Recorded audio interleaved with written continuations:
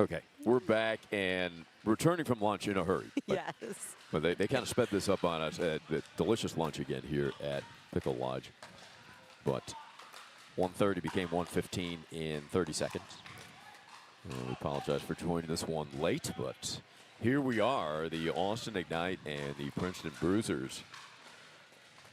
Dave Weinbach, John Hostetler against Patrick Cote and Steve Emmons. Both these teams victorious this morning, Amy.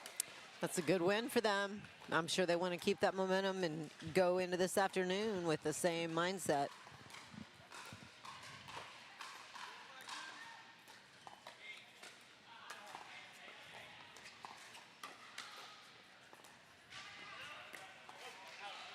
Oh, that was, he saw an opening. He just missed it. I like that shot, though.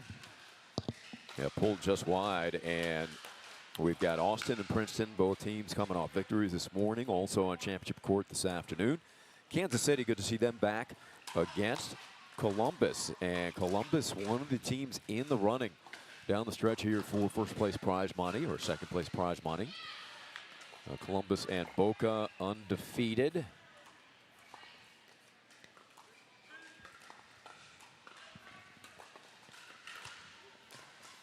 It's actually 3-4-1 was on that last serve, so they're working on that, getting those scoreboards updated. Yeah, thank you, Amy. We're yeah, everybody kind of coming back a little bit late. 4-4-1 from launch. 4-4-1. Good start to this one. Cote in that scorpion position, but Weinbach caught him in transition.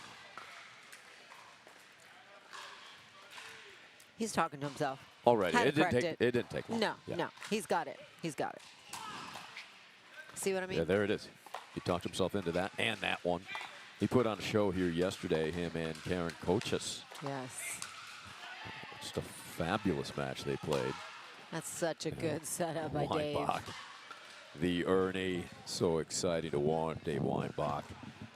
But getting back to that match, that was a huge upset, according to Duper, that one they pulled off, Cote and Coaches. Yes, they played outstanding. I said this yesterday, but I think Cote's got one of the best resets on his backhand. And that paddle he plays with is a super hot paddle. So for him to be able to have that soft touch and still put that ball right in the kitchen is super impressive. Yeah, that's a good point. He's just got tremendous hands, control of that paddle. That last setup, though, that Dave did, he did such a great job of getting behind Patrick, which is totally what you want to do to set up an Ernie ball. Exciting hands battle there, Weinbach and Cote. John Hostetler out in Encinitas, California, played tennis at the University of San Diego, and he's a highly respected player, Amy, and just another one of those guys get better and better.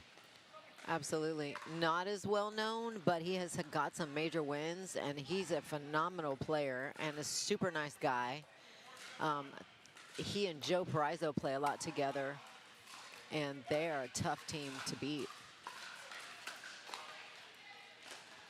Yeah, Parizzo played for Austin last season, That's part right. of that second place finish.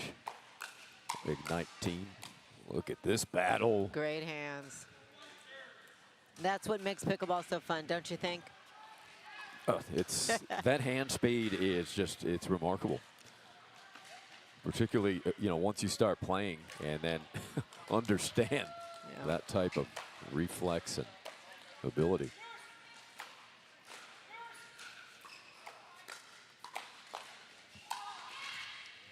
There's that backhand reset you talked about. He got that first one back somehow. Yep. Steve Emmons, he is a junior national champion table tennis player.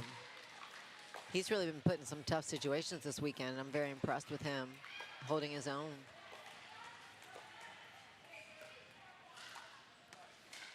Out of West Virginia. Wow.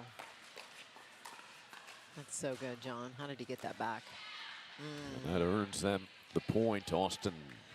Patrick's talking to himself about that one, too. He wants that one back. He had a good look at it.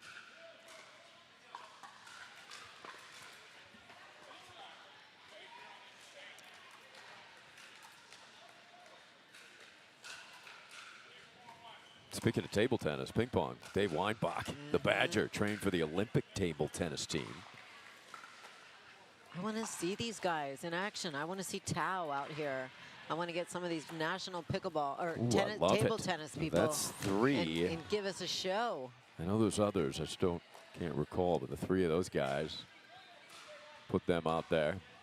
That's a great call, Amy. One Friday night, right? With some fat tires. Absolutely. I love it. Bring the ping pong table, roll it out. We got to work on that. Roll out the table, roll out the barrel.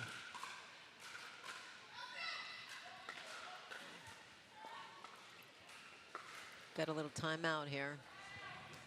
9-4 Austin. So Princeton talking over. There's Vinay. He joined us on the broadcast. Lefty out of New Jersey. Yes. I don't know what you're seeing, but what I feel like is happening is Austin is just dictating the pace right now, and they're dictating the tempo of the game, and it's exactly what they want. And they're putting Princeton more on defense, where they're just having to get balls back. And so hopefully, you know, I'm sure that's what Princeton is talking about, to come out of this timeout and reset that. And for Austin, they just got to keep it up. You know, people have been waiting for this Austin team to arrive. On paper, their strength, no doubt. They can pick up 2 wins here today, on Sunday here in Cincinnati, and we'll see if that propels them. If that happens, it'll propel them into a competitive club, which we all expect before the end of the season. Long season. This Austin team will be heard from. Well, I certainly hope so, seeing that I was on the Austin team last year. They're kind of special to my heart. But, yep, they've got some work to do. And they can do it.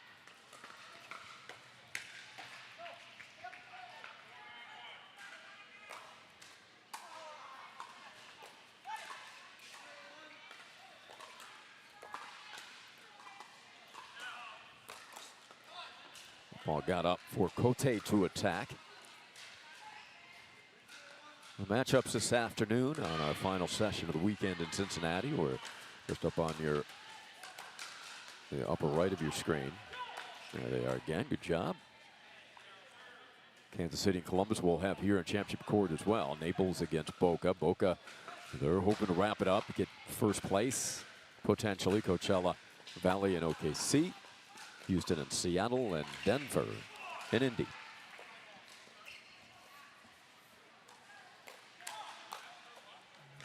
How about those reflexes? Oh, Weinbach, he rarely gets upset with himself. He knows he should have put that somewhere else besides that backhand slot for Cote to stab.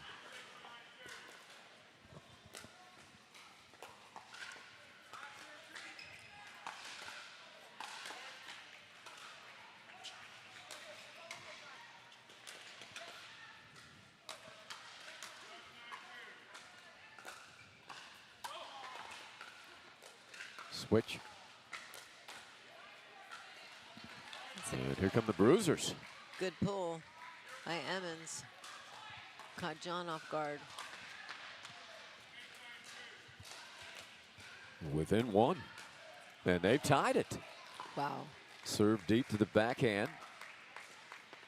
Just got a few errors from the Austin team.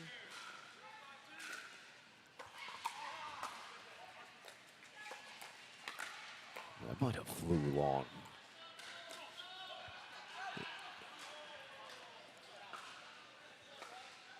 Very close here. Let's take a look.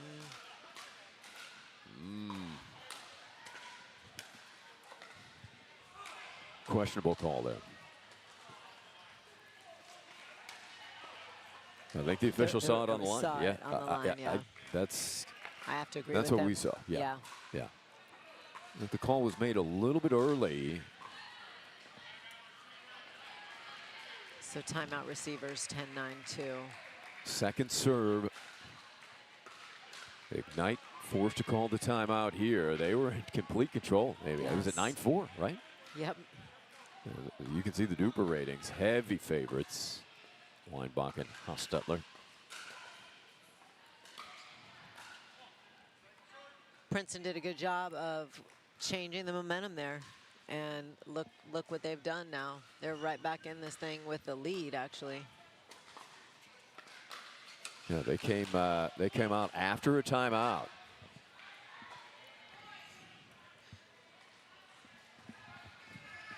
Cote's showing us how it's done.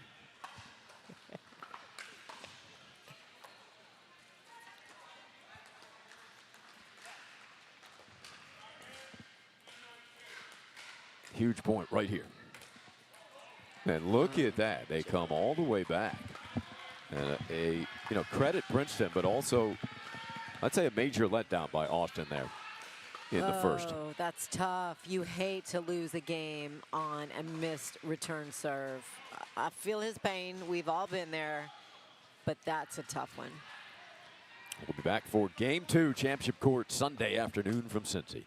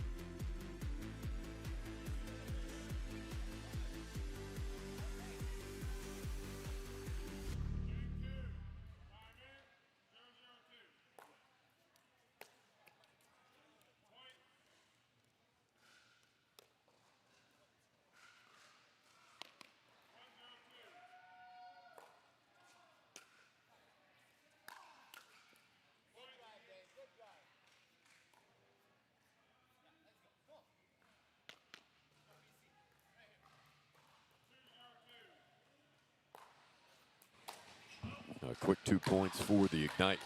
Weinbach and Hostetler begin the second, bringing heat. That's the way they started the first, That's Amy. right. And then what happened? They're coming out firing again, aren't they? That's what they need to do. Get that momentum back. I think they just had some unforced errors. That when you have one, then you might have another, and then you lose momentum, and that's just what happened. Princeton was able to sneak to really just take that game away from them.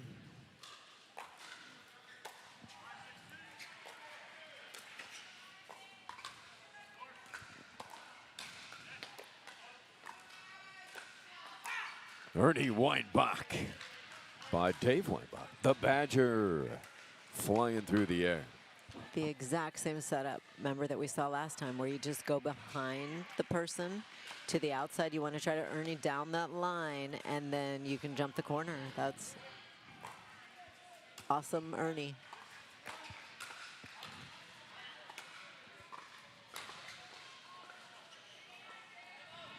That's maybe the quickest 6 points you're going to see out there. It's an onslaught. Yes. We're going to have another look here, Amy. Maybe? Nope. Okay. Badger with the Ernie and a instant 6. Touchdown on the board, everything but the extra point. But, however, they're up 9-4 in the first. Princeton called the timeout. They regrouped, and I think it's fair to say Austin fell apart. Yeah, let's see if Princeton can do it again. Austin looks pretty determined right now. Yeah, this one, according to the Duper ratings, is a bit of a mismatch, and one if you're the Ignite, where you're counting on this one in the win column. Yes, definitely. And they're off to a great start. I think we're trying to get our referee hooked up with a microphone there so we can all hear the score.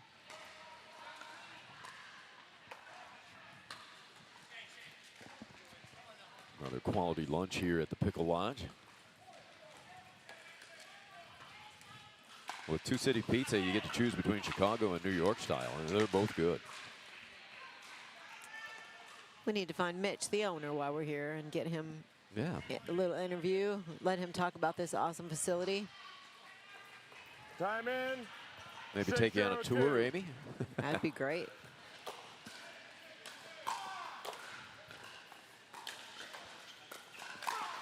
Oh, Weinbach can't believe he missed that. Had it timed. He got just what he wanted. He says, I don't take your life in jeopardy. Hey, tip your cap to Dave because he didn't. He didn't knock Cote's hat off. I think Patrick removed that hat himself. Wow. Yeah, they're just firing on all cylinders. Prince is going to have to find some way to get to the kitchen and slow them down. They got to make the ball bounce on those drop shots. Side out.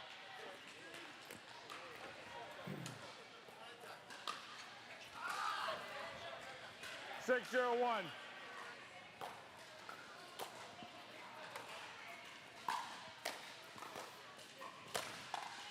Point. Ooh, that's going to be a long discussion between Patrick and Cote. 7-0-1. He got what he wanted. That was a great setup. Just a little overswing.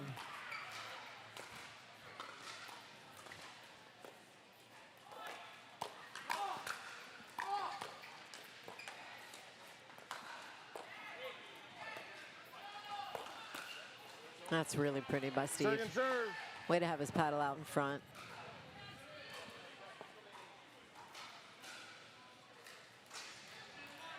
You have 7. No, we can hear the ref. Switching them to the right spot because they're 7. 7-zip.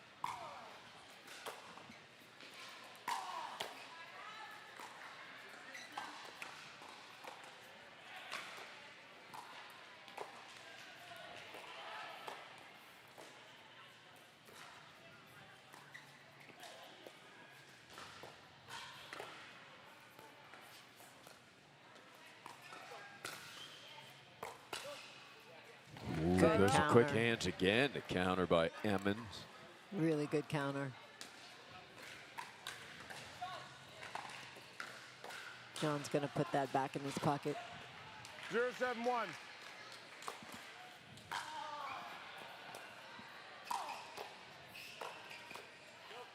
Great resets.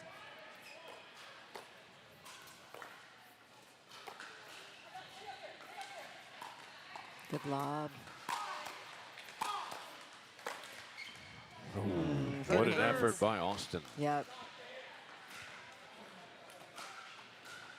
Weinbach pulled the stay up there before he even got to that lob. He knew he'd get there with those feet. 7. So actually, Yeah, Dave's a very good communicator to his partner, which 7. is awesome. It's so helpful to have a partner who communicates. 0-7-2. Calling a switch. Side out. Good slice dink there. Again, they just drop, so that was hard for Steve to pick up. 7-0-1.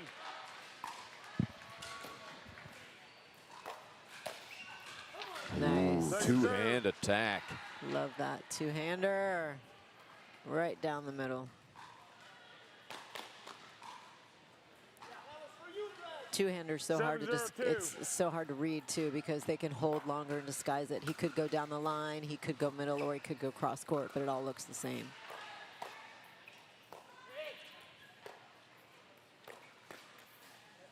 Stetler increasing the pace. It's a good pull. 8-0-2.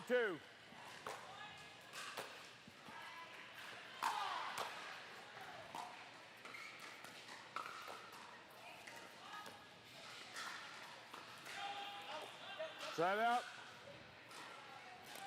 Think he was trying to set up the earning again? I think so.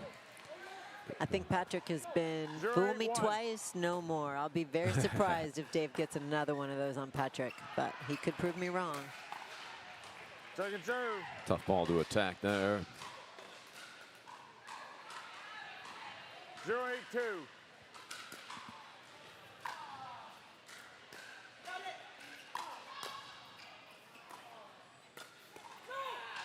Oh. Point. Dave said no, and Hostetler couldn't pull the paddle out of the way. Yeah. And I think he might have said no after the ball had already hit him. 1-8-2. It does happen often It does. with partners.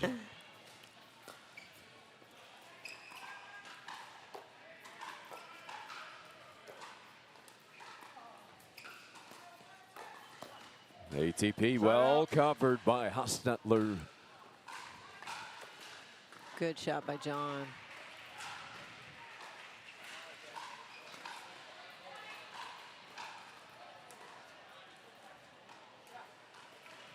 Eight, 1-1.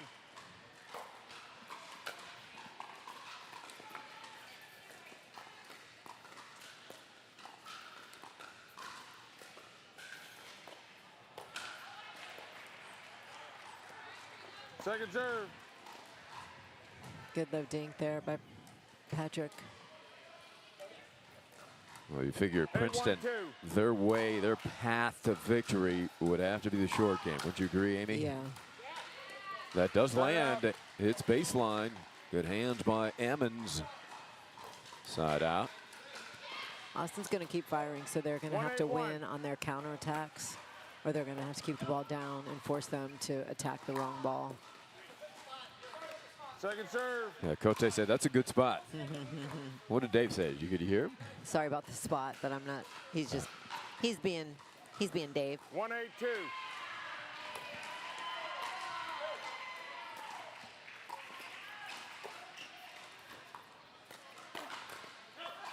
Good lead. Side out.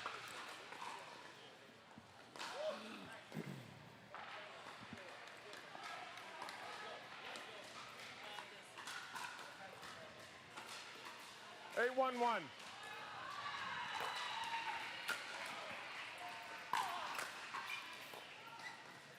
Second serve. Great block by Emmons. 8-1-2.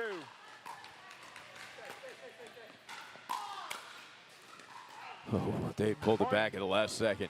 That was drifting deep. Now you think, hands and feet for Weinbach, but he can 9-1-2. deliver pace from the baseline, Absolutely. Amy, and it's deceptive. There's some more of it right there, and another.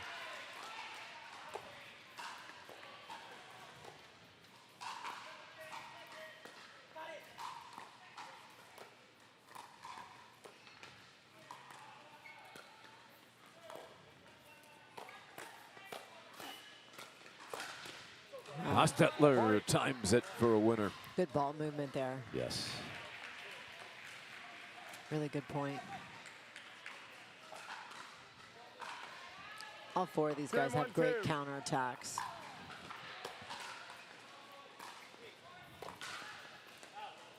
Just wide, Point so game. a quick second game win. We're going 3. Hostetler, Weinbach, And they 11-1. will Timeout. take it to a Changes. third. Austin 2 and Princeton minutes. coming your way next.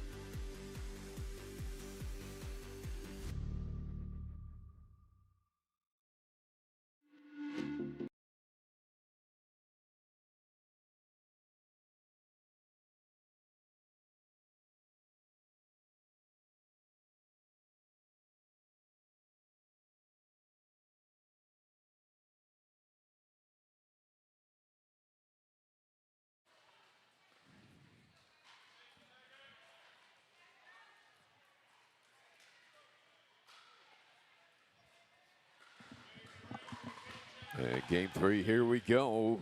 Leading off the afternoon session in Cincinnati.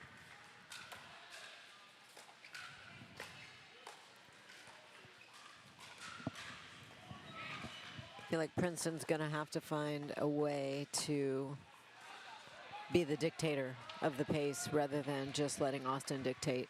Weinbach thought that was in. Cote saw it wide. Let's see if we get a look at this one.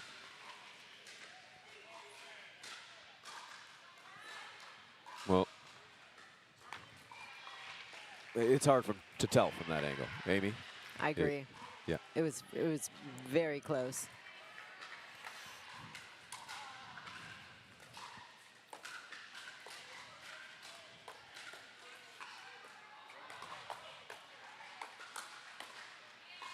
Quick hands. Emmons was prepared. Austin Ignite owners Stephen Unger, Scott Trevathan, DK Jerry, and Shona Kerr. You were having a quick word with Scott. What was he telling you, Amy? Yeah, he was just talking about how this match for their men works really well with Dave and John together. Hustler's not happy with himself on that one, but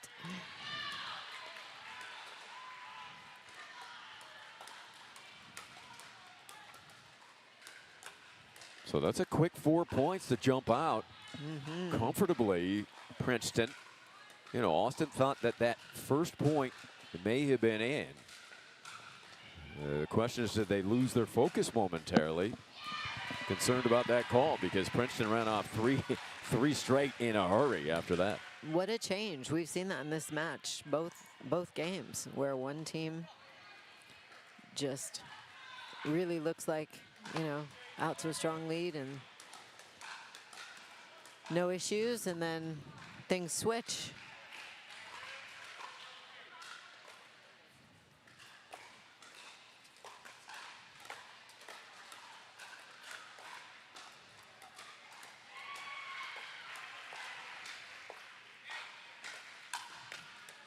Ooh, risky business. Turn up the speed to Weinbach. The Badger prepared. Patrick went right to his forehand. I will say that Dave lives in Arizona during the winters, and that's where Patrick resides, so they do get to play against each other quite often. Continuing with the pace. Catches Cote there. Cote going all the way down to one knee. Demonstrating the shot he should have hit. There we go. He does his own replays. You don't even need to do that at the production table. That's right. That's the tough thing about the Scorpion. When you go down into a Scorpion, that the ball has to be high enough for you to get it over the net. If the ball's really dropping or is low, your Scorpion shot's going to catch the net. And you as the player have to get really low.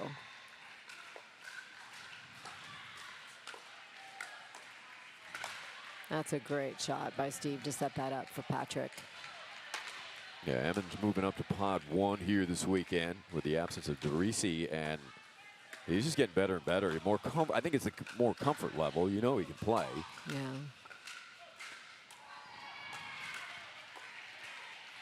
That's good footwork by Dave to recover and get back behind that ball and get his feet set. A really good, solid wall for the Bruisers. Princeton owners Jeff Brody, Lisa Brody, Brad Wimmer, David Slobotkin.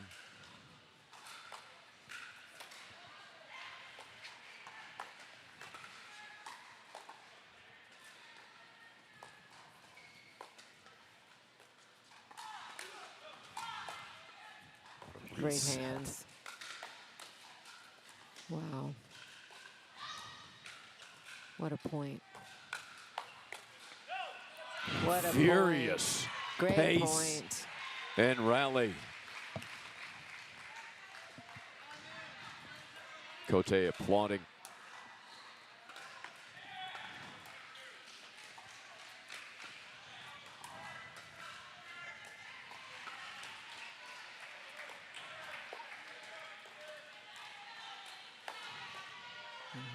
Well, this is what you want in game 3, Amy. You want both teams playing at their peak level, and right now we have it. Yep, absolutely. Great play by these guys going on right now.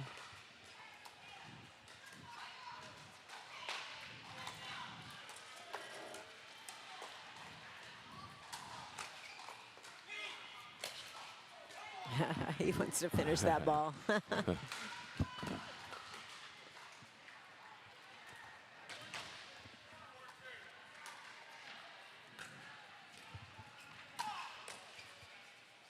Good spot by Weinbach. Velocity and direction. Just does a great job of keeping that drive low and tough to handle. And there it is again. Yeah, the pace, I think it's surprising. You know, Weinbach is so adept with his drops. He's been coming with velocity here. He's been effective. He can hit it. You don't have to be a big guy to generate power. It's more about his hand speed and how quickly he gets his weight through. He just rips that ball.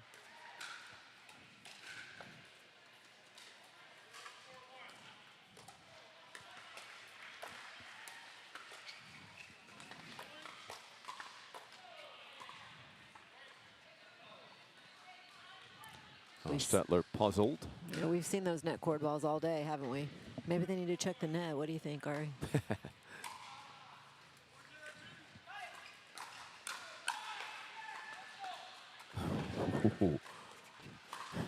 Was a great reaction. In those hands.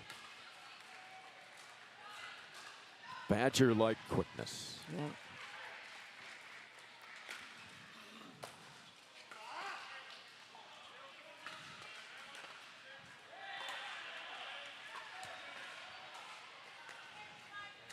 So we're going to change hands at 6. Princeton by 2 at the changeover.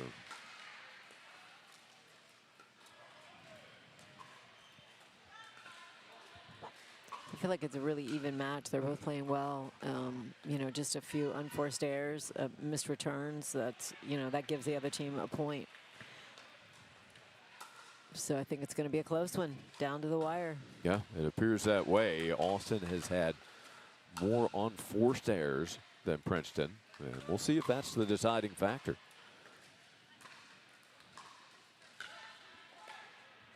We are in Cincinnati, National Pickleball League, 3rd event.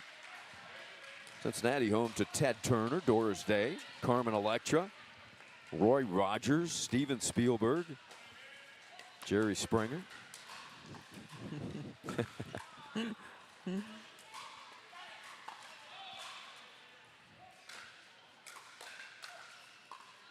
Right in Weinbach's pocket. I should note another Heisman Trophy winner. We talked to Danny Werfel earlier. Roger Staubach, Heisman Trophy winner, NFL Hall of Famer from Cincinnati.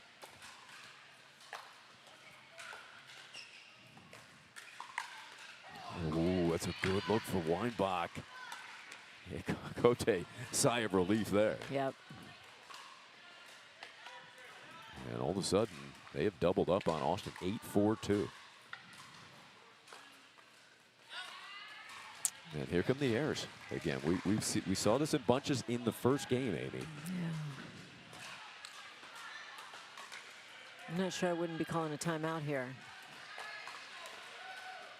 Okay, let's see if they can. Oh, good get. A dig. Wow, Weinbach. Another Ernie. He did get 3. Nods his head, yes. Great jump. Cote asking the ref, he thought maybe Dave hit the post.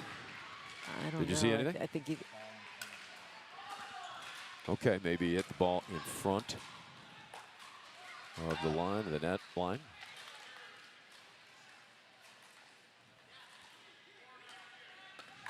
They give a serve away, 4-9-2.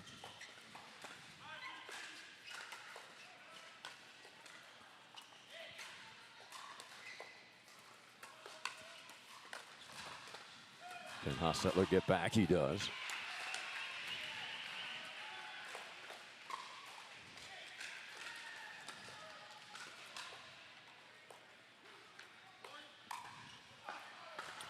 tried to beat Weinbach down the line. Cote's talking to himself. Weinbach's talking to Cote. Weinbach said, no, you don't. That actually was a really good ball. That Steve has to come over and cover the middle on that ball because Patrick had to cover his line. So it's just, you know, a little rotation issue there where you got to cover the cross-court angle and cover that middle ball. Great Everything reset. coming back. Almost another one. Wow. I just don't, right now, I don't test Weinbach if I'm Princeton. I don't, they've gone after him, initiating speed 2 points in a row and come up empty. Yep.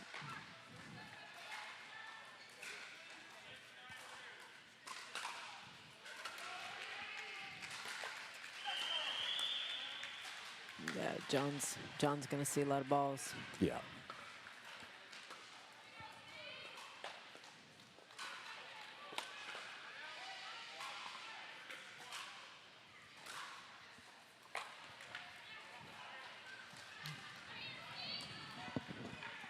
We've all been there. That's tough. He's going to have to figure it out. He can do it. He's a great competitor, great player. He's been a little streaky in this match, and right now he's searching for answers, but they're not out of it yet. But we do have a match point, Princeton.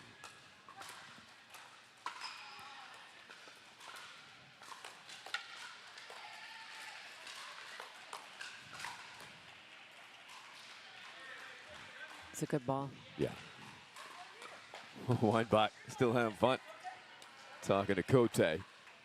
Like I said, I think they're practice partners in Arizona quite often. He might not win this match, but he wants to win the verbal match against Cote. And they peg Hostetler, wow. and That's there we go. Big win for Princeton. Weinbach and Cote putting on a show. Emmons came up big, and it's Princeton with an upset. According to the Duper ratings, they pulled it off 11-6 in the third. Coming up next after Amy's interview, Kansas City and Columbus take the court. It'll be Dawson and Kessner against Bagby and Anderson. That's a can't-miss matchup after this break and Amy's interview.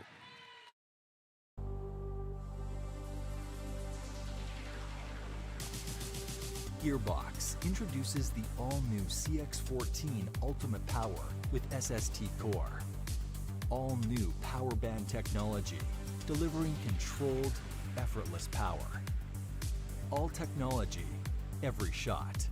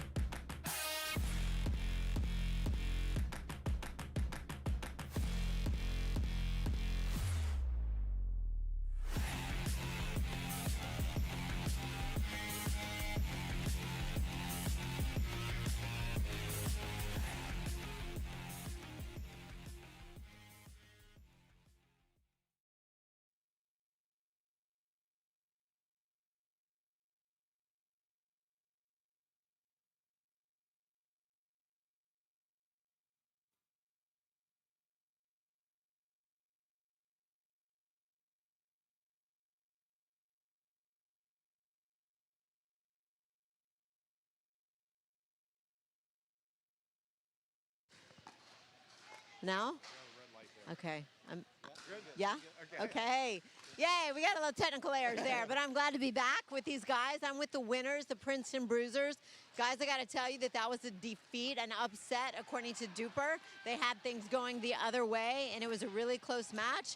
I want to start with the first game because it looked like Austin was handily going to defeat you guys in the first game. and all of a sudden you just stole it from them and came back. Patrick, can you talk to me a little bit about the first game? What was happening there? Yeah. Well, I think for me, when I go about my matches, like I want to play a really slow and steady kind of game. But again, I already know Dave Weinbach, of course, and John Ostetler, and they're really good. They have a really fast game. So if you don't make your return really good and deep, then they're going to start really hammering the ball. So it's really hard to execute a good plan, which is my best plan of action is to slow things down. It's really hard to do when somebody just it's just such a hard ball. And they were on, and we were trying to find our footing and just try to slow it down a little bit. I feel like that's exactly what we were saying in the second game, where they took the second game handily. They just kind of overpowered you guys, just took it to you, and they were dictating the pace the whole game in the second game. So, Steve, talk to me a little bit about how you were able to switch that in the third game. Yeah, so I think our return to serve was definitely better in the third game. We kept everything deep, and we were able to get the ball down in front of them. And then, I took a couple chances that I'm sure drives him crazy, but, a couple sneak attacks, and they got a little nervous maybe, and we got it done.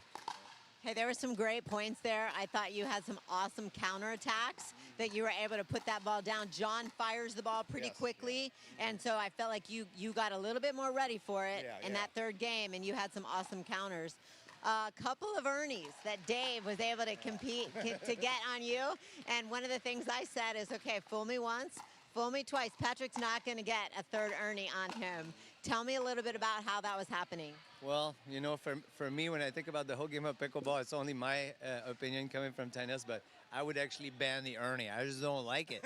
and I play. Hey, I'm a decent player, but I get full by Ernie all the time. And not only to add to that, but I don't do it either to punish anybody. So I'm like, can we take this move out? I love the around the post.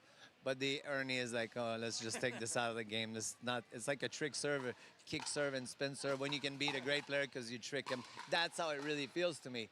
But yeah, in the end, is if you play the ball in the center, you also negate the opponent's attack because they have a shorter window of attack. So I personally need to just play the middle to execute and to play a better match against a really high-level caliber. I have to avoid that outside, even though I like it. It's a very dangerous shot when Dave does the Ernie. Well, I felt like the last time that he tried to do an Ernie on you, you read it and you lobbed over him, which was a great way to alleviate that. And so I'm going to challenge you, Patrick, because you're a very high-level skilled player.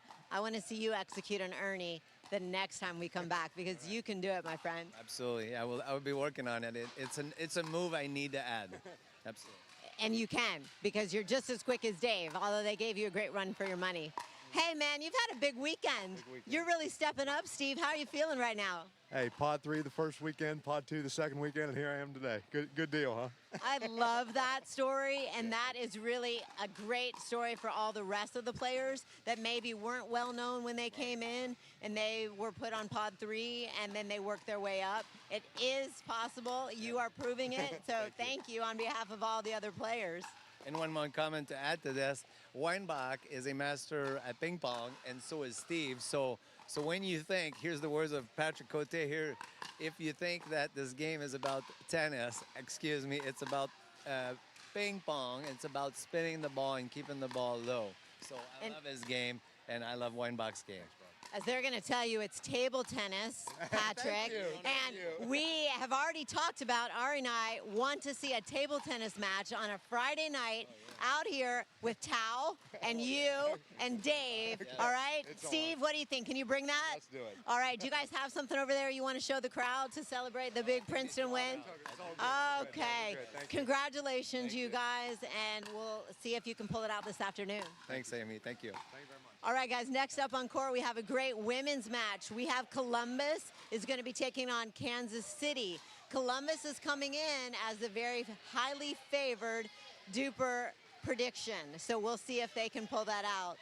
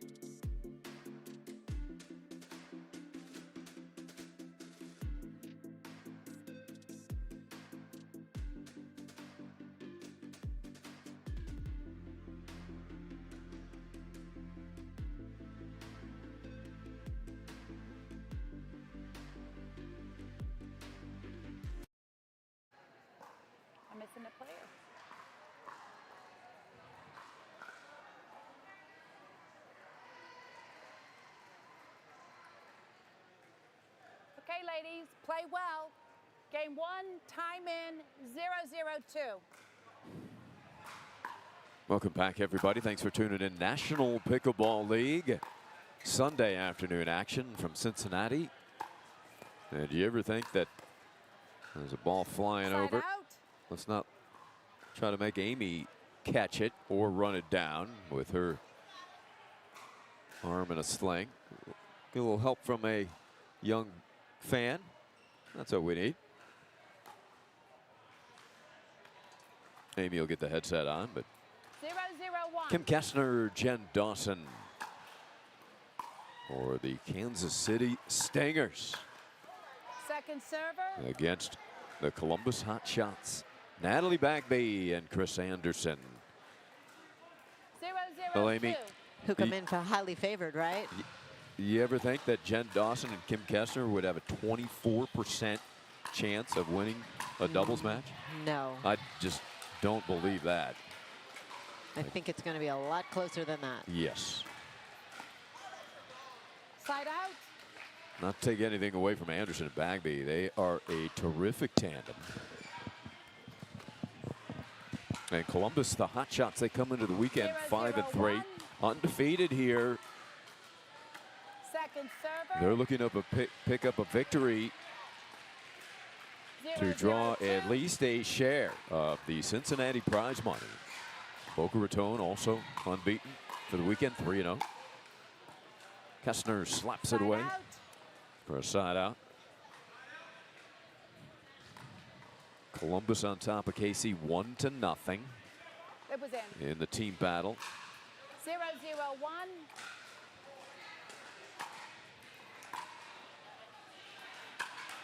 Boca Raton, they're playing Naples, so they are a heavy Second favorite in server. that. Amy, no score yet in the direct team battle. 0-0-2. Okay.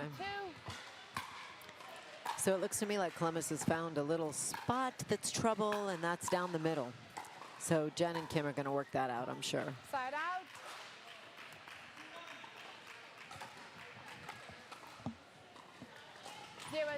So you're going to have quite a few Kansas City fans in this match. Both all the Stinger fans and all of the Pickler fans will be Second rooting server. for the Stingers here. That was a great put away by Jen, bringing the heat. 0-0-2.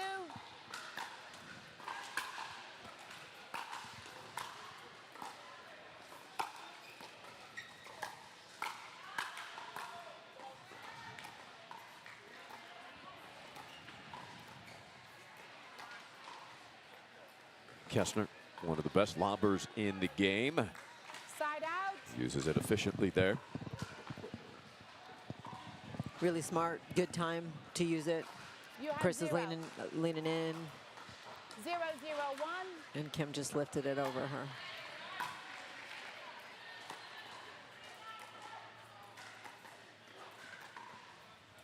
Point.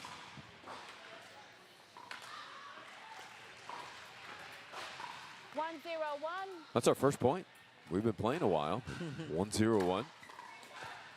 Second server. Second serve.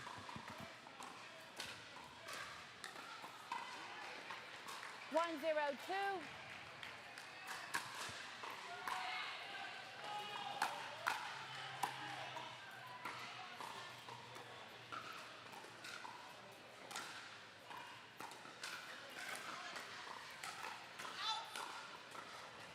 Good leave. Point. Take another look here. The attempt by Anderson pulled it just a hair. Jennifer serving. Coming to you. Dawson serving to Anderson, up 2-0. 2-0-2.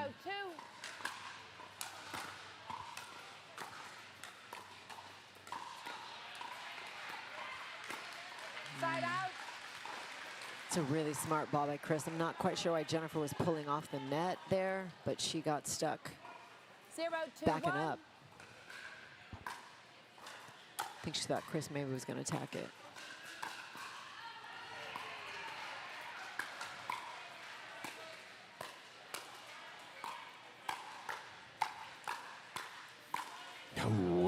Natalie. Go, Second ladies. server. Wow.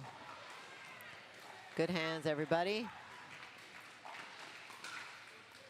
0-2-2.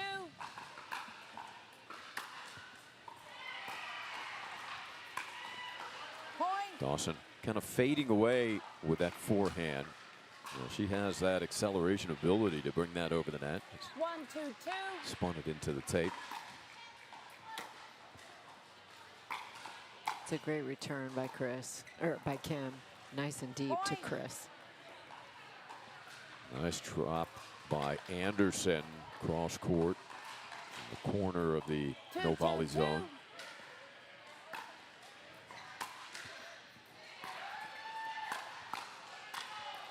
And Side Dawson out. goes behind her with a slammer.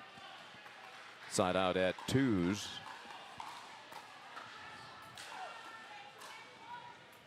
2-2-1.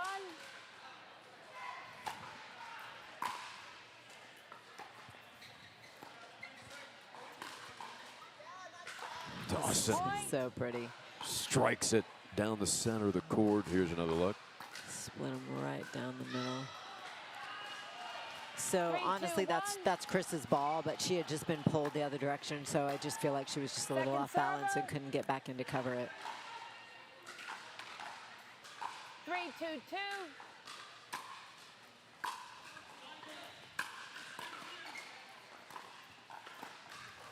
Point. It's a great ball behind Chris. Yep. Inside in and inside out. 4-2-2. Dawson earns the point. Her team up 2. Have you seen the Side out. movie Inside Out? I don't think so. It's a kids movie. I think we've both kind of outgrown that stage, right? We're not taking our kids to the movies anymore. It's been a while now. It's been a minute. 2-4-1.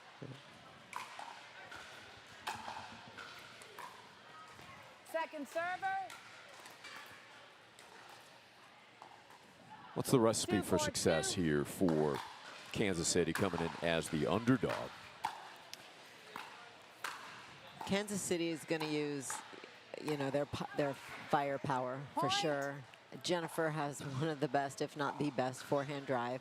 Kim is very heavy backhand player, and she can put 3, a 4, ball 2. down with her backhand like no other. So, you know, the people they're playing with, Chris and Natalie, very experienced over there, and they got a good righty-lefty combination. So they're going to have to be able to close their middle and be able to put some balls 4, away 4, on these 2. ladies.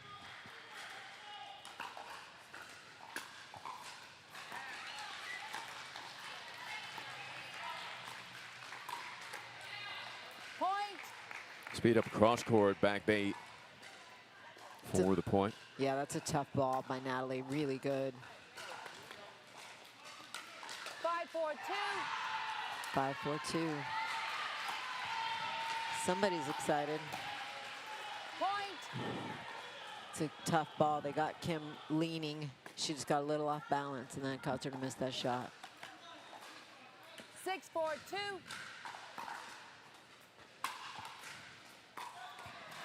Point. Just deep.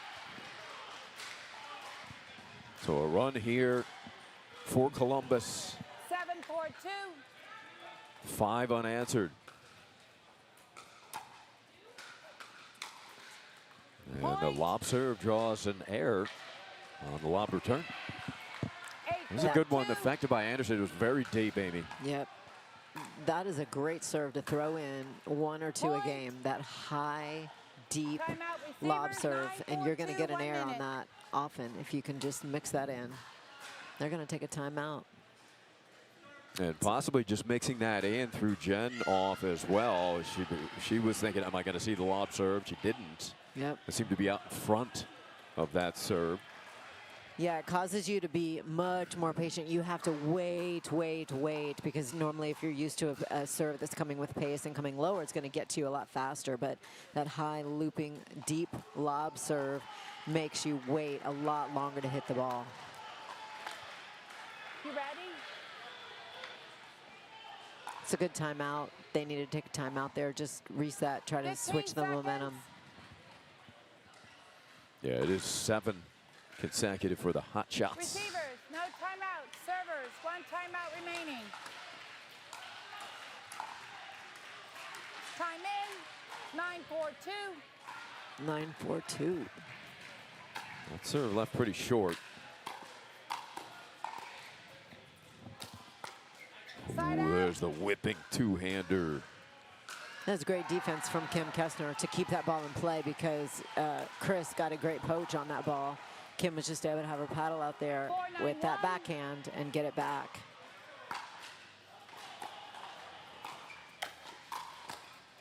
Second server. Bagby, the lefty, had that line covered. Forehand winner. 4-9-2.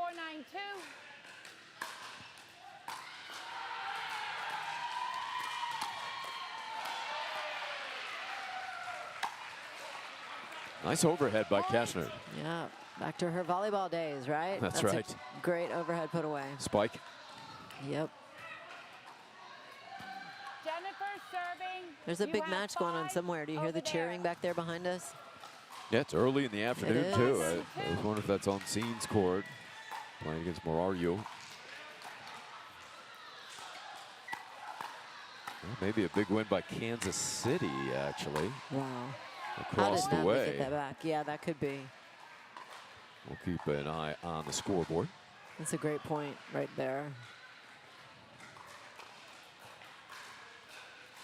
6-9-2. And here comes Kansas City. Point. Good serve. Created deep return that just sailed long. And now it's a 2-point game. 7-9-2. 3-point run after the timeout for the Stingers. Ooh, it Side looked out. like the Stingers had the advantage in that point. Really good hands by Natalie Bagby to stay in that point. 9-7-1.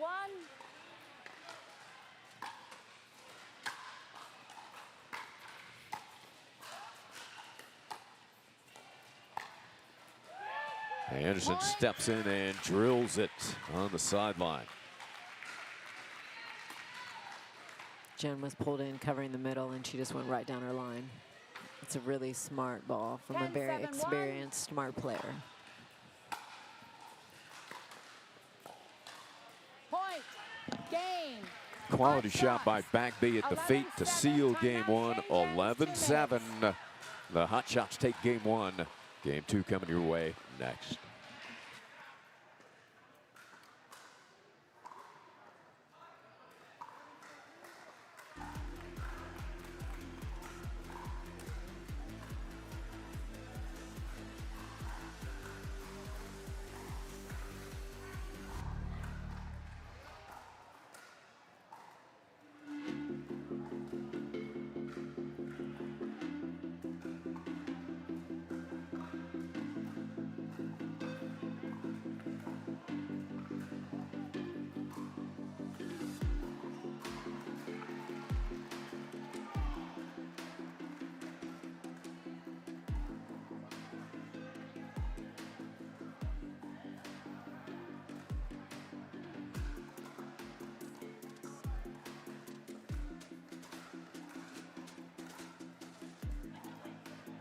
Are y'all ready to start?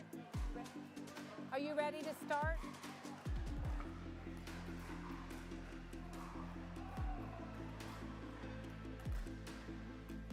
Game 2, time in, 0-0-2. Side out.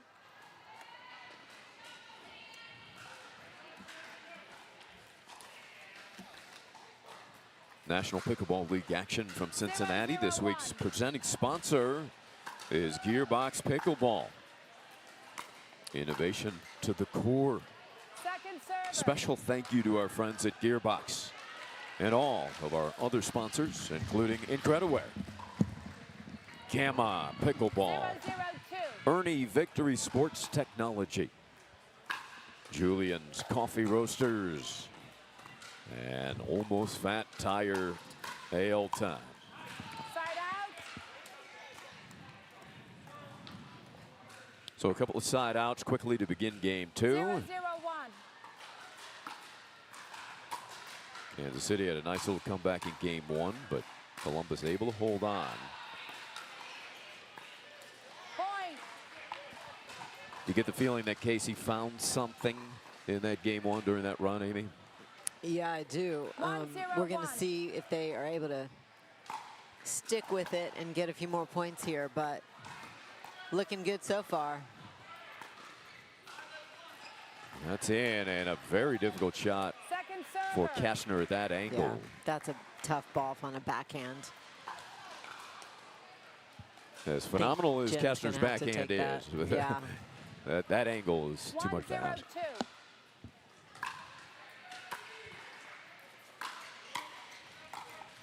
Side out. Kastner says, how did that happen? Kim from Denver, Colorado. Volleyball and softball player 0-1-1. at Houston Baptist College and chiropractor and acupuncture business for 28 years with her husband, Chad. And look at that shot by Kastner. Big smile. Her son, That's a Cole, big smile. plays football at South Dakota School of Mines. Her partner, Jennifer Dawson, at Carlsbad, inducted into the Hall of Fame, 0-1-2. along with Scott Moore back in 2023. Since 2015, over 34 U.S. Open, TOC, and national championships. Side out. That was a great ball by Jen. If you guys saw how low she got and attacked that, really 1-0-1. pretty. No chance to get that back. Low and at their feet with a ton of pace. Second server. Good Jennifer. low ball at her feet there by Natalie Bagby. 1-0-2. Jennifer and her husband, Steve, owners the Bobby Riggs Racket and Paddle Club in Encinitas, California. Point. You got to play there. That was recently voted on Yelp as one of the best places to play pickleball in the country.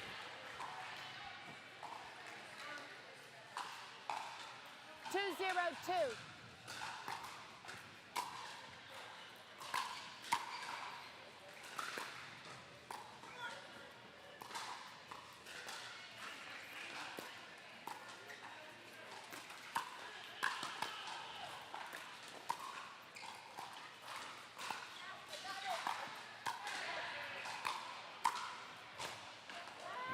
What a point. Great point. Great battle. Way to stay with it from the Columbus hot shots. Side out. Side out. You have 2. 0-2-1.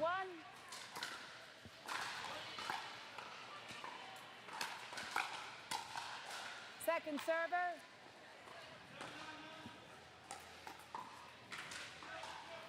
0-2-2.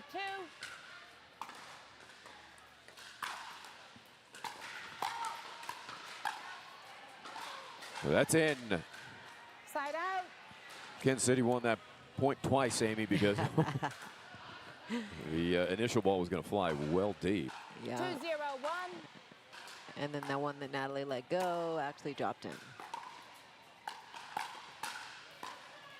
Second server. Good stand by Anderson. 2-0-2.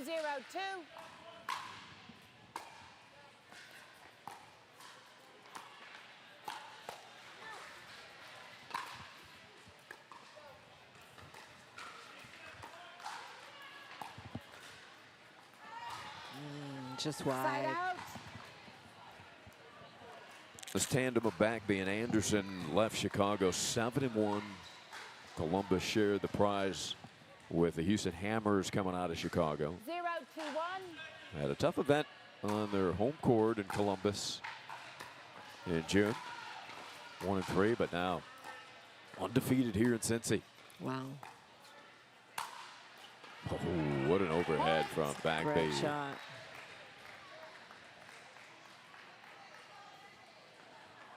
Look at the action on that ball. Not just the pace, the slice, the French pastry. 1-2-1. Oui.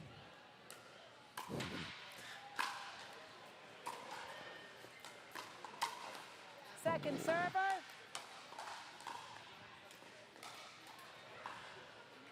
1-2-2.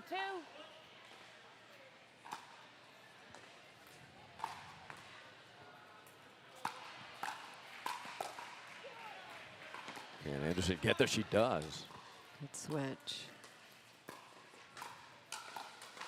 Well, they got backhands in the middle, so let's see if Kansas City remembers that. Yeah, there we go. Side out. Good point.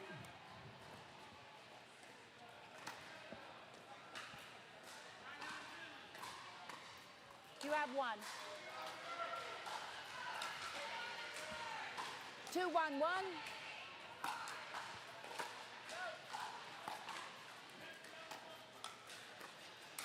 Second server. It's a great dink. Pushing Jen back, getting on her back foot. 2-1-2.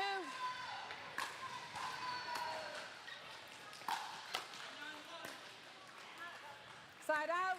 Pushed wide, side out.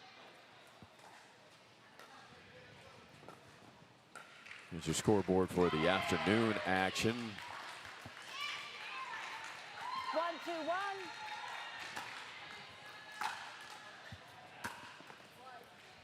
Second server.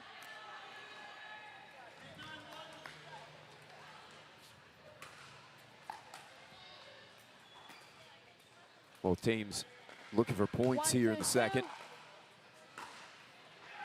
1-2-2.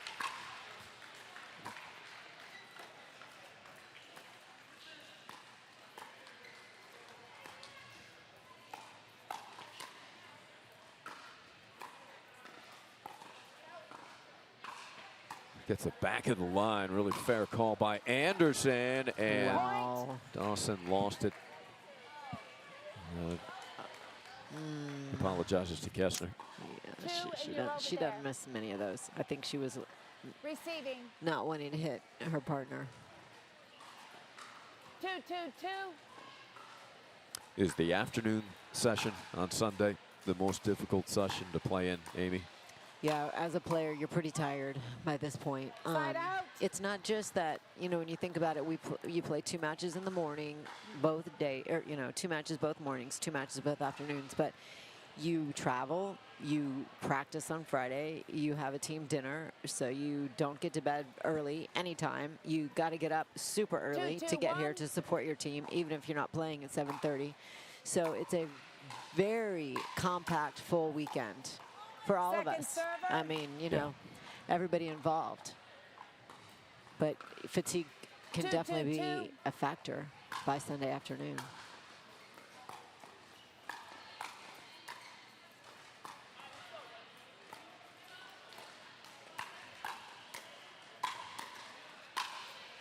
Dawson, there's a Point. beautiful overhead. She accelerates and then she stays with it. So she knows that first one might not be the winner, but then she just stays with it and 3-2-2. puts a lot of pressure.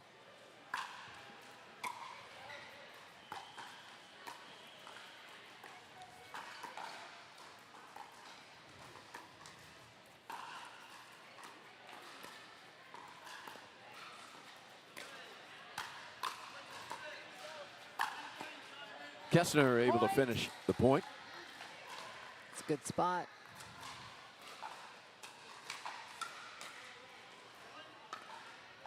Four, and you're serving over there. 4-2-2. Point. It's like it was just long. It was out.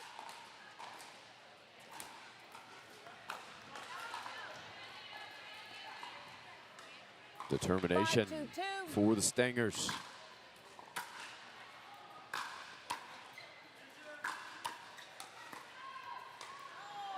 Side That's out. snaked wide.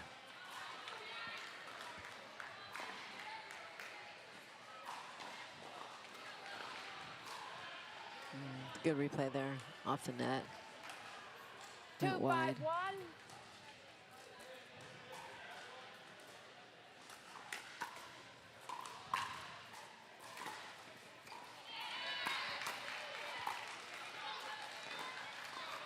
Good hustle by Natalie. And that Second is server. in. Gorgeous accuracy there. Dawson getting a line, painting the 2-5-2. lines. 5-2-2.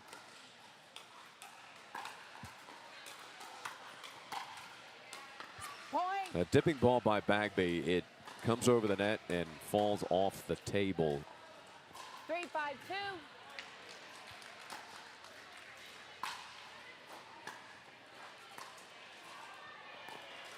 Good pickup.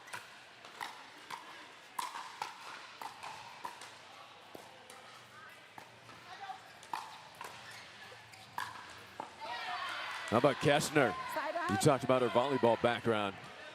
Quick ups from KK. Absolutely. Great ball. You're good. 5-3-1.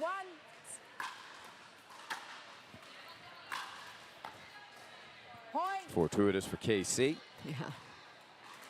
Jen generates so much power in topspin that she is going to be on the winning end of a lot of net cords that she gets. 6-3-1. Right now, Natalie and Chris are on an odd number, so they have their backhands in the middle. So it's a great opportunity for Kansas City to make a run, Timeout which they're receiver, doing. 7-3-1, 1 minute.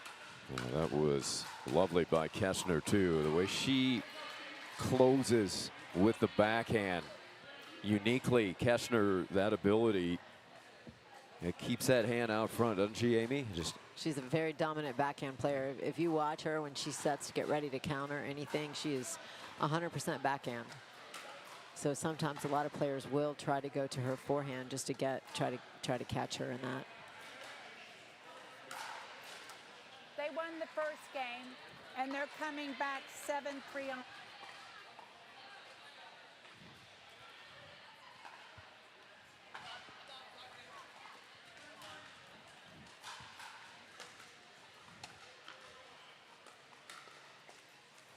Are y'all ready to start?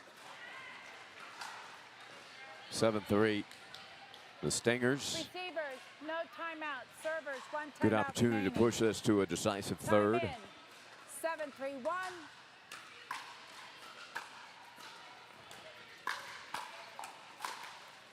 Second Big swing server. from Dawson.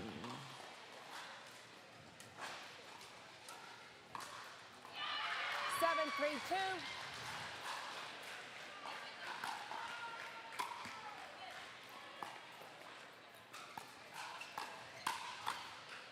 Side out. Gives that would have been out. Why did I hit it? Natalie just went right at her body, so 3-7-1. it's a hard ball to get out of the way from.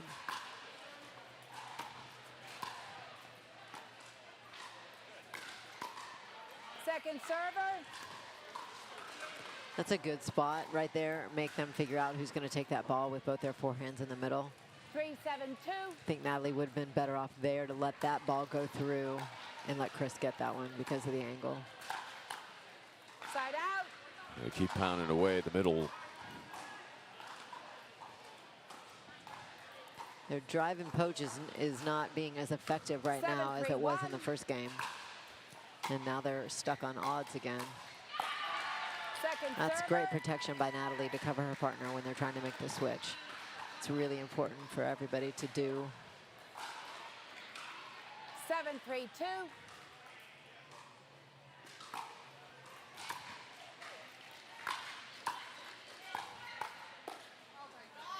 Side out. Kessner wants- adding a little color. Yeah, she wants that one back, doesn't she? Yeah.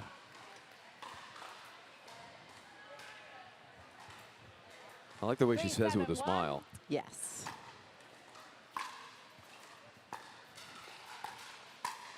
Ooh, back big pouncing. It's a really good athletic move to recognize that was trouble and to go get that. Way to go, Nat. 4-7-1.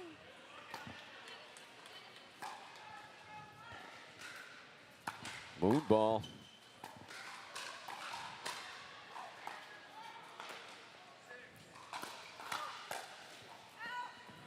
Point. Bagby said no. Anderson struck it anyway. Good result. You have 7. You need to be over here. I love that return by Kim off of a lob serve. I 5-7-1. love a lob return back because you're basically defeating the purpose that they sent it to you, and you're doing the same thing to them, having to slow down and time it differently. Point. So just remember that at home. If somebody lob serves you, a lob return is a really great return choice. Market return to sender. Timeout Yeah, receiver. and it gives you plenty of time to 6-7-1, get 1 in. minute. Okay, we got another timeout. We're on a little run here. Kansas City's turn to take their timeout with the Hot Shots coming right back in it. Revisiting the Duper ratings. Well, this weekend you can throw these out the window. I mean, it's just. We've been proven wrong a lot. I'd say it's about 50% underdogs, and there's been some heavy underdogs. I'm talking 90% favorites have gone down. We've seen that a couple of times. Yes, we have.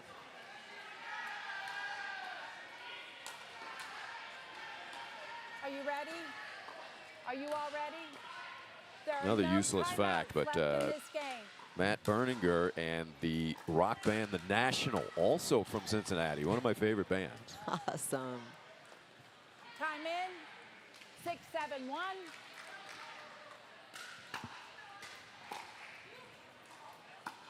Nice deep return. Really good.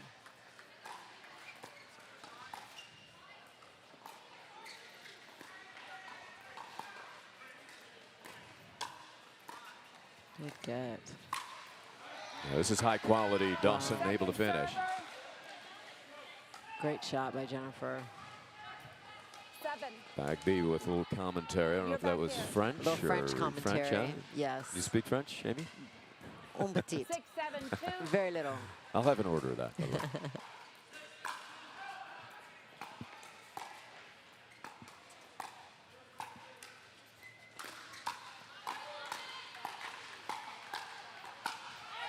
Ooh, Anderson driving that one all the way into the Ernie sign.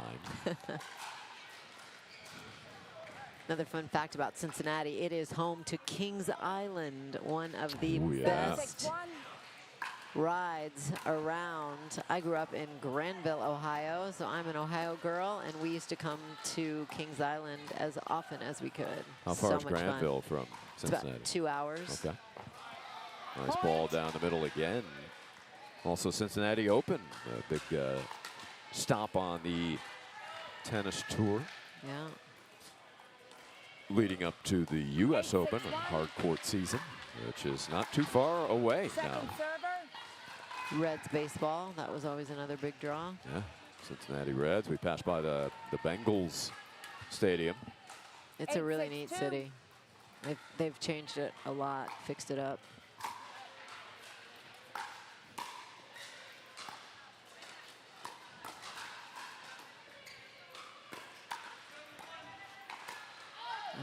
Ooh. It's just so low. In order to get control of that, she had to have a ton of topspin on it because she had to lift it. So good ball by Kim to get it down. 9-6-2.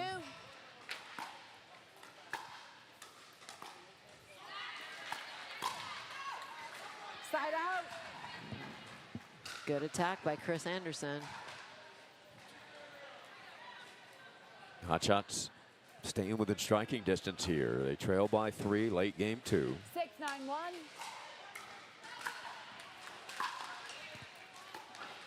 Second server. Another good deep return. 6-9-2.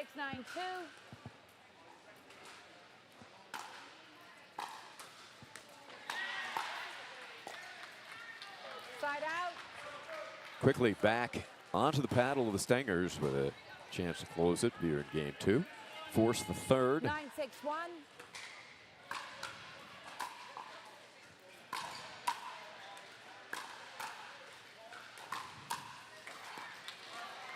Well, they keep blocking it server. back. And Yeah. Dawson is bringing big time velocity. I think they know that that's what's coming, so they're doing a really good job of getting their 9-6. paddles out there and just blocking it back. 9-6-2.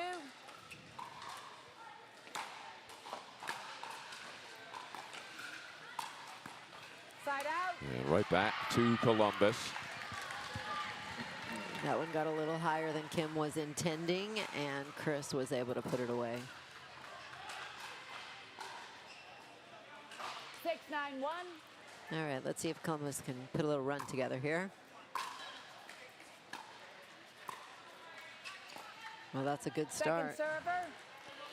I'm sorry, that was actually good defense. Jen knocked down a great ball right there.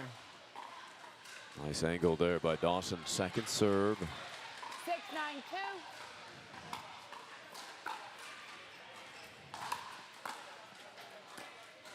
Side out. So no answer on a couple of service games for Columbus. And another impressive part of the hot shot run this weekend, undefeated at 3-0, is Hedberg unfortunately out injured. That's really good for Columbus to be able to pull that off without one of their top players.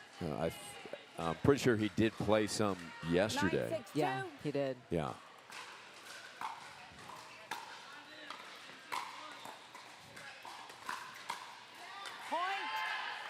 And we hope speedy recovery for Mr. Hedberg, because one of the most exciting players in the league to watch. Big John. Yeah. 10-6-2.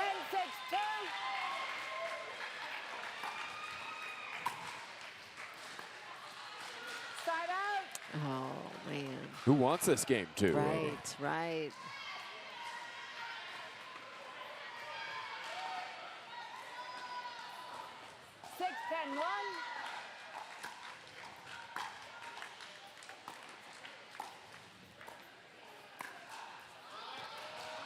I see the bruiser flag flying high in the air. Looks like Princeton's picked up another victory.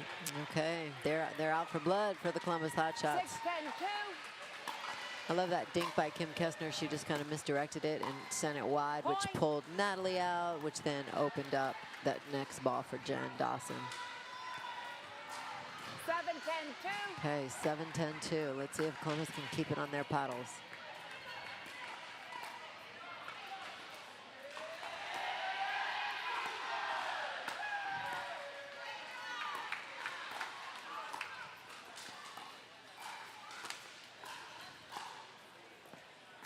Ooh, soft dropper. Really good shot from Kim behind Chris. Well, late in the day on Sunday, you know, you keep your opponent moving, right, Amy? You wear them down, see how fresh those feet are.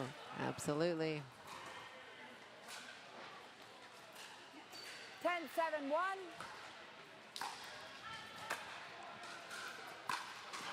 Second server. Jen hasn't missed many of those in this match. 10-7-2.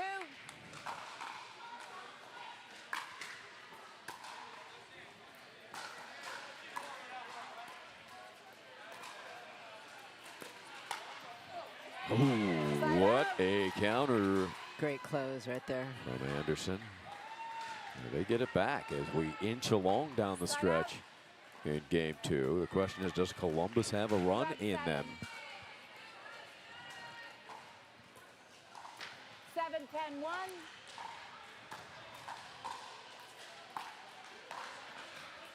There's a return to sender with the lob. Bagby way over. Can they recover? Second server. Kessner with a big smile saying they can. Good shot by Kim. Good movement.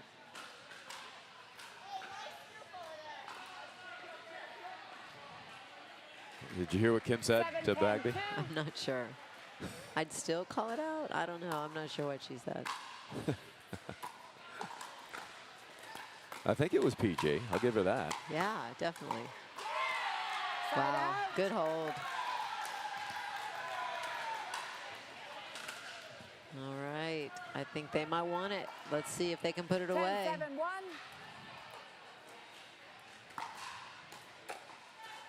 Point. Good way to wrap it up. 11-7.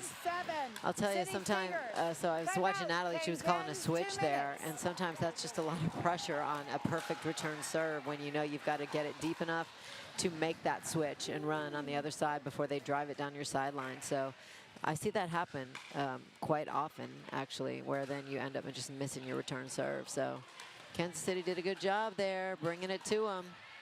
Kansas City, Columbus going 3.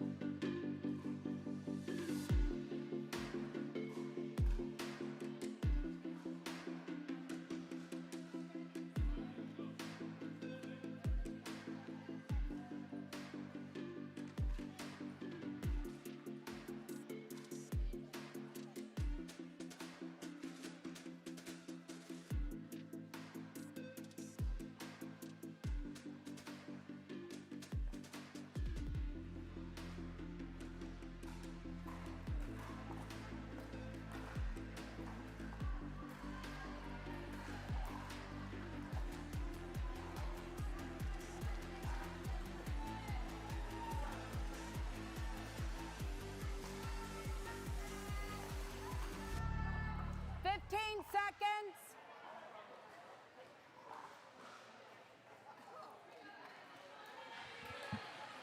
There's your hot shot owners, Change ends Paul at McKnight 6. and his son Game Jeff 3, McKnight. time in, 0-0-2. Good couple of guys. It's fun to see a father-son ownership group. They're having a blast doing that together. And Jeff got put on the big stage today. He played really well. He I didn't played realize pod how one good with- he is. Yeah. Jeff McKnight, he can play. He got put in with headings today. Did a great job. 1-0-2. Kansas City Stingers owners Julie Gibson, Daryl Wyatt. They are also standing up over here watching this match. This Kansas City team, well, they're at even 500, coming in 4-4 into the weekend. They're 2-1 here, so 0-1-1. they potentially could finish in the money here. If they win this Second match, server. they improve to 3-1 on the weekend. And one of those teams that has played consistently. Not quite sure how high the ceiling is for the Stingers. That's yet to be proven.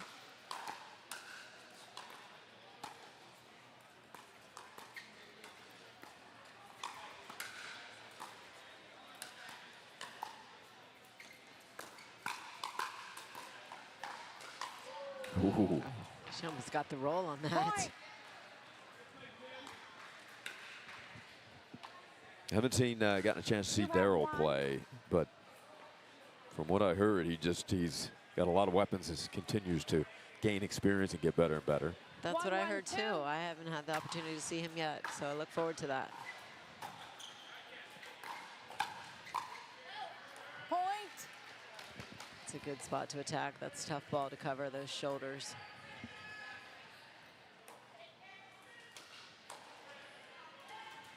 Two, 1-2.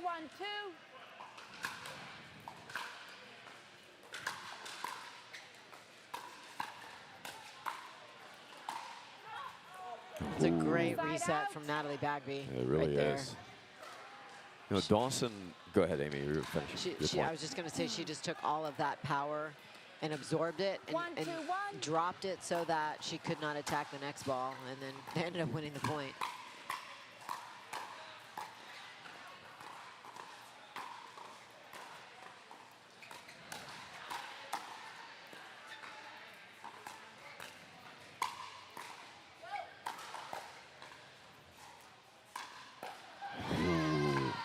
Great ball. Second server. So good with those groundies. Second I was going to ask you, Amy, Jen Dawson brings as much pace really as any male from midcourt with her ground strokes.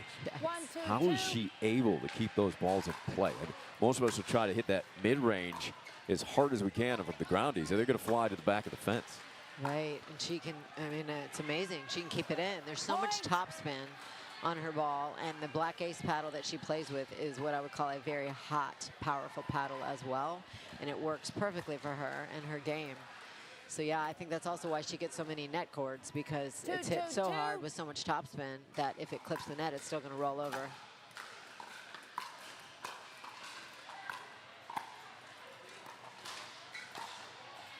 Nice dropper there.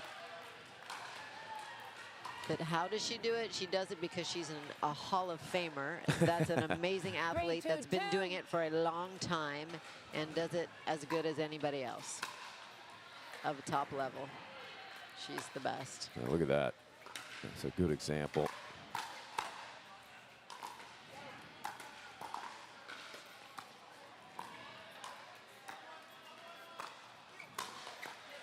Bam.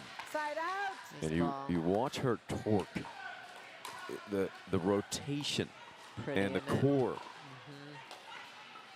Yeah, very compact, but 2-3-1. she gets such acceleration through the core, all the way through the hand. Boom. Oh, what a shot Second by server. Anderson. It's a great shot to get behind Kim.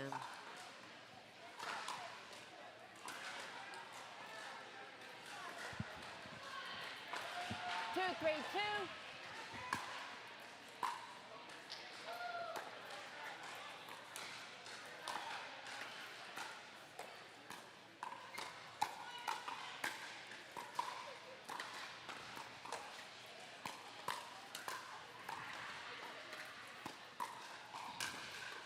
finally. Point. Great pressure. Just keep with it.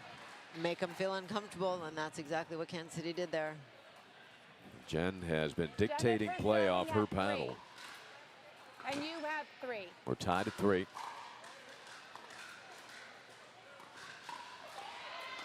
Yeah, you can't get more even than this. 11-7, 11-7, 3-3. That's why we looked at those duper ratings and said, Side out. not logical. Right?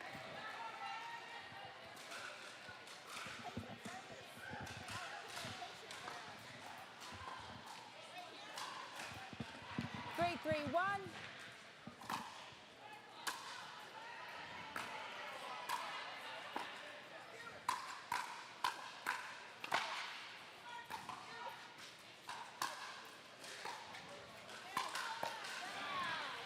Second So server. pretty. Great execution of the overhead there with great footwork. Daryl Wyatt applauding, encouraging that play. 3, 2.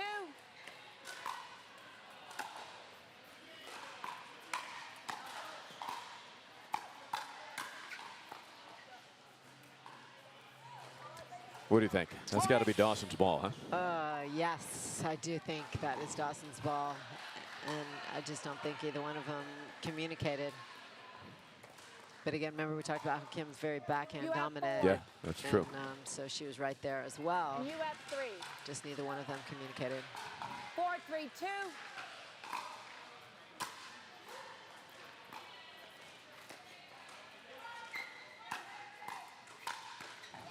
Side out. That's pretty. Nice compact swing, like you said, and then lean in and attack. Yep. 3, 4, 1. Point. The ball kept sailing. A Bagby surprised. It was surprising. It looked like it would be well inside the line. Just kept drifting. And it's not from any breeze. 4, 4, 1.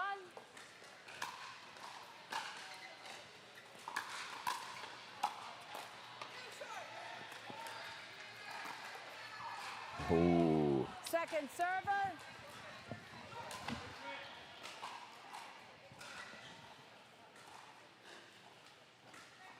Four, 4, 2. walked up at 4, second serve.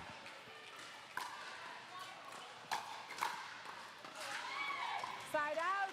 Splits the middle. Good ball from Chris. 4, 4, 1.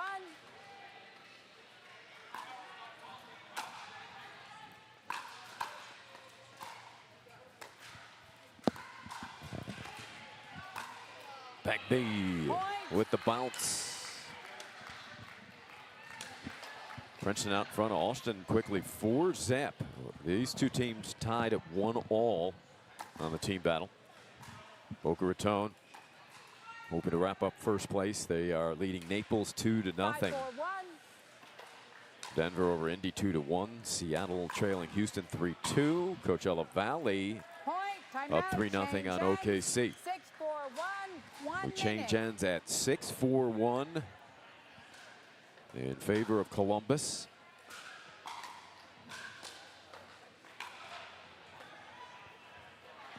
Columbus undefeated at 3-0 on the weekend. So it looks right now that the Hotshots would need a victory because Boca a heavy favorite going up against Naples. They lead at 2-0 already. In order to get into the money, the first place money, you mean? Yeah, first place money. And I believe it was Michael Chatton in the podcast, Everything in the Kitchen Dank, You ready? who predicted it. Are you ready? We'll have to get Michael on later. He thought that Boca would run the table this weekend. Time in. 6, 4, 1.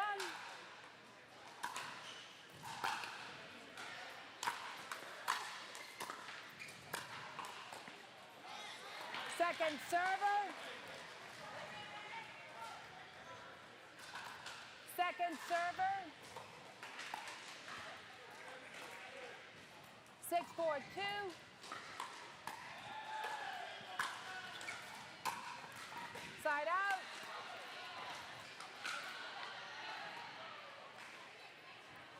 4-6-1.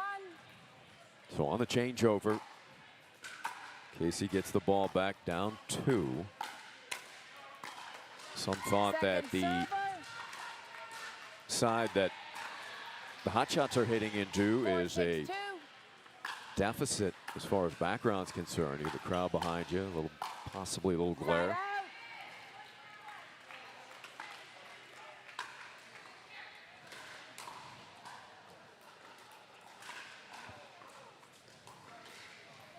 Six, 4-1.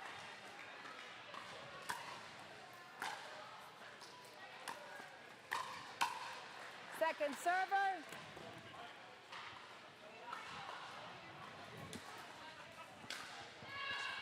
Six, 4-2.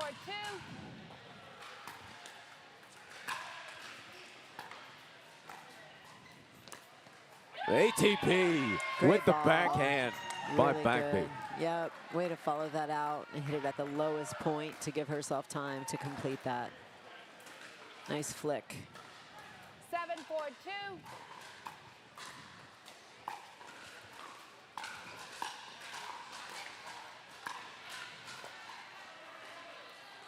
Side out.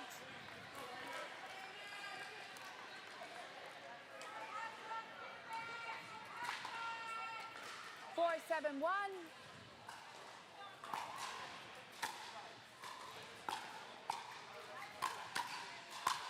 Dawson 1-2 punch. Point. Kansas City crowd appreciates the effort.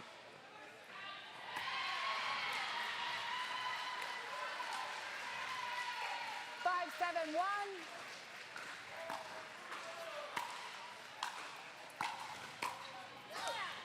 Point. KC right back at ya. It's a really good drive by Kim. This is the time, remember we talked 6, about this when 7-1. the teams want to switch. Those returns have to be really deep, especially against great drivers of the ball. Otherwise, you're going to get caught on that switchover. Oh, Kessner Second says, oh my server. gosh, she got what she was looking for. You're over there. 6-7-2. Side out. A couple chances there for KC. 7-6-1.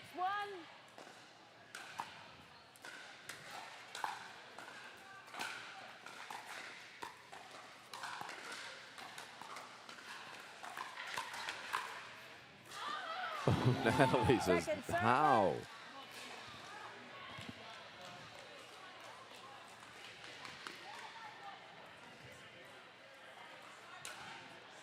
7-6-2.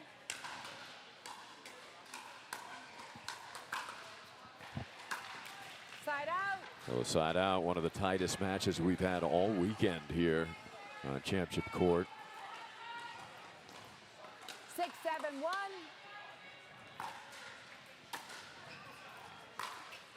Second server. Both teams getting a little tight now, late in the Yeah, third. a few back-to-back misses, uncharacteristic of both teams. It You is know- late in the match and a Sunday afternoon. Yeah, 6-7-2. fatigue, pressure. Side out. Right back to the hot shots. You know the Stinger player in the stands that's standing up, Amy? 7-6-1. That might be Natasha. She's just sitting down. Just This sat is down. her first year in the league. Okay.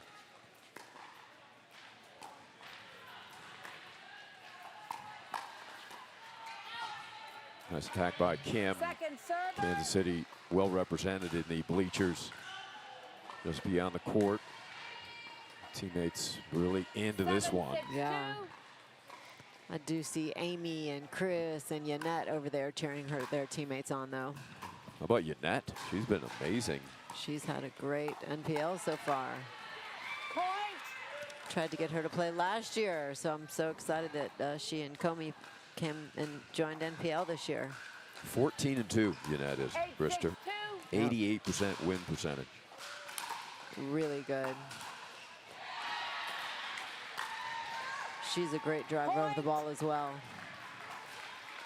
Do have a timeout. Timeout. They're asking if they have a timeout. No, they changed their mind. Okay, not going to take it. 9-6-2.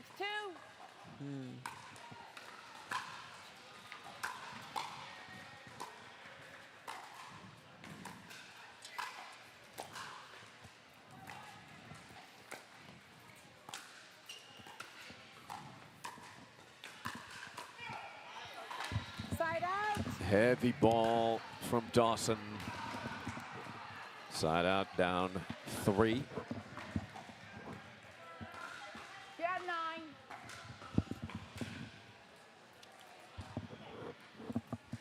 Six, 9, 1.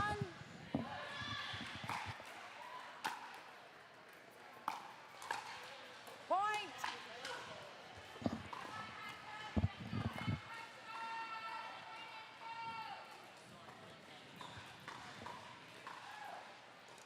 Seven, 9, 1.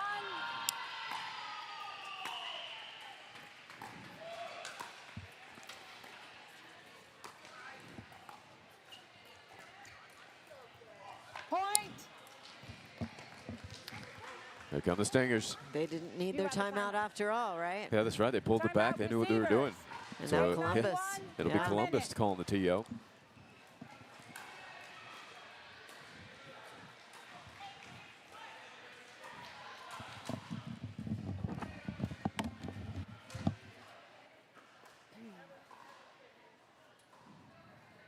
That's our matchup.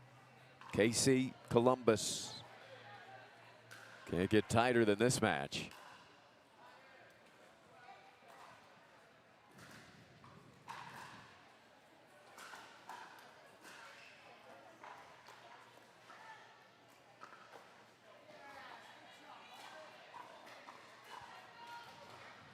You have 9. Y'all ready? Ready? Scoreboard upper right. Kim Kestner, couple of bounces, and she'll be ready to put it in play. Receivers, no timeout. Servers, 1 Stingers timeout remaining. looking for the Time tie. in. 8, 9, 1.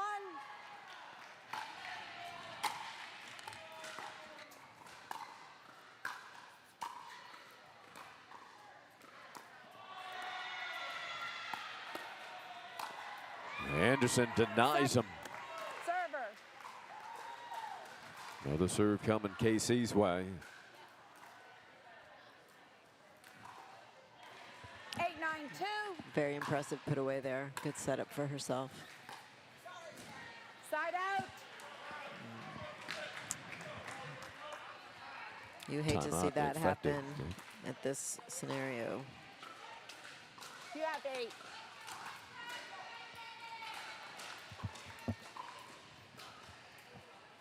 Nine, 8, 1.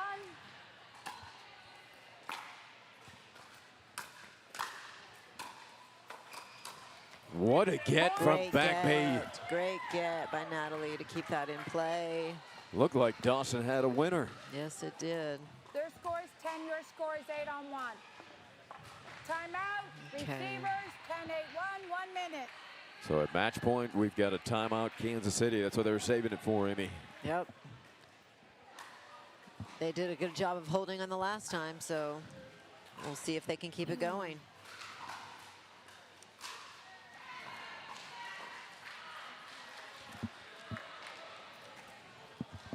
This week's presenting sponsor is Gearbox Pickleball. Gearbox Pickleball, innovation to the Everybody core. Ready? Ready? Special thank you to our friends at Gearbox and all of our other sponsors. Match point. Time in.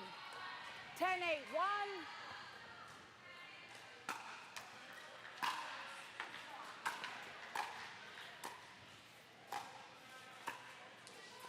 Second server. One more serve.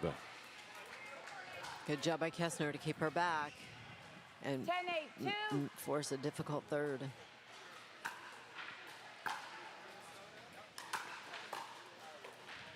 Can't bag to get there. She did, and Anderson finishes Great off with a job hustle for shot Chris. by Natalie. Believe me, Natalie. So Columbus, a big 3-set victory. Clutch win for the Hot Shots and Bagby and Anderson. Amy will visit with the victors after this timeout from the National Pickleball League.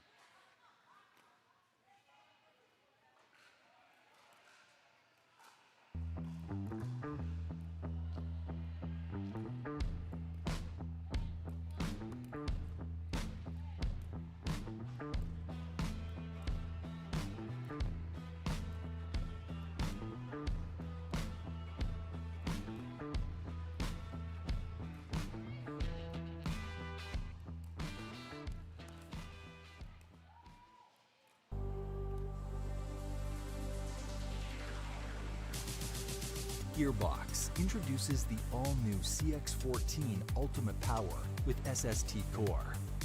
All-new power band technology, delivering controlled, effortless power.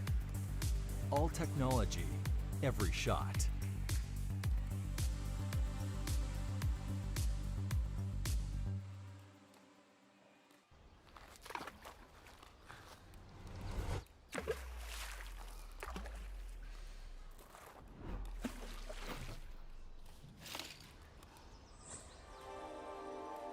Less is more, unless it's less beer.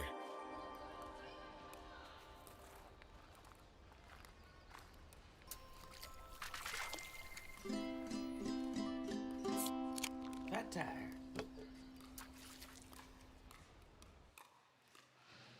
Okay, I'm here with the Columbus Hot Shots, the winner of that extremely difficult and long women's match. You guys, that was a marathon. It seemed like both teams had advantages and it went back and forth. I wanted to ask you guys a couple of things. First, when you came into the match, were you planning on one strategy, and then did you have to adjust as the game drug on into match 3? So yeah, we had a strategy in plans to play more on team, you know. But Jennifer was all over the place, so she took a lot of balls. So, but yes, our plan was to try to stay on Kim, but she really was tough today. She really played well, and until the end, we didn't know really which way it was going.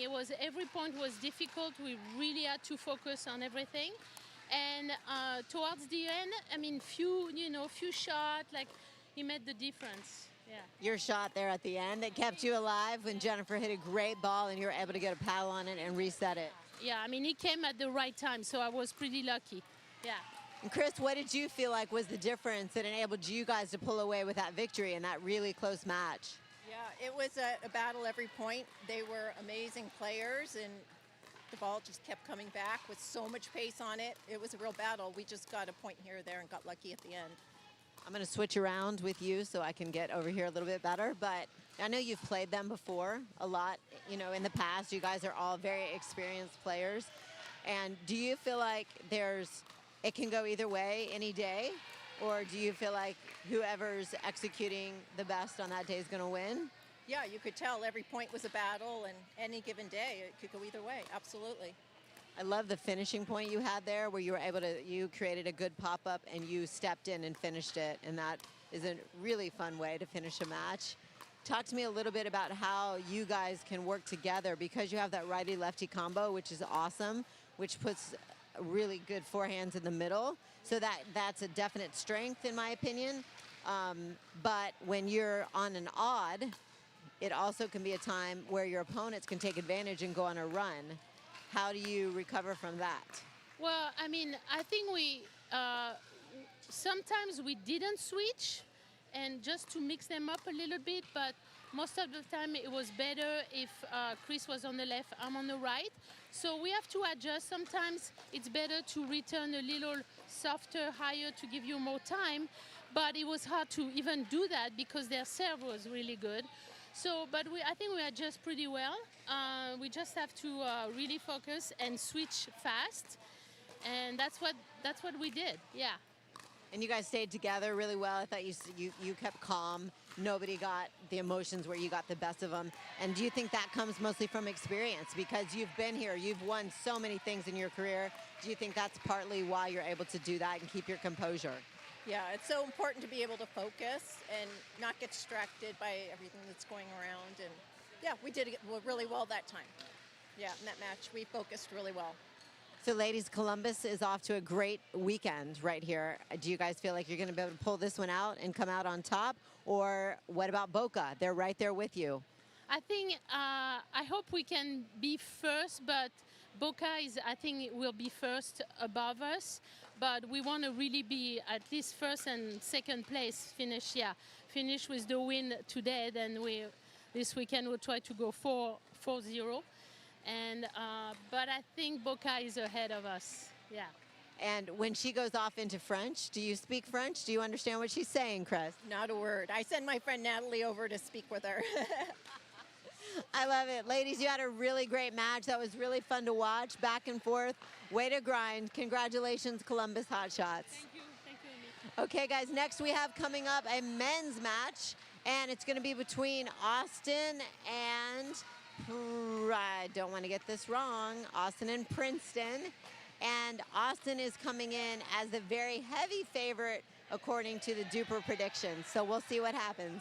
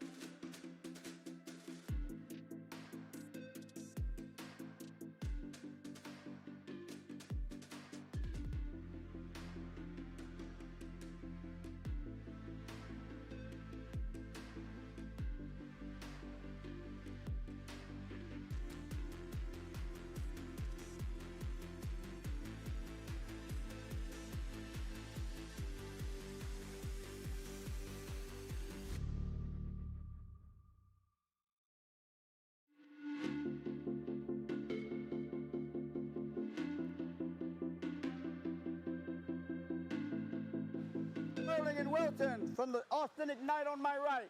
2 out of 3 format. Game 1. All right, here we go. 0-0-2. Austin, Princeton, 4-0 in the team battle. Princeton.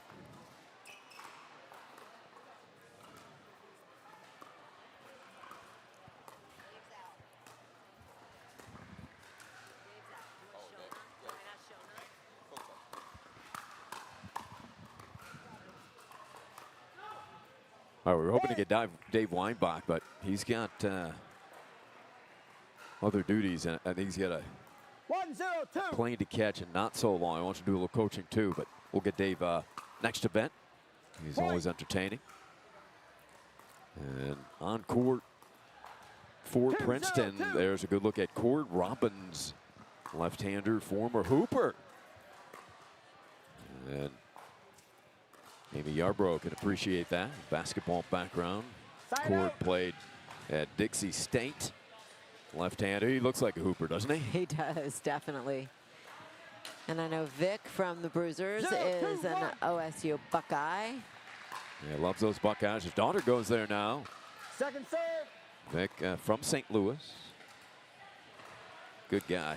0-2. And Austin, one of the best guys on tour, John Sperling. Everybody's heard of him. John, partner Chris Wilton. 1-2-2.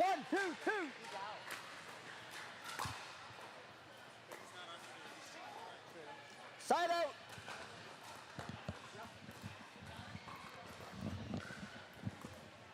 2-1-1. 2-1-1. Interesting serve by Robbins. Really gets underneath. It gets a reverse swing. Nice attack by Vic. Really good. Vic's pretty sneaky quick. He is. He's got a really powerful serve as well. 3-1-1. Let's take a look at this serve. Really opens that paddle face. A different technique. Yeah. Second serve. There's a weird analogy. I think Milos Ronic take on the take back on the serve. Open tennis racket face. And Vic has like a little running approach. Yeah. You got to have impeccable timing to be able to do that, and Vic can pull it off. Well, the ball goes over to the hockey team. That is John Sperling and Chris Wilton. Wilton played hockey at Gustavus Adolphus College in Minnesota. 2-3-1.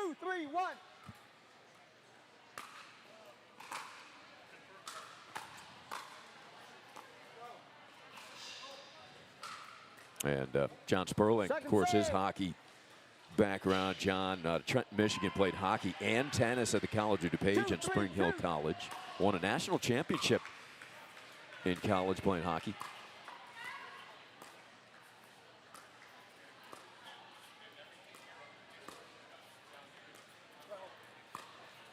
Speed up. Good duck out of the way by Sperling. Really good leave. It was close.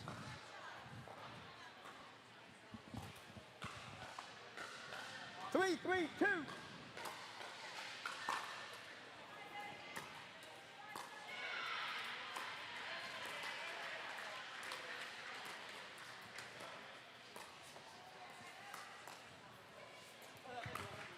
Yep.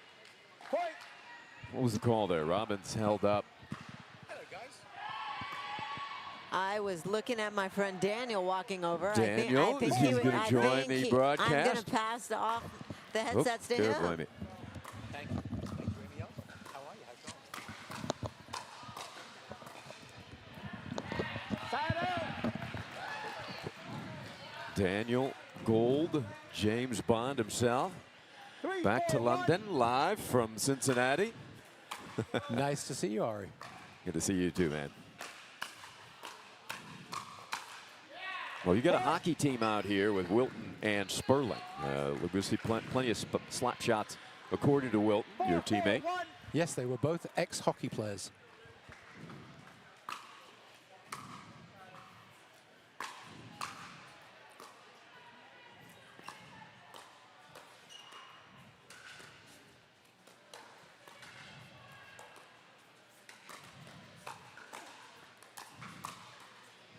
to speed up towards Robbins. Robbins, that great height. He's a former hooper. I don't know if you knew that. Gold, played basketball in college. Kind of a different type backgrounds in this game here on Championship Court.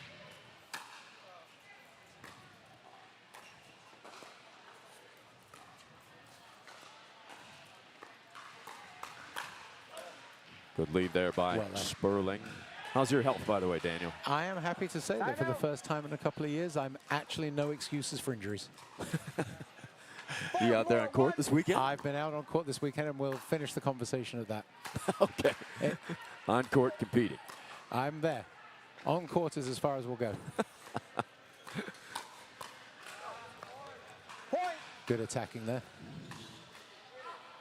There's Daniel. Yeah, I got a face for radio. Join the broadcast. And, you know, Daniel, you're part of the Boca team last year. And my fellow South Floridian now. Yes, that's right.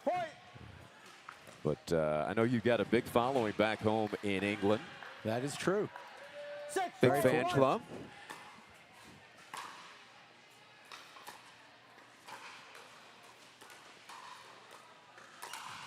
That's High a great speed up, misdirection there. Chris is so good at that. Haven't seen him play. What are his other strengths, Daniel? Well, Chris is actually a very hard to read player. He holds the ball a long time on his paddle, so you can't get out ahead of him.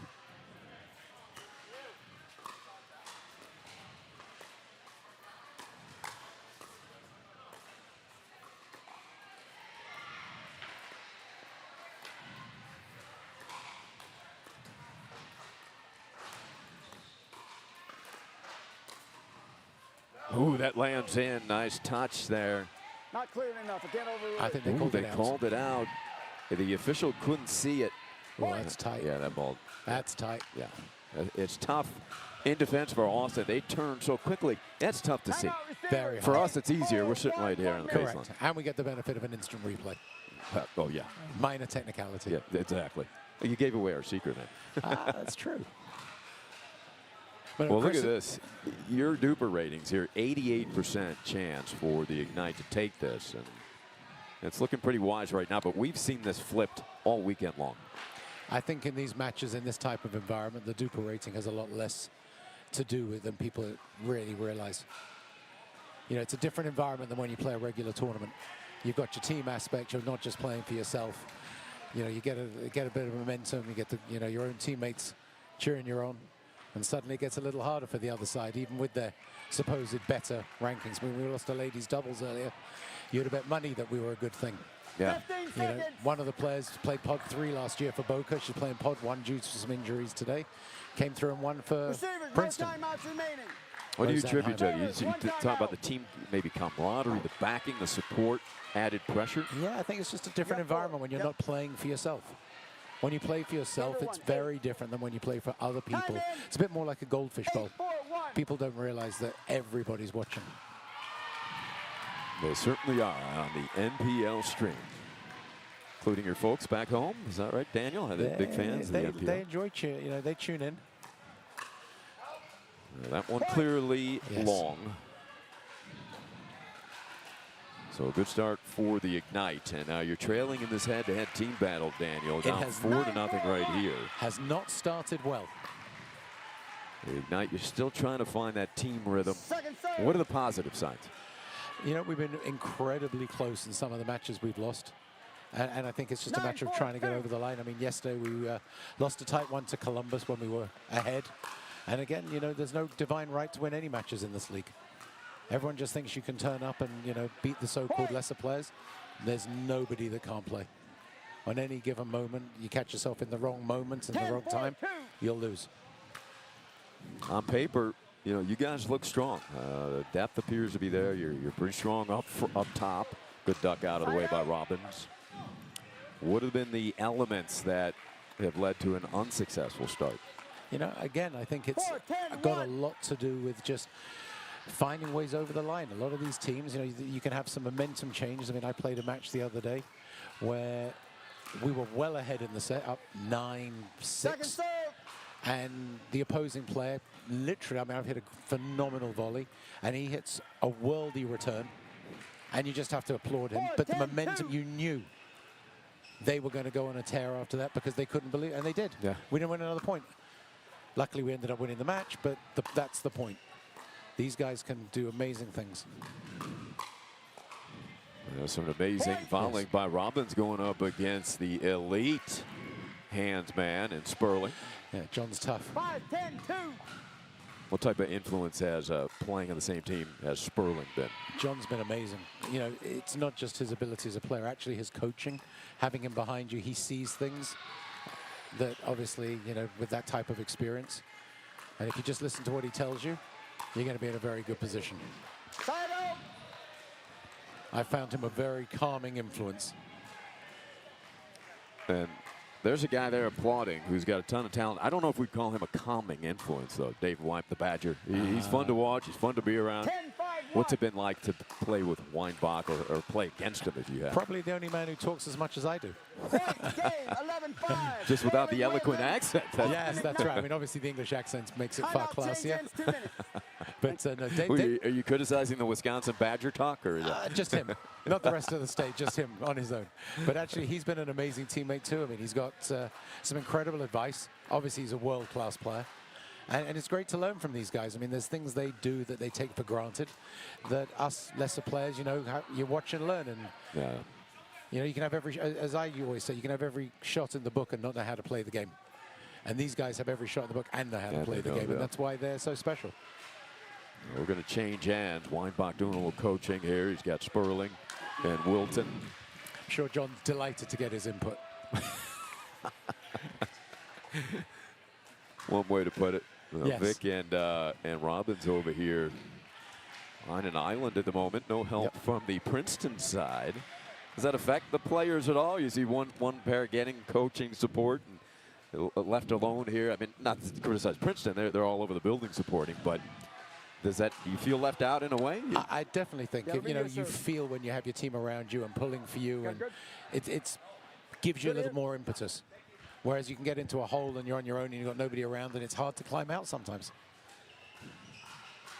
So we'll see what happens here in the second set. 0-0-2.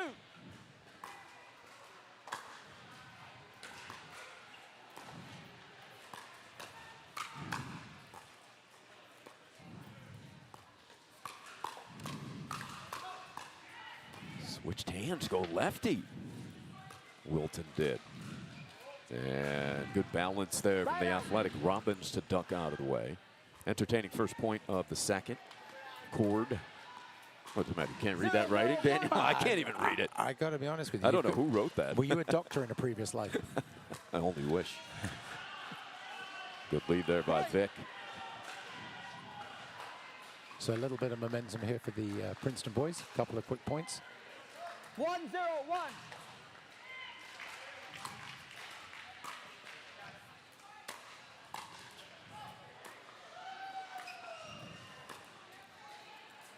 Rolling all the way over. Back in place.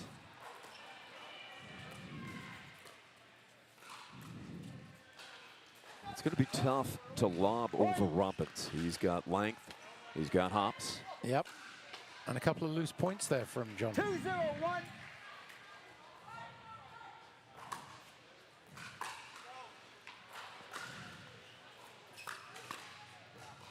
Second Catches serve. Vic in transition, kind of no man's land. Sperling, great wisdom for this game. 2-0-2.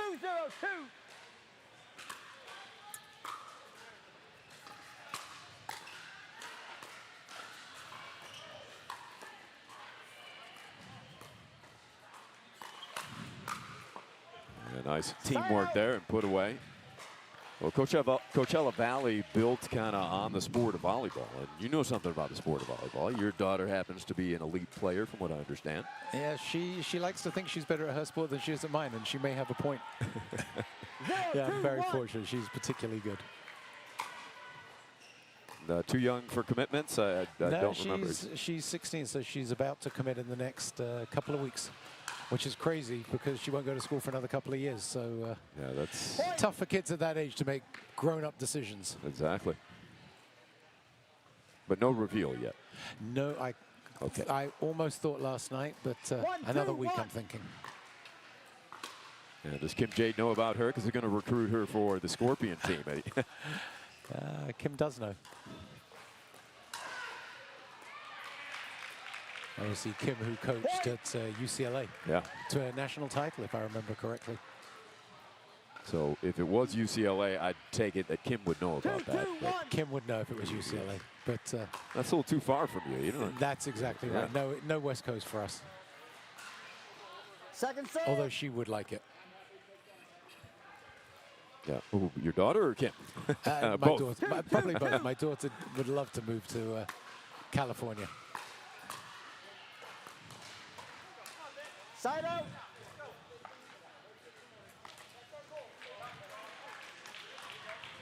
Two, 2-2-1.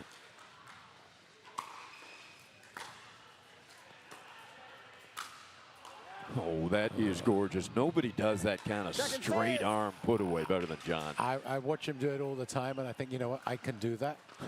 And then you can't. He makes it look ridiculously easy. Right? 2-2-2. He's just got, are his hands as strong as they appear? Listen, it's a skill. You know, both of these guys can go lefty. Yes. We've seen it from Wilton, and Sperling is a natural southpaw. He is left-handed. He actually plays pickleball right-handed. The man sitting next to me is a true lefty. Sorry, who's a true lefty? The man sitting next to me. Oh, I am a true lefty. You are correct. 2-3-1. Second serve. You know, this game is, like I said, suddenly you get into a little, make a couple of early errors, and, you know, a couple more errors come now, and it's a tighter set than the first. That's a great shot. Yeah. Ooh, Vic punishes Sperling for getting that ball up. What did John say? I was thinking of hitting you, but then it was a bad move, so I just left it up. Something like that. Yes. Okay. Second serve. 3-2-2.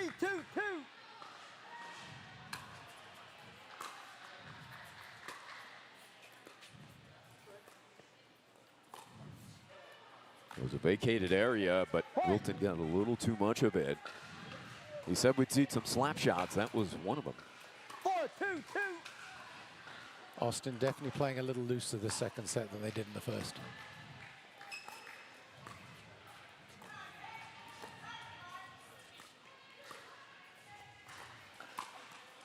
Ooh, nice stab. He's got the wingspan. Reach into that kitchen.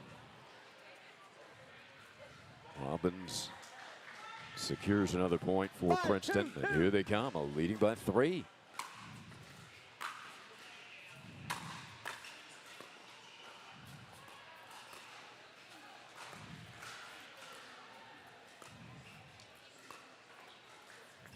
Up. Sperling recovers.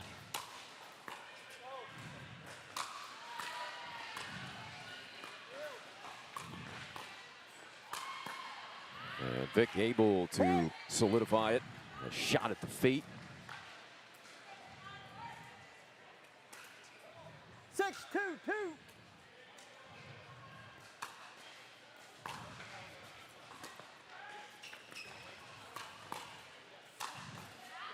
Big time confidence right now for the Bruisers, Daniel. I said it to you before in this league. You know, Duper ratings aside, you've got no divine right to win anything.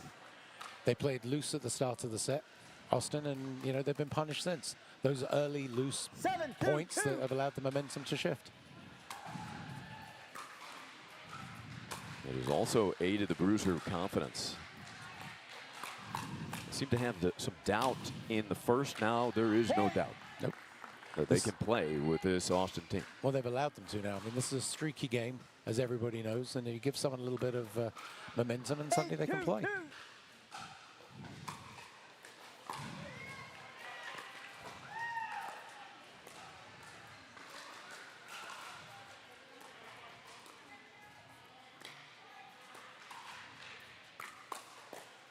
Vic ready for the speed up. Boca now, Boca, Austin searching for answers and finding the door shut. 9-2-2.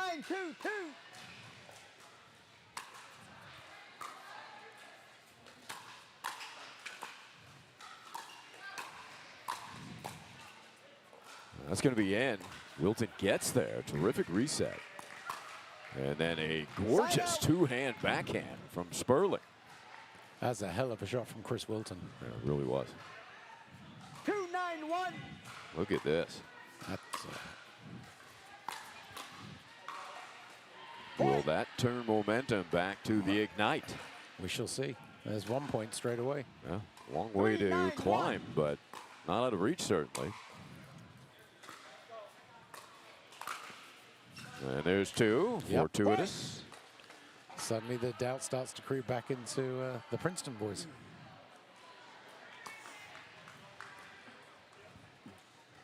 Four, 9-1.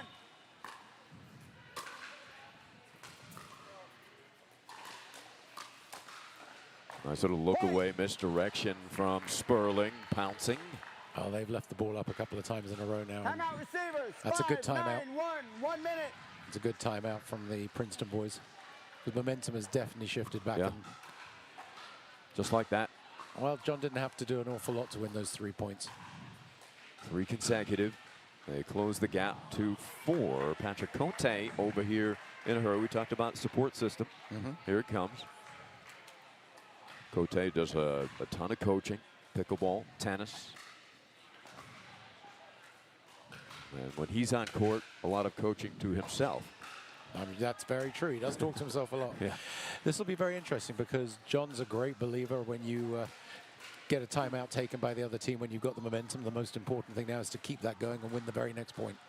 John's been trying to instill that in the team 15 seconds. this season is, you know, you must take that next point out of the timeout. Receivers, no timeouts remaining. Servers, 1 timeout. Oh, we're going to go to Amy. She's got an interview at an adjacent court. Amy Yarbrough, who do you have for us? Guys, I'm so excited to be sitting here with Mitch Dunn, who is the owner of Pickle Lodge, this amazing venue that we're at here in Cincinnati, Ohio. Mitch, thank you so much for letting NPL come here this weekend and compete. This is a beautiful venue. Can you tell us a little bit about how this came to be and when you were opened? Absolutely, Amy. So, picking up? Yeah, so we opened this facility in June of last year with 9 courts, and we always had a phased approach in mind. So we, the first phase was the first 9 indoor courts. The second phase was the 8 courts that we are now using in addition to the first 9, plus the bar, plus the 2 Cities Pizza location, and conference center, private showers, lots of things to make this a fantastic pickleball facility. And now phase 3 is our 6 outdoor courts, which we will open in early September. Oh my gosh, that's so awesome. I was going to tell you that we found out that there were some showers upstairs. And as a pickleball player who is usually running to the airport at the end of this event and doesn't have time to shower and get all of her stuff back at the hotel, that is so awesome to have that. Thank you for putting those in. Sure. Do you have any, do you feel like there's going to be more Pickle Lodges coming?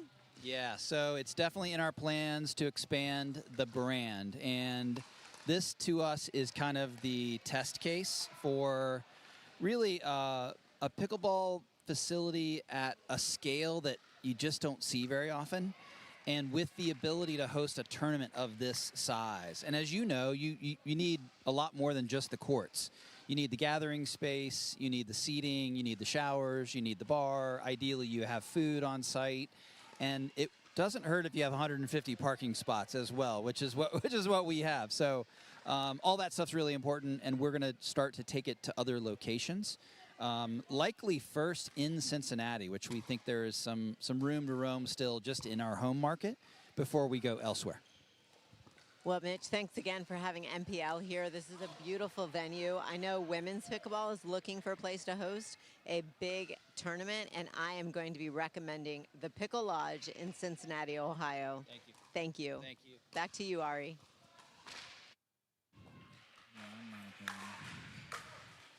Ooh, John was there with some open court off of the Ernie from Robbins. Really nice interview. Good work, Amy Yarbrough. And again, thank you to the Pickle Lodge. This place is pretty awesome, isn't it, Daniel? It's easily the best location we played in so far over the last 2 years. Yeah, I agree with you. Not just the venue itself, the quality of the courts that they've put in have been outstanding. Lighting, consistent? The lighting is consistent. Yeah, a lot of venues have the courts, but they're painted onto concrete. These are excellent courts. And that could be a game-changing play by Vic. Unreal get with his back to the net. Completely turned.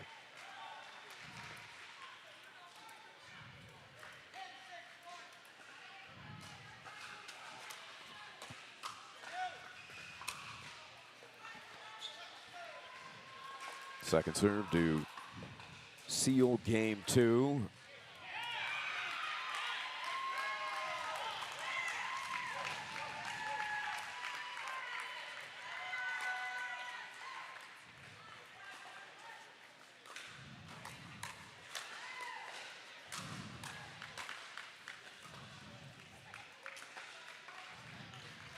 Wow. That is out, so ball back on the paddle of Austin.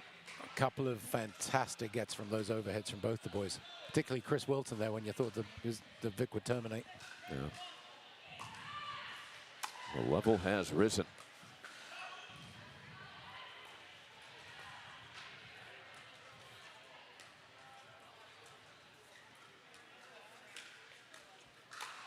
Danger zone, lobbing over Robbins. You called that earlier. A brave man to try and yeah. lob over Robbins. Any of those basketball or volleyball players, right, Daniel? Yep. Yeah. Switch to left, Wilton.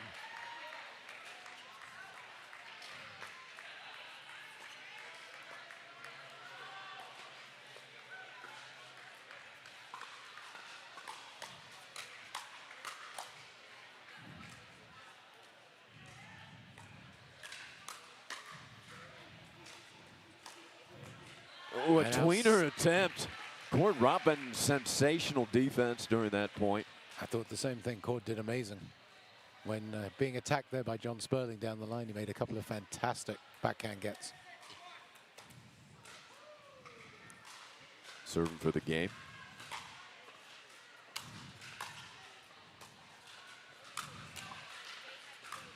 Tiptoeing the big bear, but Vic there. Yeah, he was on the line. So terrific battle by Princeton, hanging around, held on in game 2, and we are going 3. We'll be back on the National Pickleball League Network.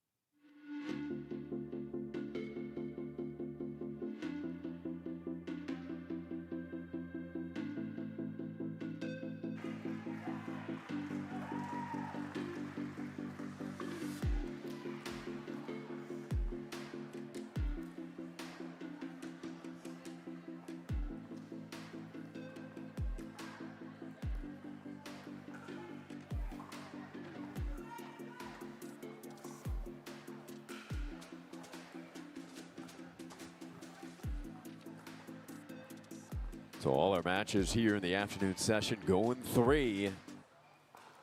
Quite a battle between 15 Princeton seconds. and Austin heading to the 3rd game. Right now, the Ignite looking for your first win of this team battle, down 5-0. You need this one.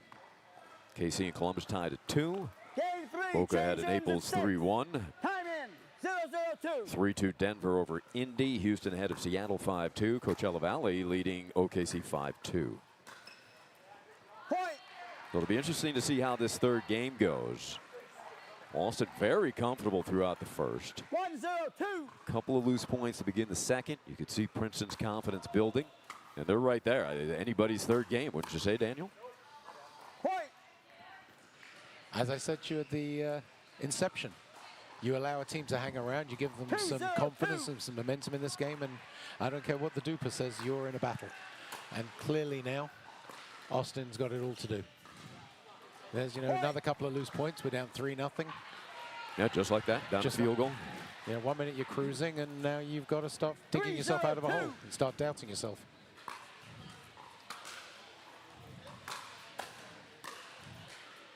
Good duck back by Wilton. Has this been a trend for Austin this season so far?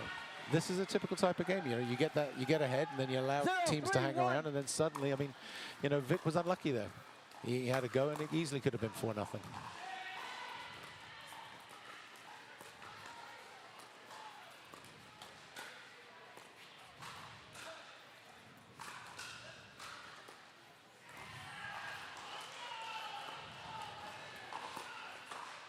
Ooh, Robbins tried diving out of the way, could not. Zippy, can you hear on this microphone? Well, you were on a team last year, Boca Raton, who had some tough losses throughout the season. Ended up making a good run there in October down the stretch. Well, last year was incredible because we lost, I think, more matches, 11-10 in the third. I think it was something like 16 matches, something absurd that we lost. There's another. Yeah, you almost put Carl Foster in the hospital for that. 11-10 in the third became our thing, but we always knew that if we could just get those last points over the line, we had a chance. And of course, we did it when it mattered in the final, coming third. The win-by-one rule in the MPL is an absolute game changer in the sports of pickleball. It's very different from regular tournaments and rec play. 2-3-1. Do you like it? I think it definitely adds a different dimension to the end of the game. I like it when it goes for me, and I don't like it when it goes against me. Yeah, exactly. And I have to say it's happened both ways, and I know which one I enjoyed more. 3-3-1. I think it's spectator friendly. I really do. Yes. It's exciting.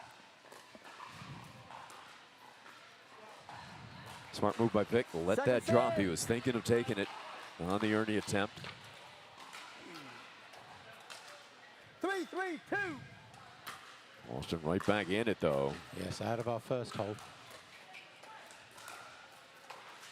Play that way. You see the second finger out on the back of the paddle. There's nothing I like about Chris Whittleton's game. I don't like to play with it. I don't like to play against it. He's impossible. The man is incredibly talented and exactly the person I don't want to be on the court with.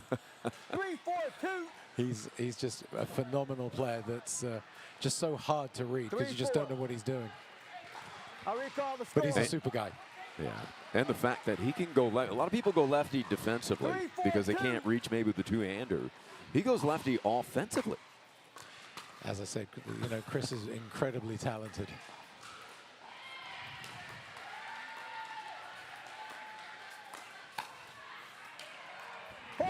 Us tennis players tend to be a little bit snobbish about purity of shots.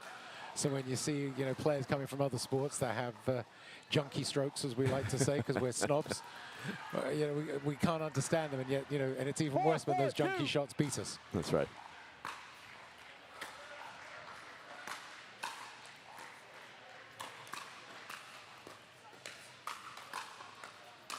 There's that big forehand we talked about earlier. Yeah. Straight arm.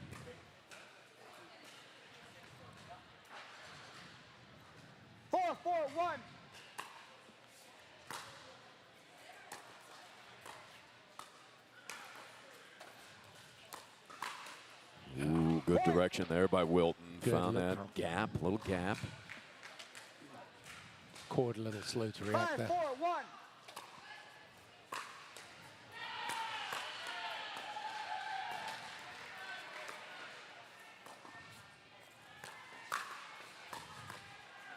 court. good attack. A little deceiving. He's big, athletic, but more of a defensive player, wouldn't you say? Yeah, no, absolutely. Little momentum shift now to Austin, and you can see just in their body language how they're with each other. They're feeling like they've got this match back under control. Yeah, up 2. Yeah, they were in that little hole at the start, 3-0. Vic went for that down the line, low to high volley, sent it a little long. Had that gone for him, maybe this match is looking very different. You know, you missed that.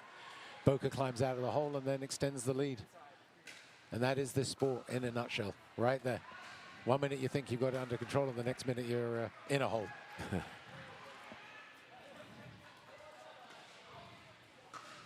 Yeah, I mean, just look at the body language and the facial expressions on the Austin guys. They're feeling super relaxed. And if you look down here at the guys on the Princeton team, they're looking very stressed. Yeah, there's tension.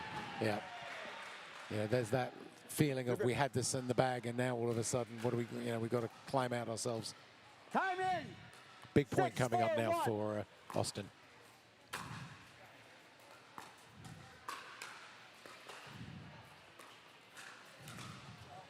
Robbins looking for the Ernie. John Sperling's experience there. Saw it coming. That will go right into the fence. So Daniel Gold said that was a big point. Well, Austin all smiles. That continues. 7-4-1. Up 3 now. Biggest lead they've had since the first set. Well, you know, John Sperling's just such a big, you know, influence in this game right now. Standing in the middle, taking a lot of balls. You feel like you got to do something more right now just to get the ball past him.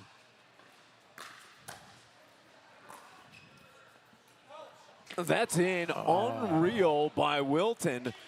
A worldie from Chris Wilton. Incredible. You know, Robbins was there. He's like, no way, is he going to make that shot? He let it fly. And what's even worse is as it bounced, it kicked. It took a nasty bounce and kicked away from Tal, who was trying, Vic, who was trying to cover it.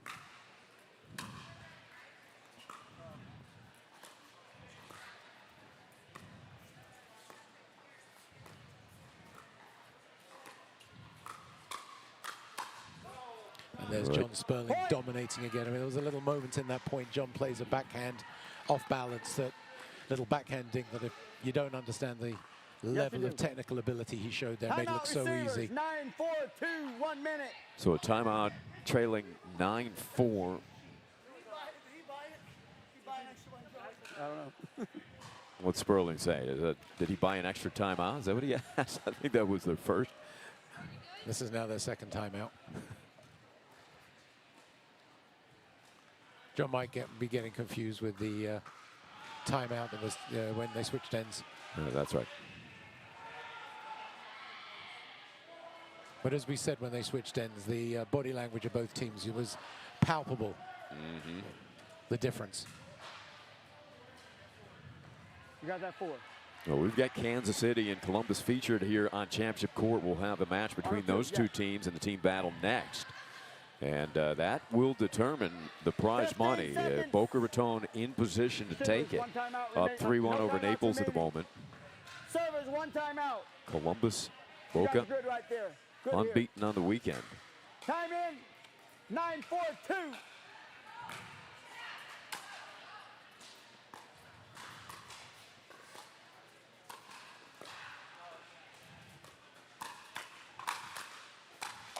There's the lefty. Finally, they finish. You know, I know Chris Wilton did all the attacking there, but again, it was another fantastic reset from John Sperling that set them up for that position in the point. Match point.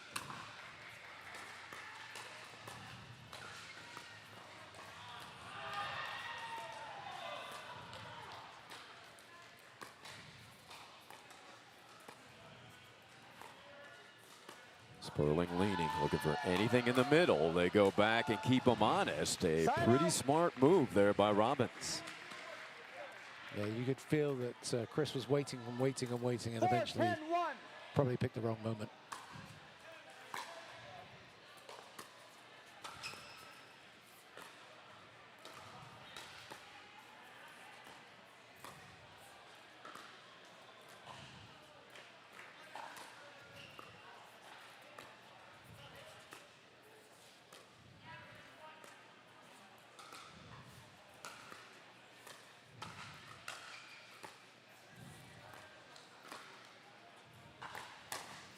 Speed up. Vic prepared. Vic was waiting there for that. Are we going to see a little momentum shift again this way now? You're correct. I think it's a very big point coming up 5, right now. 10, 1. We're on first serve.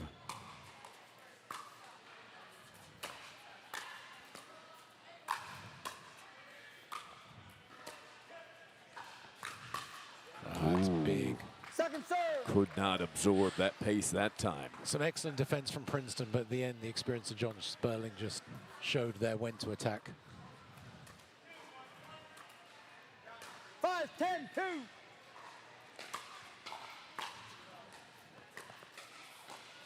Side out. Ignite has it back, looking for their first victory in this team battle. Great opportunity right here. Couple of match points. 10, 5, 1.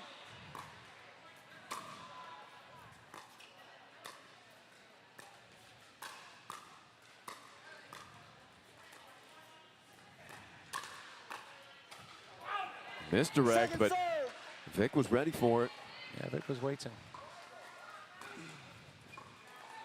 I'd expect to see John Sperling try and assert himself into this point here now. Try and get large in the middle. 10, 5, 2.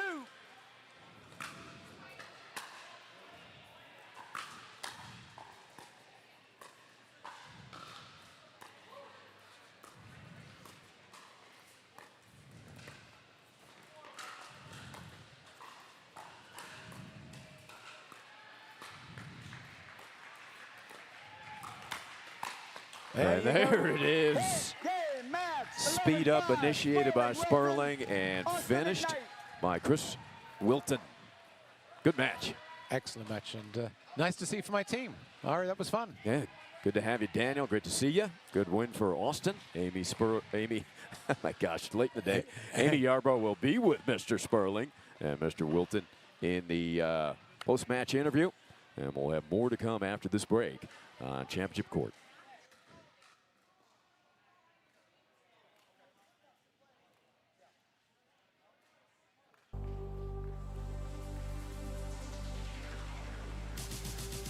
Gearbox introduces the all-new CX14 Ultimate Power with SST Core.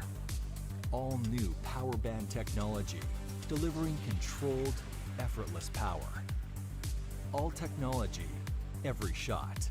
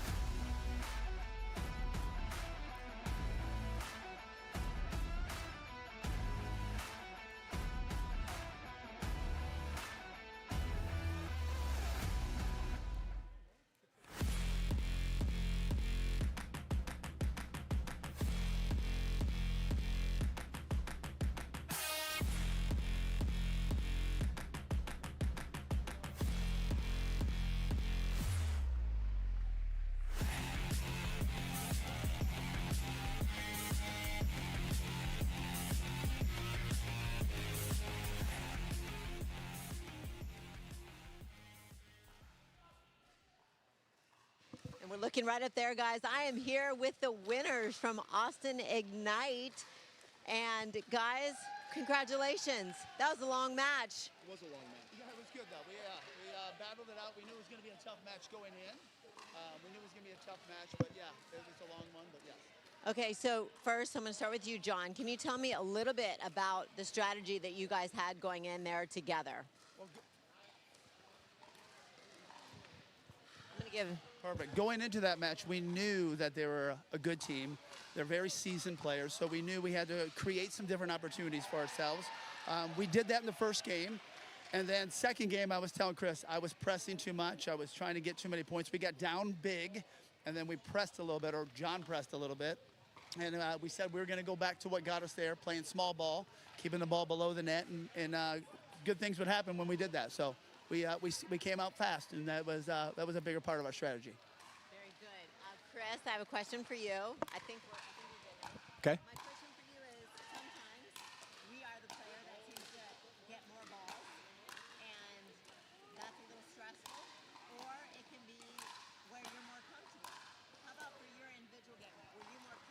getting more balls and just letting John get in there? Well, when you play with John Sperling, you're going to see most of the balls. Yeah. And I'll tell you, it's easy to play with John. I just got to get out of the way, not make so many mistakes. I will tell you, though, that I like getting all the balls. I don't have a problem with that. And, in fact, you get into a better rhythm once the ball is coming, and, you just feel it more. But real easy to play with John. Yeah, great job. John, back to you. I wanted to ask you about this facility because, in my opinion, I'm very impressed with the lighting and the visibility for as a player. How do you feel about being here at the Lodge? Well, we've had some great venues that we've played at so far, but I would have to rank this one as number one just for the spacing, the visibility, the food. Everything is amazing. They've done a great job with this facility. If you haven't been to Columbus or Cincinnati, yeah. You got to come check out this place. It is absolutely phenomenal. Whoever did it did a phenomenal job, and you can see by all the people in attendance, they have plenty of room for people to watch. So it's been the number one venue so far. Yeah, it's really impressive. And Chris, as far as you're having to keep composure and knowing that maybe if you're going to see all the balls and then you go to game 3, kind of talk me through what you're feeling in that situation. Are you one that's able to keep kind of your emotions in check, or if you make one error, does that stay with you for a while, or how are you able to kind of turn that off after you make an error? Good question. I forget about it quickly. And John and I are both former hockey players, so we have felt the pressure before in other sports, and that's a big deal. And at this level, everybody's a good player. And, like I said, I welcome getting most of the balls and get John involved, and he takes care of business. And I will tell you, just to follow up, this venue's unbelievable. And as you pointed out, a lot of times indoor venues are great, but they suffer from poor lighting. Yeah. There is not a bad court out here, and I'd come back here in a heartbeat to play. Awesome. Okay, so coming from hockey, both of you, that's a high-pressure sport, and things are happening very quickly there. Tell me how that kind of translates into making you a great pickleball player, John. Well, I think hockey does so many things for you as an athlete. It's reaction time, vision, being able to assess certain situations very fast, and being able to be light on your feet and make decisions, split-second stuff. So we definitely have a benefit playing hockey that when things aren't going your way, we figure out a way to change it very fast. And obviously the speed of hockey is just as fast as pickleball in some aspects. So when that guy's punching you in the face, you got to get out of the way pretty quick, or the puck, whatever the case may be. But yeah, hockey is a huge asset to people coming to the pickleball game. Awesome. Okay, Chris, I'm going to finish with one more question with you because it's your first year in the NPL. It is. And we're so glad that you're part of NPL. Thank you. And I wanted to ask your experience so far. So we're halfway through. What do you think? It's amazing. And I will tell you what pickleball's never a team game. You have a partner, and you root for your partner and you, but that's about it. To have a team to root for and have them root for you makes a big deal. But here's the other thing. The sportsmanship out here is unbelievable. People congratulating whether you win or lose. It's a high-class group of individuals, and so I am pleased and humbled to be part of that. Awesome. And you're with a great organization with the Austin Ignite team. Very much. Congratulations to Austin Ignite for getting another win. I know you guys had a big win this morning. We did. Congratulations. And y'all came at the right time to come and sit with me because one of our major sponsors is right here joining us. Who does not love Fat Tire? Fat Tire. Let's yes. go. Congratulations, Austin Ignite. Thank you. Cheers. Back to you, Ari.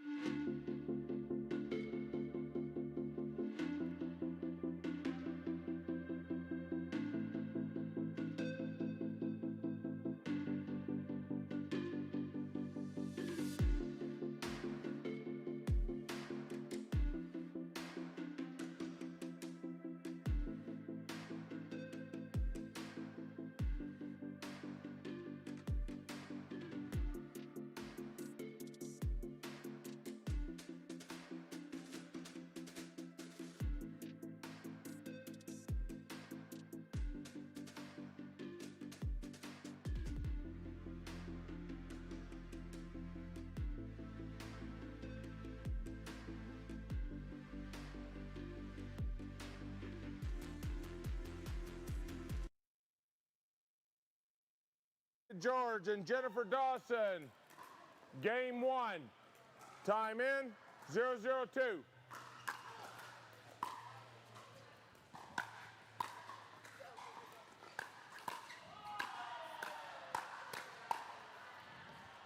Well, quite a first point. Point.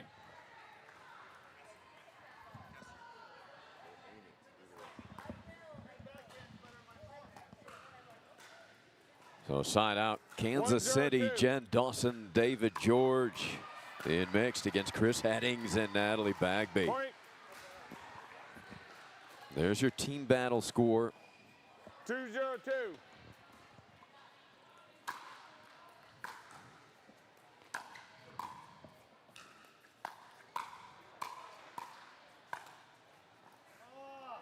Side out. David upset with himself. Thought he had a good look at that point. 0-2-1. 0-2-1.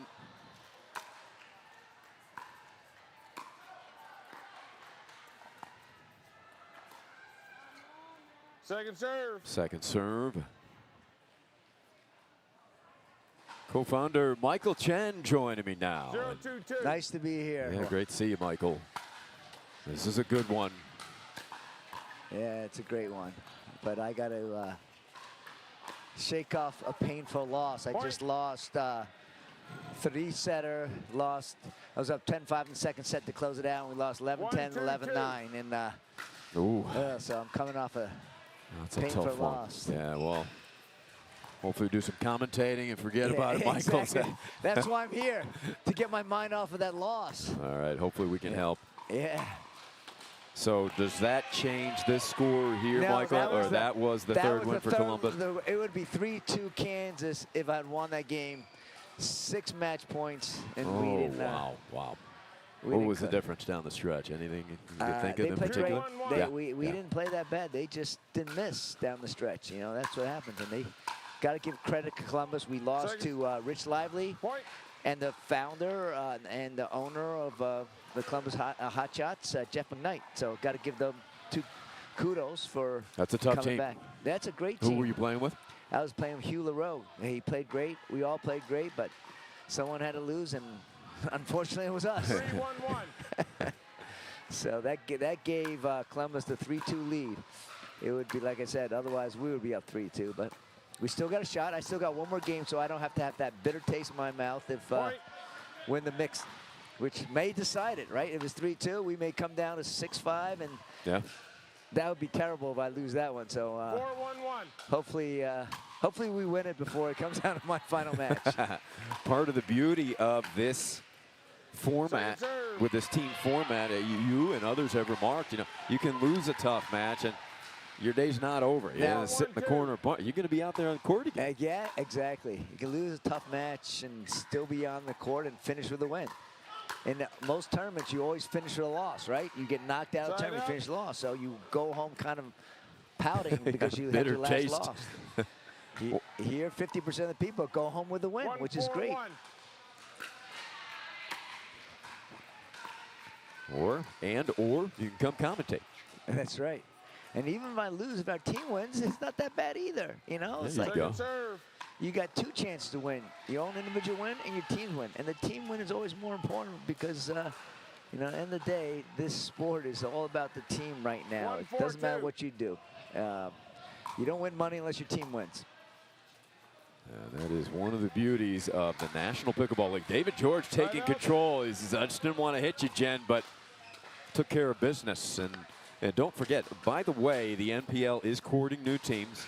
If you're interested, go to nplpickleball.com and click on the info tab. Yep, for the next season, we're going to have a few more expansion teams, and we've already had a few people, a lot of people actually calling about next year, and we're just starting the process for 2025 for expansion teams. ATP is in. Yeah. Wow. That was a great one by David George. The professor. I know, the professor. Make his Fighting Irish, all his students and fans proud of that one. You know, he's my roommate. We share a room in the hotel together. And I said, hey, get some good night's sleep because we have big matches coming up. And that shot proved that he did get a good night's sleep last night.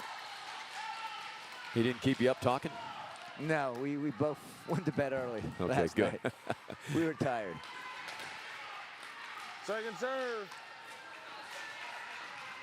Now, David, as you know, is moderates our podcast with me and Rick Ripskin and as well Jen Galwas, the four of us. Wait, I thought you were the moderator. He's the troublemaker. Yeah, actually, you're right. I'm trying to be nice to him. I am the moderator, and we call him Professor Evo because he stirs it up. He's the villain on our podcast. He's taking on that role. It's kind of surprising. He loves that villain role. That's everything and the kitchen dink. Yeah. Very entertaining. Again, go to nplpickleball.com if you want to hear the podcast, and we do it weekly, and we wrap up the NPL and what happens every week, and we make predictions 6-1-2 on who wins every week, and so it's a fun, lively conversation on the podcast. It's fun, lively, informative, and it gives me a ton of material. I appreciate it. By the way, on the podcast, if you didn't hear, I predicted Boca to win this weekend, and right now, I did note that. I heard it. And right now they're on top. If they beat Naples this afternoon, they will be the #1 team. Now Columbus unbeaten as well, correct? Second serve. Yeah, they're unbeaten, but I think the point differential would go to Boca. Yes. Yep. 1-6-2. A nice start for the Stingers here, and Casey's got a good chance in this team battle. Yeah, we needed to go 3-3. Ooh. A whipping forehand out of the air from Dawson. You look at the Duper ratings come into this match. It's another one with Columbus heavily favored. Yeah. But we have seen the team that is not favored win time and time again this weekend. Yeah, it's pretty exciting.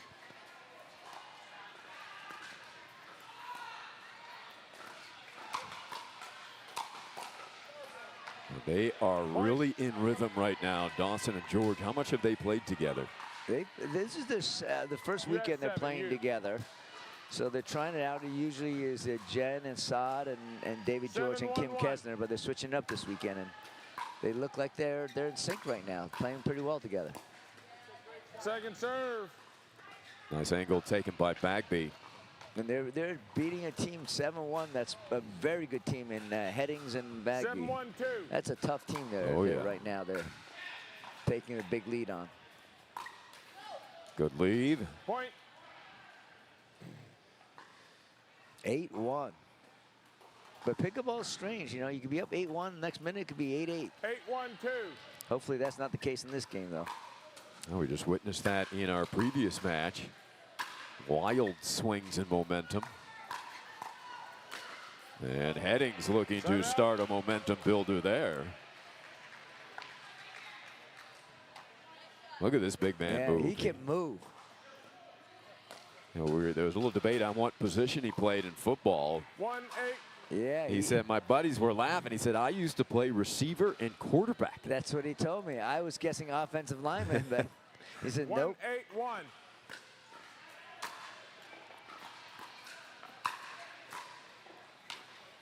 Point. Our second serve.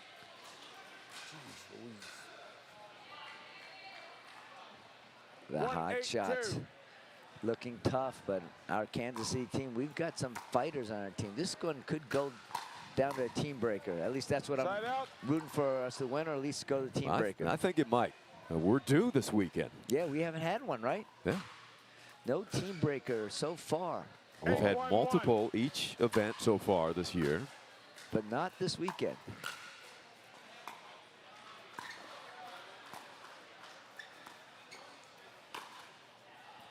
Clipped the net and just wide. Second serve.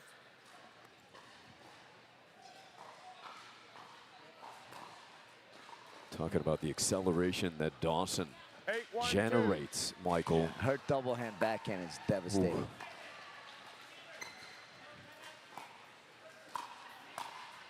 Good recovery by David, but just missed it.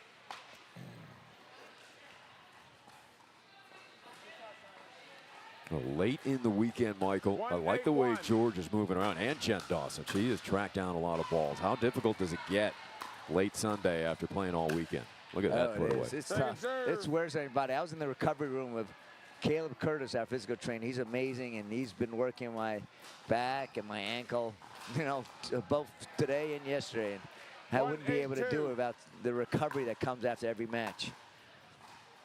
I've heard good things about this trainer. Yeah, he's awesome. He serves in our military, and you know, hats off to him for serving our country. But this weekend, serving all our senior pro pickleball players. Serving our country in a different way. Yeah, exactly. And doing a great job for them both. I think NPL, that is one of the beautiful facets of it, the way that we honor this country and our former military, current military. Yeah, he's currently in the military, but he's doing this on the side and trying to find a way to get him to Kansas City with us in our next weekend, next month, because I need him. I personally need him. I know a lot of people like using him, but I personally feel a lot better after having him work on my back and ankle.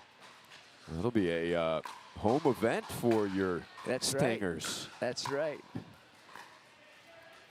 It'll be a big event at the convention center. Sign up. That's going to be enormous, Michael. Can you give us a little details on that? We got yeah, it's going to be at the convention center. We're going to be part of it. They're going to have pickleball all week. It's going to be a new tryout. Like, you know, we've never done this before where we don't do it at a pickleball facility. And there's going to be a lot of visibility. There's going to be, Rick is going to be a speaker there as well. It's going to be on a pickle roll, so we're going to, the bounces might be a little different, but we want to try things out, see how it goes. And will there be exhibitors? And there's a... I believe so, yeah. There'll be lots of exhibitors and all. Amateur event as well? Is that exactly. right? Okay. That should be fun. Yeah. Be a big crowd. Big crowd. Maybe showcase our National Pickleball League there. Point. Steady stuff from Dawson. She can hit you with firepower or switch to that consistent play, the Hall of Famer. Yeah.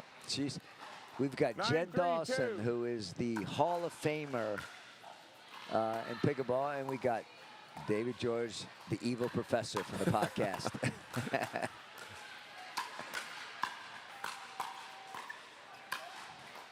Oh, remarkable point. Dawson able to wrap it up. 10-3. Let's go. One more point.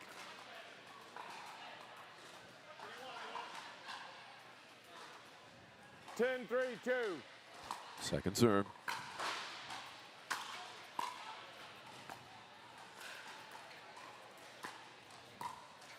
Nope, that's out. And that should do it. Yeah, so quick work, impressive first game for 11-3. Kansas City. Every match so far in the afternoon session has gone 3. So we expect comebacks, particularly from Headings and Bagby. There's been a lot of 3-setters right now with Kansas City against Columbus.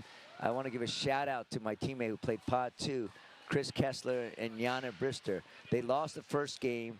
They were down the second game, I think, 10-6, and came back and won the second game. 11-10, and in the third game they were down 9-2, and then they were down 10-6 and came back and won that one 11-10. Wow. So big shout out to Chris Kessler, Jana Brister for doing what I couldn't do, which is close out the team, and that helped us get the second win. And we have 3 losses against the Hot Shots. Hot Shots, I love the Hot Shots. They're great owners, Jeff and Phil McKnight. They have a fun team, Rich Lively, Shay Coker, a lot of great people on that group. Chris Headings, who's playing now, Natalie Bagby, just giving them all a shout out. You know, it's a fun battle with them. We're going to have a lot of fun, but you know, it's like battling your brother and sister. That's the one you want to win the most. You want to beat your family most, and I feel like Columbus Hot Shots are really good group of people, but I want to beat them even more badly because of that. Well, I'm sure that the McKnights appreciate that sentiment, but you mentioned Janette Brister. How about her performance coming into the weekend, Michael? 14-2, 88% match win percentage. She's a tough cookie. She embodies what National Pickleball League is about. She's fiery. She plays hard, but she plays with a smile, and she plays fair. She doesn't make bad calls at all. She's laughing, smiling, whether she wins or loses, and great person to have on our team in the Kansas City Stingers. And her face is on the poster of a lot of things we have on our live stream. We have her face as the poster girl, I call her, on our live stream, but she's also on the poster of this facility promoting this weekend. So Hats off to Jana Brister, one of the top players here in the National Pickleball League.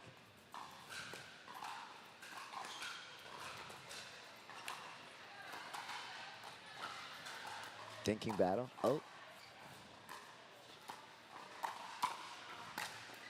Ooh. Dawson right through the legs, yeah. They're looking good right now. This might be a new pairing for us. David George and Jen Dawson, the way they're playing today. It looks wonderful at the moment. Now, Yeah. the question is, will that change? As you said, the momentum changes so quickly. Yeah, never count Chris Headings out or Natalie Bagby. They're two of the top players, too.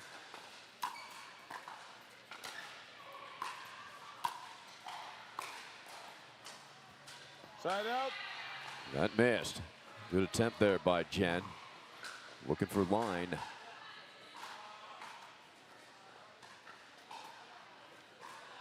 Zero, 1-1.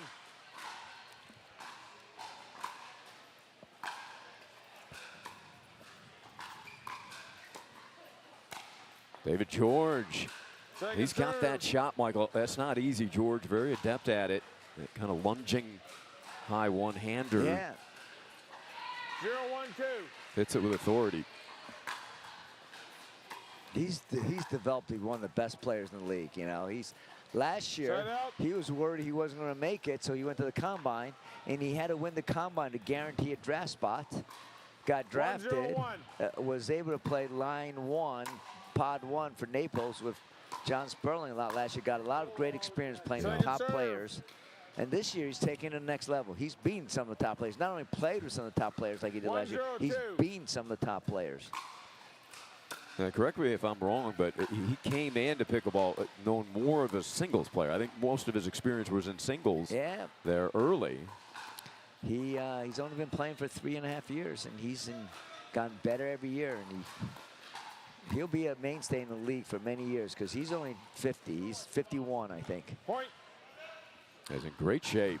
Yeah, very good athlete. Great athlete. Great sense of humor. Loves to play the villain role on the podcast. Natalie, you're receiving. But he's also a very fair competitor on the court. You know? Oh, yeah. 2-0-2. Multi-sport star from Wheaton College, soccer, volleyball, and tennis. He was an All-American in tennis. Yeah, he can do it all. Just don't let him hear me say that. Hopefully he doesn't listen to this. I'll tell him you ripped him the whole time. Yeah, exactly. Side out. Why do you think David's taking on that kind of villain role? I mean, he's had Houston on his case. He seems to be enjoying stirring up a bit. Do you think he's just having fun, he's having creating some competition? Yeah, Houston is really fired up about what he says about them being lucky, and then he was complaining about his match to Kara Williams of Boca about the first weekend, and Kara just told him, like, stop being a whiner, David. That's right, I heard that. Yeah, but I was surprised he brought up that match. It was a little sensitive match about what happened, and he brought it up anyway. He's like, you know what, I'm going to bring it up. 0-2-2. And he got called out by Kara Williams, which was great. Yeah, Kara Williams, fearless. Yeah, on or off the court. He'll bring up stuff that we won't talk about what anywhere a get. else. No What a get. way. No way. That was amazing by him. Look at that. Watch David this just shot. said, I don't know Boom. how I did it. Look at that. Oh, my How? God. That's a highlight shot right there. He just put his paddle there Yeah. and gave it a little flick. 2-0-1.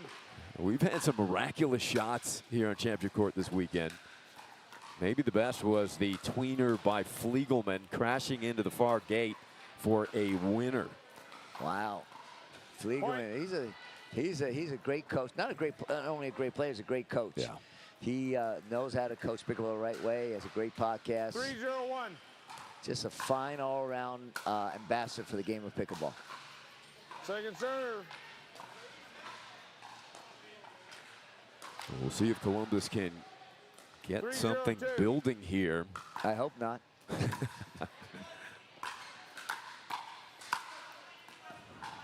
Side out.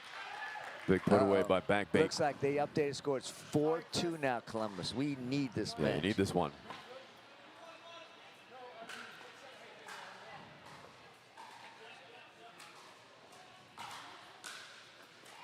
Zero, 3-1.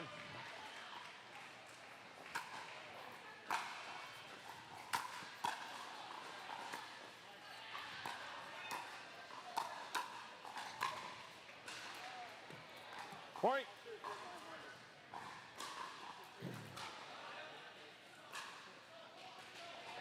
Hot shots on the board here in game 2. 1-3-1.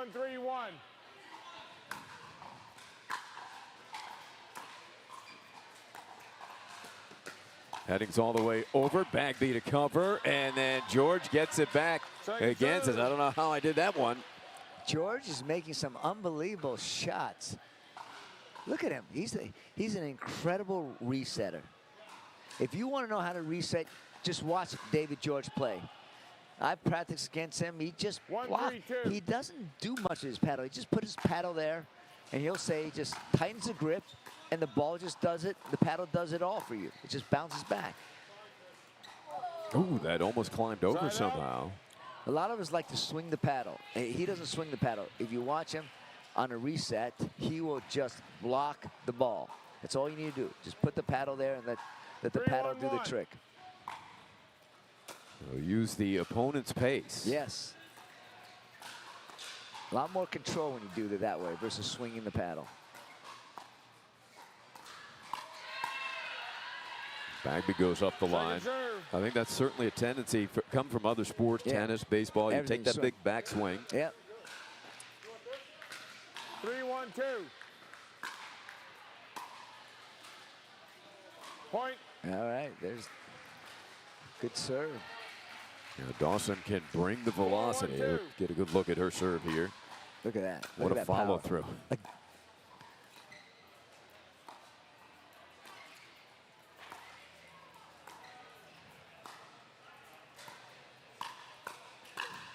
Oh, just missed. Side out.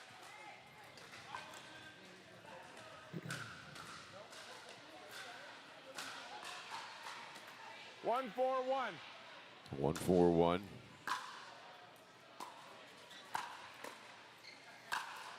There we go. Second serve. Well, Pickle Lodge here in Cincinnati, Michael. I've heard superlatives both by players, administrators, owners about this place in Cincy. It's the best indoor facility I've been to in all my years of pickleball, which isn't long, but it's been 4 years. But I've been to a lot of indoor pickleball facilities, and this is the best one I've seen. It has everything. First of all, it's got 17 courts. Second of all, it has room for bleacher seating. Third of all, it has food, a bar. Every court is cornered off, so the balls don't roll onto your court from another court. In addition, there's so much walkway and space for the fans to sit, to walk. You don't feel crowded. There's a huge upstairs room for the referees and the officials to sit, a recovery room for the players, an observation deck. It just has it all. It's incredible, and they have rolled out the red carpet for the National Pickleball League, the Pickle Lodge. So we are very impressed and very delighted with our experience here, and we definitely will be back here. I don't know when, but we definitely, as long as they invite us back, we definitely will be back, and hopefully we've provided a good experience for them as well. Yeah, kudos here. They've been terrific. Yep.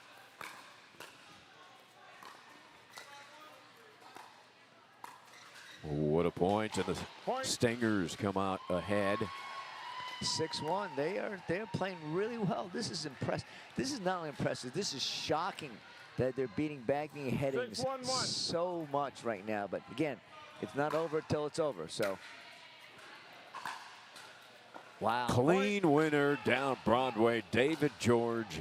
He's playing phenomenal right now. I might let him stay in my room tonight too, as well, if he keeps playing like that. You're going to change the key cards on him, weren't you? If he lost this one, I might have, but right now, I'm like, he's staying the pull that I'm staying in the king bed. I might switch it tonight if he wins it like this, and I'll sit in the. I deserve the pull out tonight after my loss. He deserves the king bed.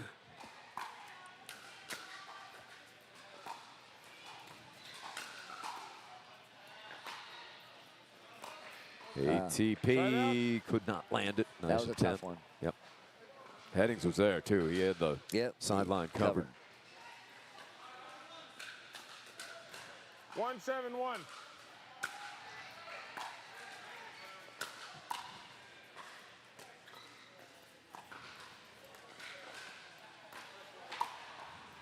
just wide. Second serve.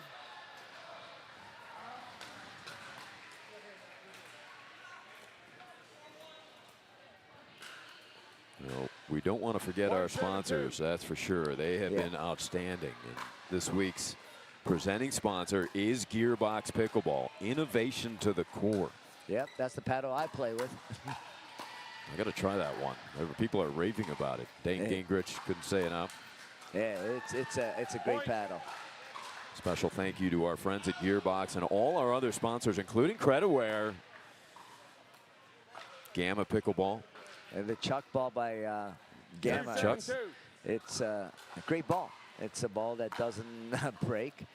Incrediwear, a lot of our players are wearing it. They didn't know about Incrediwear. Now they love it for recovery and compression to support their game. It's a very interesting and I think David George wears it. A lot of people wear it. It's looks good too. Yeah. On everybody but David George.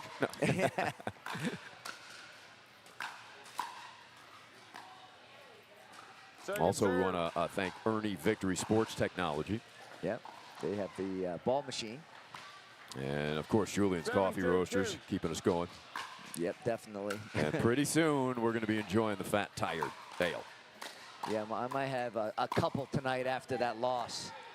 Unless we come back and I'll have a couple with the win either way. Right. You might have some ball to play yet, Michael. Yeah, that's right. I won't have a Fat Tire right now, but I'm going to have a Fat Tire maybe at the end.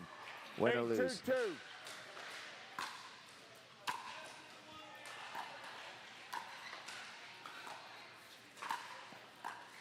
Bagby pinning them back, but here come the Stingers. Ooh, that's just really good D. They are playing really well. Jen and David, it just seem like they're a well-oiled machine, even though they haven't played a lot together.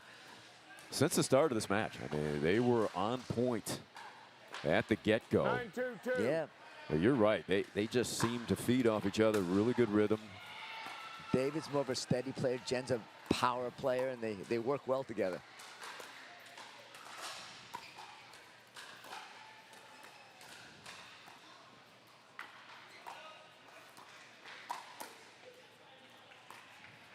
But they both got both games. Oh. As the male player playing with the likes of Dawson, that also relieves some pressure, right? Huge. You don't have to cover 60, 70, 80% like some men cover with Jen Dawson. You just got to protect your side and let her do her thing with a double hand backhand in the middle. Yeah, because she can bring the offensive weapons. It's not all on your shoulders. No, not at all.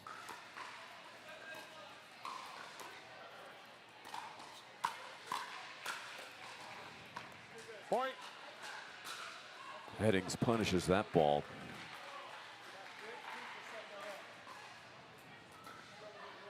Certainly not out of reach for the hot shots. No. 3-9-1.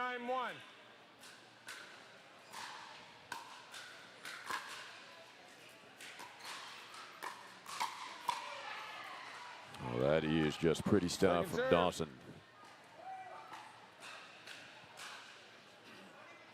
Yeah, we're down 4-2. I'm looking at hopefully we win this one. We'll only be down 4-3. And then we've got another Pod 1 mix match. Hopefully we're going to be favored in that one because Jim Bronson was a great player, but he usually doesn't play line 1. He's stepping up because John Hedberg, who usually plays line 1, is hurt. So if we can win that one, it'll be a 4-4. And then it'll be anybody's ball game after that with Pod 2s and Pod 3 mix coming up after that. The Headings could just say wow and give the thumbs up to David George on that shot.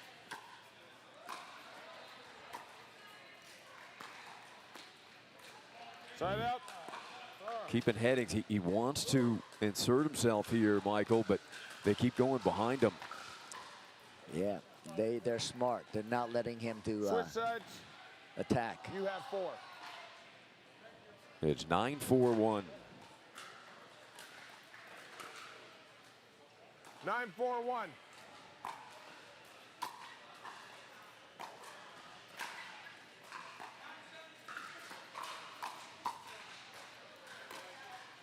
That was wide, so 1 point away. Yeah, 11-3, 10-4. Let's see if they can do what I couldn't do. Put them away at 10. Mine was 10-5, but it's 10-4 right now. What a serve, right on the line.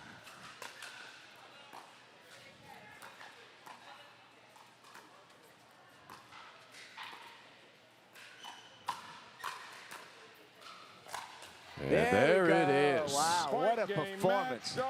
What a performance by George and Dawson. From start to George. finish. Yeah. 11-3, 11-4 over Headings and Bagby. Wow, that's impressive. And yeah, it really is. It at least made me feel a little bit better after this one. Glad we could cheer you up, man. And thanks to your team. What a performance it was. Thank you. Now I got to get ready and stretch out and get ready for my match. It could come down to my match. Let's go. 3 mixed. It would be right. interesting. So hopefully we'll keep an eye on it. yeah, and it may result in a team breaker, win or lose. So we'll see. That would be a great way to finish the weekend here in Cincy. That's KC right. closes the gap. More to come. Amy will have the interview right after this break.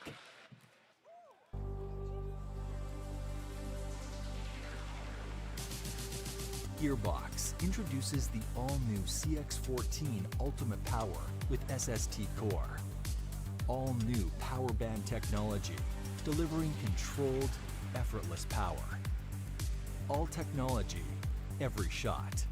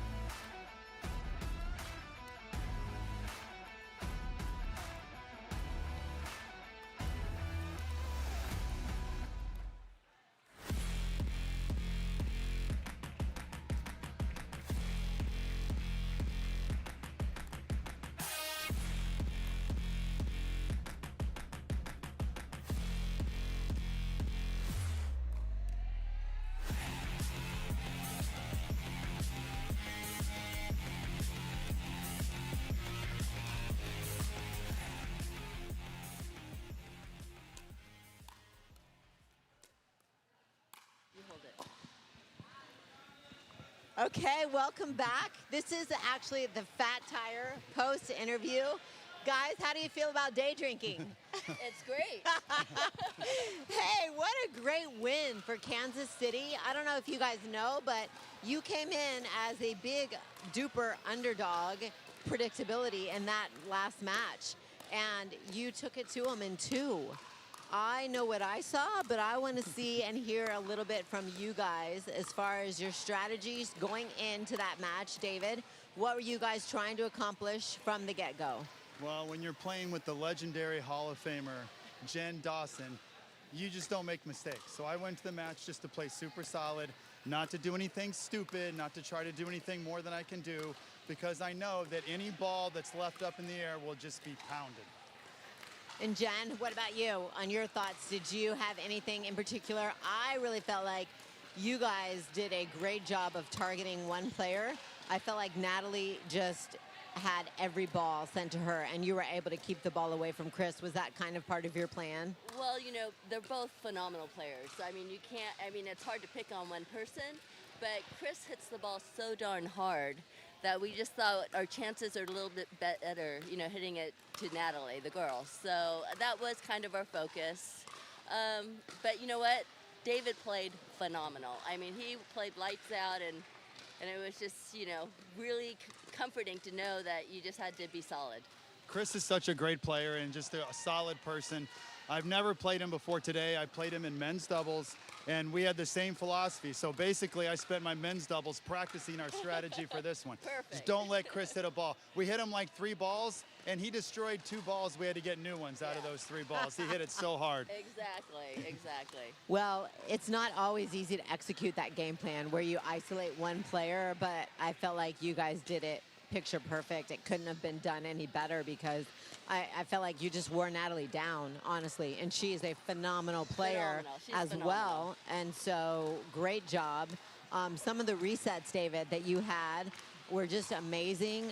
in my opinion, what I'm seeing is you do a really good job of keeping your paddle tight and close to your body, no big swings, and your paddle's out in front. But can you kind of tell us from your version, what is your secret to be able to get some of those balls back that come off of the hot Chris Heading's paddle? Well, I appreciate that, Amy, because that's exactly what I'm doing. I'm not trying to do too much. I'm just trying to get it here because a lot of times they attack the body, and so I'm just right there. When they hit other shots, it's a little bit more difficult, but that's what I'm trying to do, not too much, and then stay still, like you said. Have calm body, calm hands, and then that ball just sort of hits the paddle and just resets almost perfectly. And Jen, one of the big questions that we have for you is you are not a huge person, but you generate so much power. And a lot of that I feel like is from your torque, that you're able to get turned and generate a lot of power. But in your own words, can you tell us how is it that somebody your size can generate so much power on the ball? Well, I started out playing tennis, and my best shot was my two-handed backhand in tennis. And I think you're right. I think I do use my entire body to hit the ball.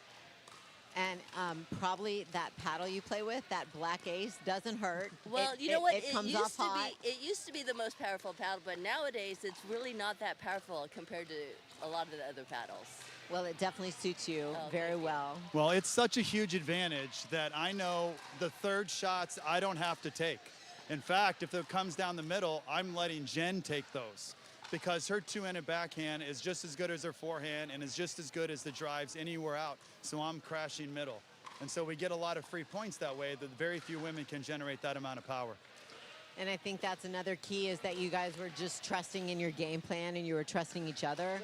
And we've talked today, multiple matches, about the chemistry in mixed is a little bit different and a little bit more complicated, in my opinion, with how to make it work.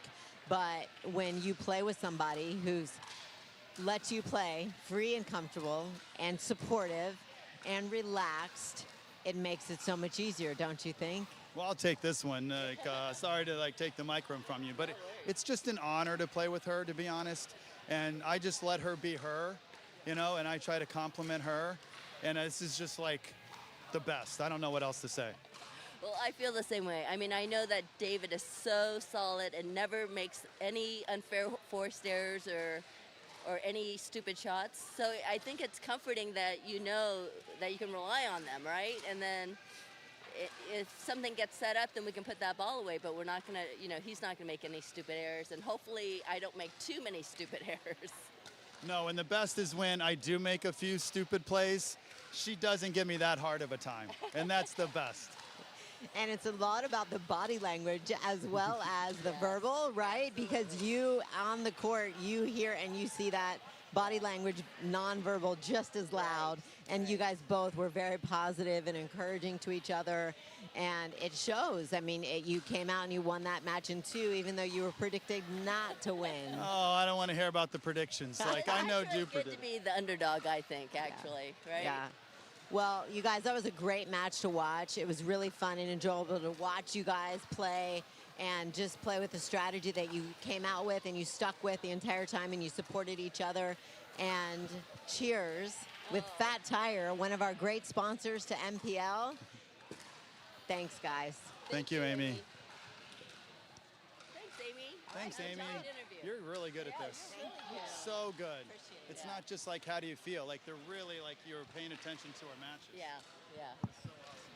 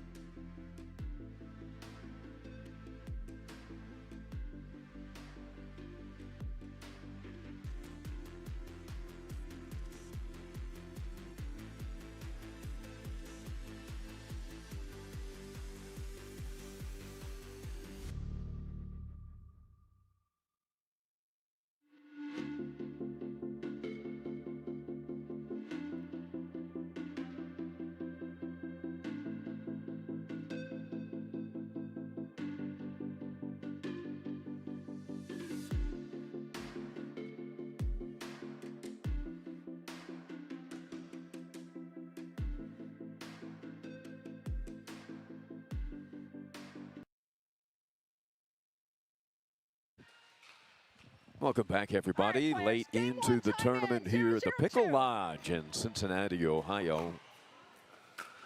Princeton and Austin battling away. Princeton just needs one more W, and they will wrap up the team battle victory. It won't come easy, as you saw the Duper ratings favors the Ignite in this one. Mostly because the presence of that man right there, John Sperling. He's a good partner to have beside you. Sperling playing with Tina Lum, who background in platform and paddle tennis. Resides in Connecticut. Both of these ladies are feisty little ladies. I'll tell you what, they're gonna bring 100% energy, Maggie and Tina, to this match. And Maggie Community.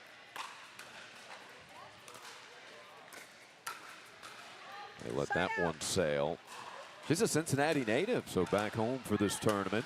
She said she was born in Hamilton Hospital here in Cincinnati, and now resides in good old place called Naples, Florida. Bob Stroman probably knows about that. She is a fabulous yoga instructor. I think everybody could use that after this weekend. Right. And Tina is a pharmacist, so you know everybody has needs that too. outside stuff. Yeah, really. And Maggie playing with Cord Robbins, who was in a really competitive match playing with Victalion against Sperling and Wilton. Long three-setter. And that's the first time I got to see Robbins play. Former basketball players, you can see just the way his gait is and his length. And really solid defensive player. Long reach. See how much more offensive minded he is here in mixed.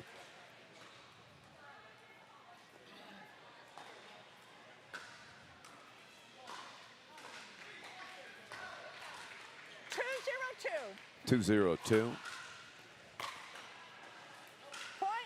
Draws the air. That's a nice serve. Solid serve, yeah. Yeah, she's got a very powerful serve.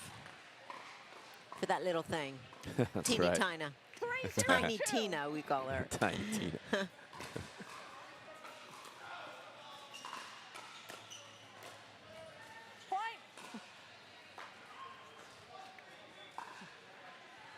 Point for Austin.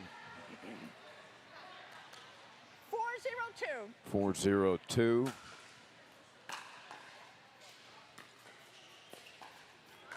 Nice dropper there by Sperling. So a quick start for the Ignite, trying to keep their hopes alive in this team battle.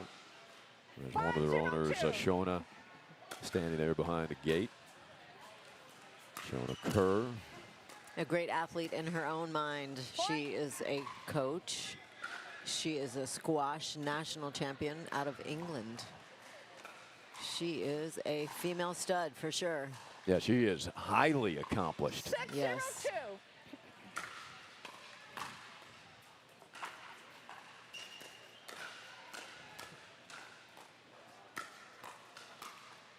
It's a pretty good look there for John. Okay, that was a good stop there. So at 6-0, let's see if they can turn the tide here. 0-6-1.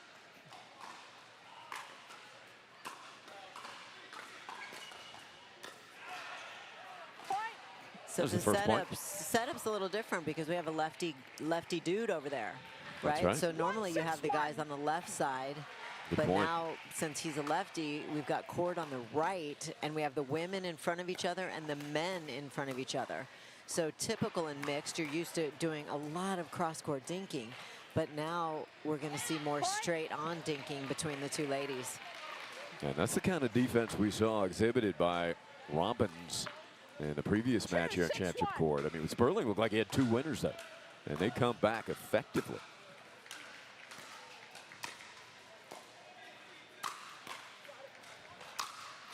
Look at this. 2 more, 3 more.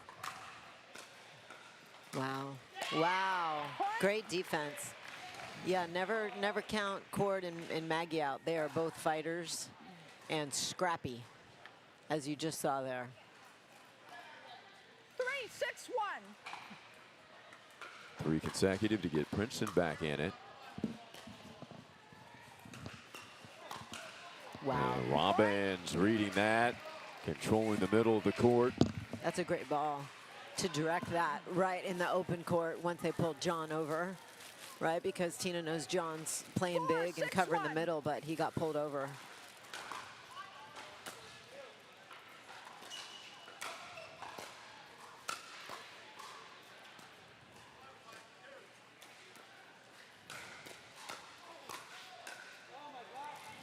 Robbins upset with himself that he missed that. Second serve. Thank you.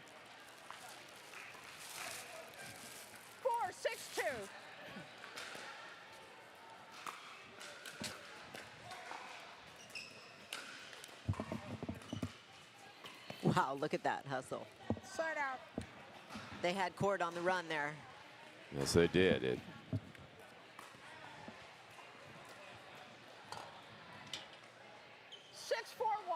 6-4-1.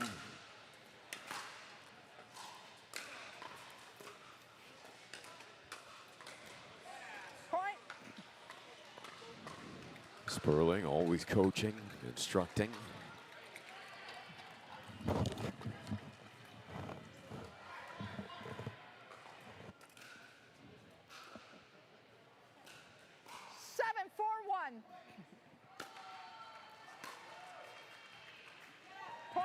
That's another great serve. 8-4-1. You called it on Lum serve. Yeah. She's deceptive, right? Because look at her, this little thing. Uses She that hits Western She grip. hits the crap out of the ball. Yeah. Great block by Maggie there. Sensational defense from Lum. Good point.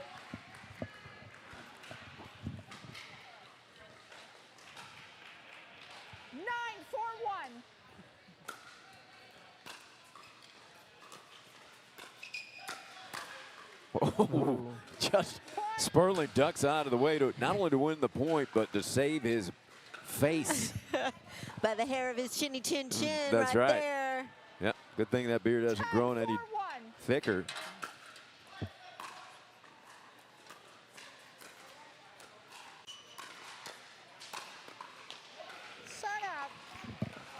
It's a great put away by Cord to reach in there. Just got a little high, and he made them pay for that. 4-10-1. Let's see if they can get a run going here.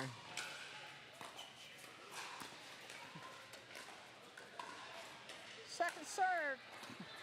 Community trying to keep it away from Sperling, working in a tight window over there. That's exactly right. And it's a very hard to drop a ball straight and keep it down so that they can't take it out of the air because you have less room to work with. Nope, don't want to go there, do we, The idea Ari? is not bad, but not with Robbins on the court. He's probably one of the tallest players out here, don't you think? Yeah, and he's got 5-10-2. good basketball hops. Yep. Wingspan. How tall do you think he is? 6'5", 6'6"? I was going to go with 6'5", yes. He just moves around like a hooper, doesn't he? Yeah.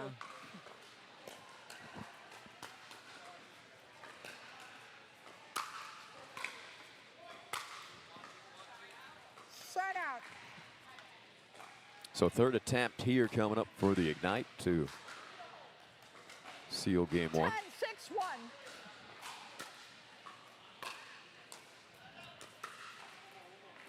Second serve.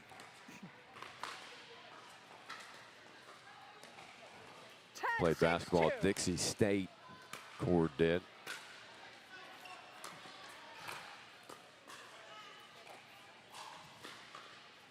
Switch sides here.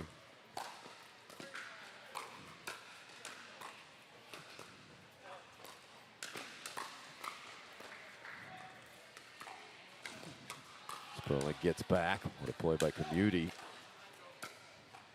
What a point. Unbelievable Community What a battling. point. Great point by all 4 players. Really good. Great scramble. I think that the ladies didn't really know, should they switch or is he coming back when your guy comes across, and Princeton made the switch and Austin just stayed. So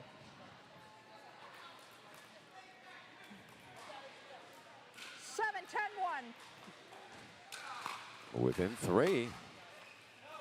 And now 2. Pressure building on the Ignite. They've had 4 game points. Princeton gaining confidence. that's really impressive to be able to hold 4 times. Here we go. I'll call the score. 8-10-1.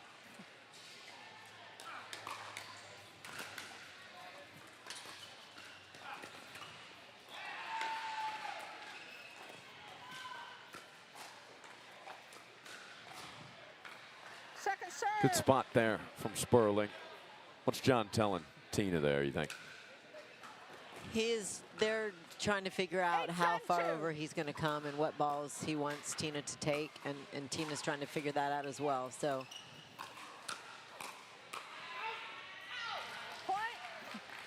it can be hard to adjust in the middle of a match. So let's hope that they can make that work. 9-10-2. 9-10-2. Ooh, It's a that great ball return. continued to drift, and Community got caught wide off the court. Really good return by Tina. 10-9-1. Okay, let's see if they can do it here on their fifth attempt.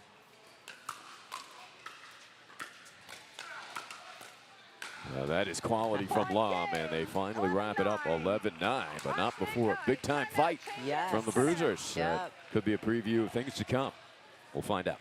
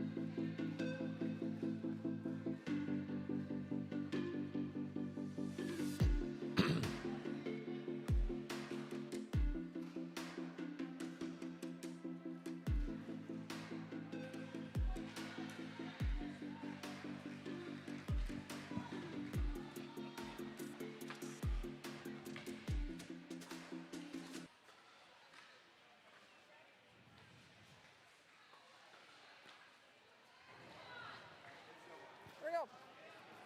Game 2, time in, 0-0-2.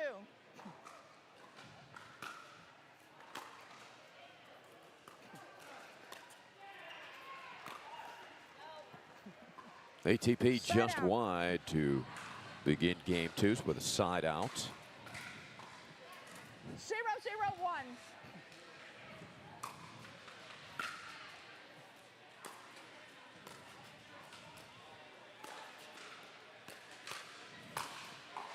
Gordon Robbins with hops.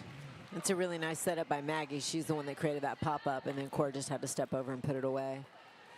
That's a good, she applied some pressure there to get Tina to pop it up, and that's a great setup.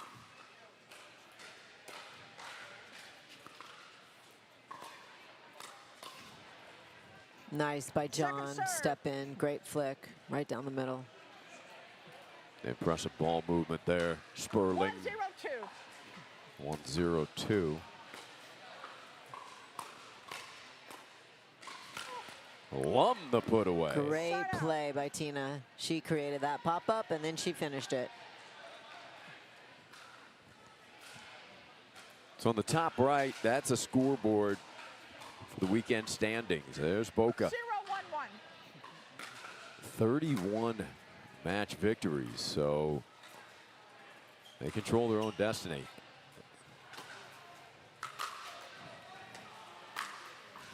Sperling able to put it away. So Houston sticks out to me, right? Because they've been coming away with every weekend with so many wins. 1-1-1. They're sitting at 2 right now.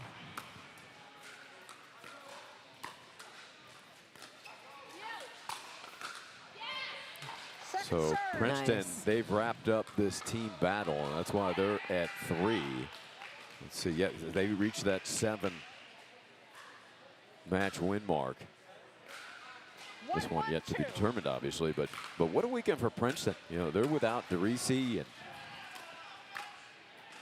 come away 3-1. That's credit to the Bruisers. They've been playing outstanding. Really gritty matches. Yeah. Side out.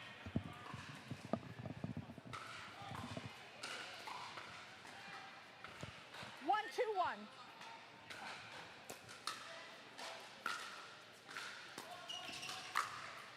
There's that straight arm slap into the back of the net for Sperling on the ice in his hockey career, and hit for a winner here on the pickleball court. It's a great step over and cover of your partner. When your partner's trying to come in, everybody should do that. Cover your partner. Give them time to get up if you can possibly step over and reach that.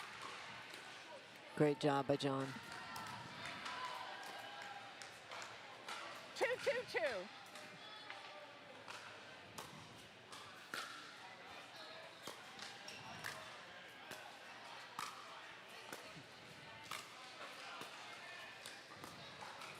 Oh, so smart.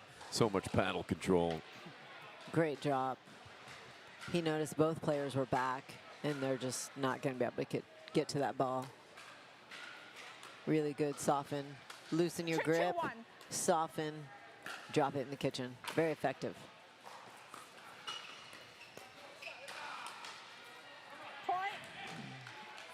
So the Ignite on top here in game 2. I like the idea there for Maggie to lob that ball. Just was a little too much.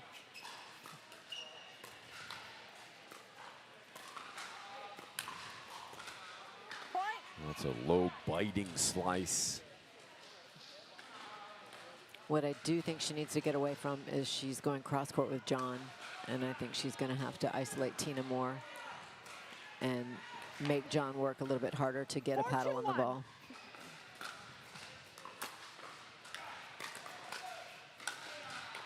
Second serve.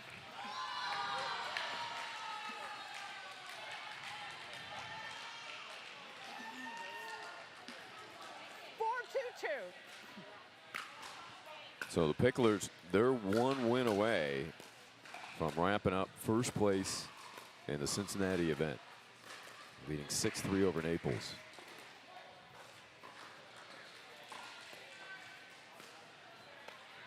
Set up.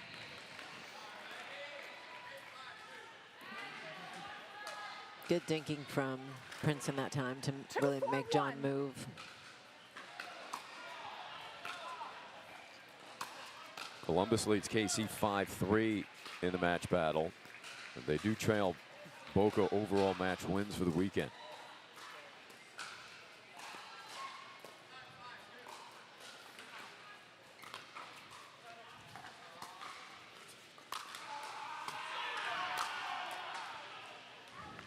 It's a great play. Second serve. Good get by Cord to get back there and get that ball and then reset it, but John was able to put it away with an angle and power. 2-4-2.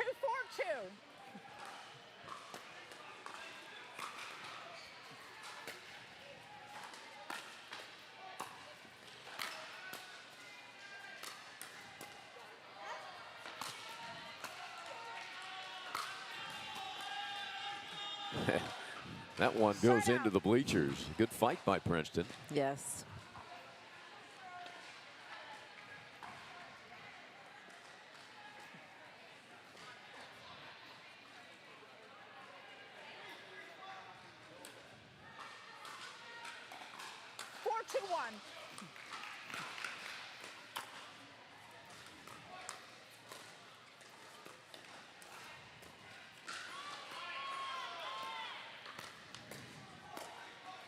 Second serve.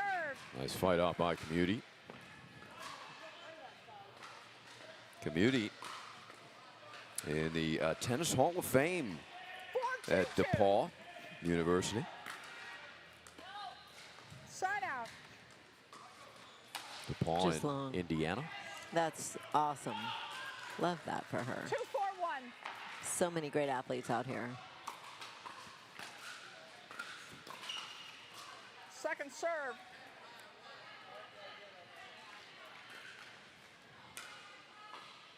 Two, 4-2.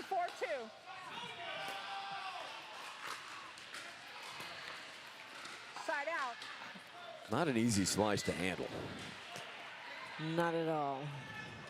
And what you have to remember on a hard slice like that, you have to almost aim for their head in order to ensure it's going to clear the net. Otherwise, it's going in the net. And that's hard to make yourself do.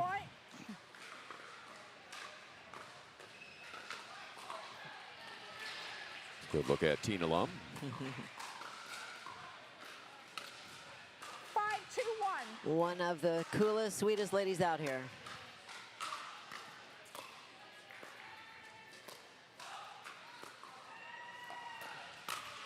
Oh, Sperling read it, timed it, just missed it. It's a great shot by Maggie. 5-2-2.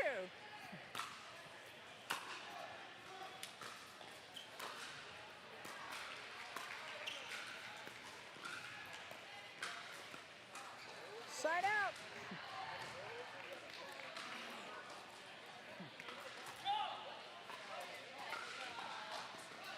Yeah, 5 done.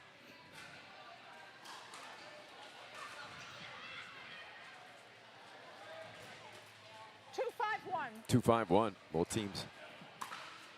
And some difficulty finding the scoreboard in this game, too.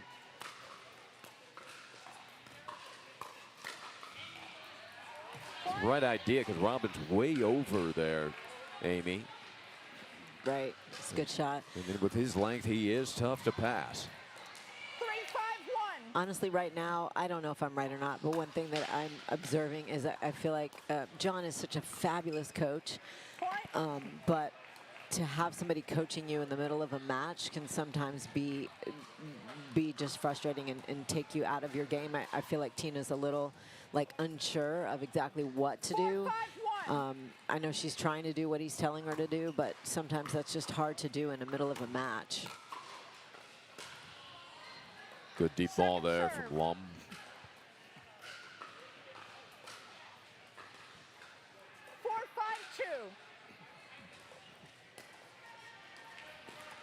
Ooh, tricky serve. Plenty of side spin there from Community. Big smiles here on the Bruiser side. 5-5-2. Yeah, we're tied at 5.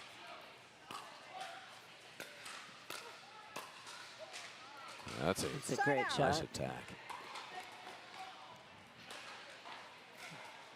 Good run by Princeton.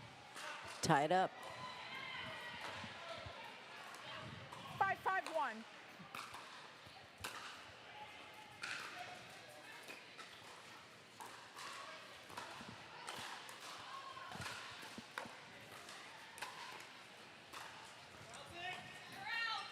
Second serve. You hear Robin say bounce it. Yes.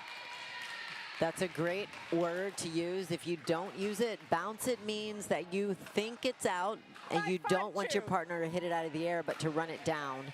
And then if it does land in, they're still able to take it. So I love that word, bounce it. That's what I teach my students as well, is to say bounce it unless you know for sure it's out. That's a great cue to use for your partner.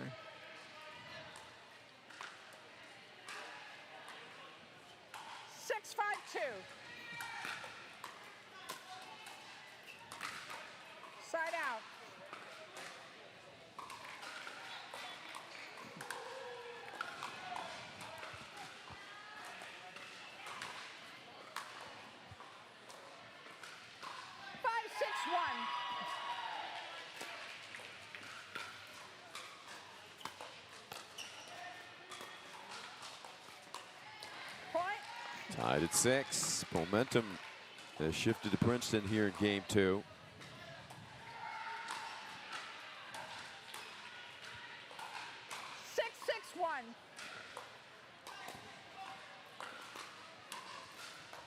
Great return. Another one comes back. Good defense by Princeton, but really what I feel like set all that up is John had a really good return, and then he got a high third and was able to just start pounding, and then Princeton was never able to get off the baseline. 6-6-2.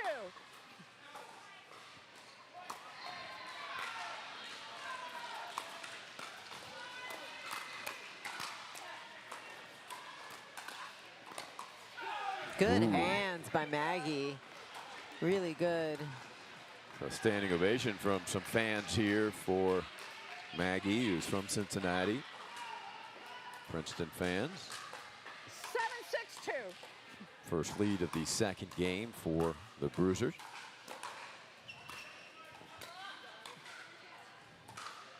Start out. I feel like if we can get Maggie off the baseline and up to the non-volley zone line, and she's balanced, which she's so good at balance because she's a yoga instructor, she's very steady and can handle those attacks at her. He is winning the ones that when she cannot get off the baseline and get up, and he's keeping her back. Point. Tied at 7.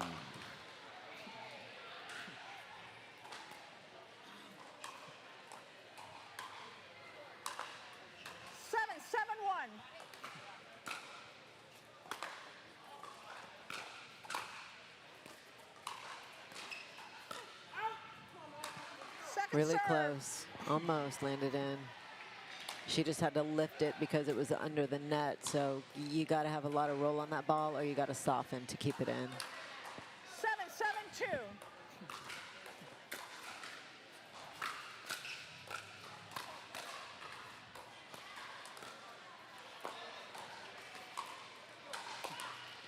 Point.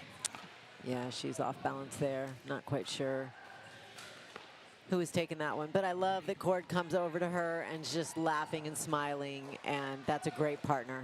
If you can keep your partner playing free and smiling, you're going to have so much better success with them. Yeah, they've been having fun. Yep. Wow, he almost got that back too. You're shocked when Robbins doesn't get it back. Yeah. The guy is just a wall. He's a wall. Great hands.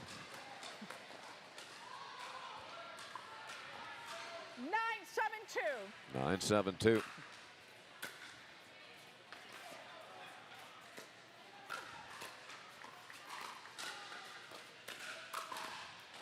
Community absorbing a couple of solid shots, but they finally did her in, and we got a match point. It's a lot of pressure from John. Yeah.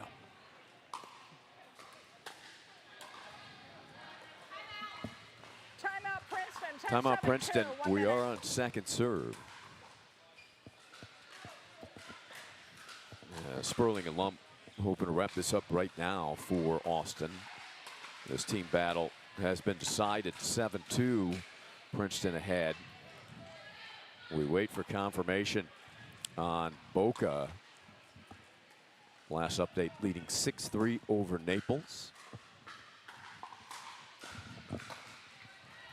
Denver and Indy also very close coming down the stretch. Iconics leading 5-4 over the Drivers. So if you look at potential team breakers on the horizon, that would be one of them. The other one would be Kansas City and Columbus right now. Hot Shots ahead 5-3. Two close ones.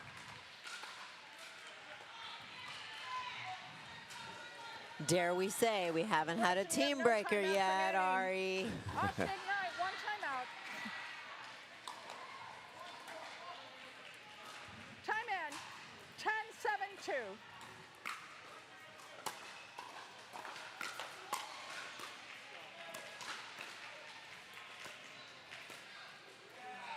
Sign out. Bruiser Good ball. hold. Good hold.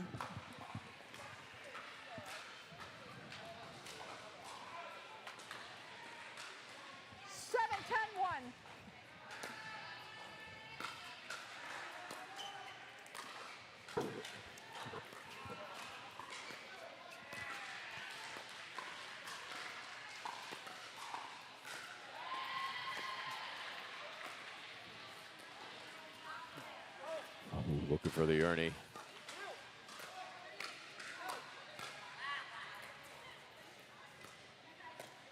Good stuff from Lum at that point. Really good point by all 4 players right there.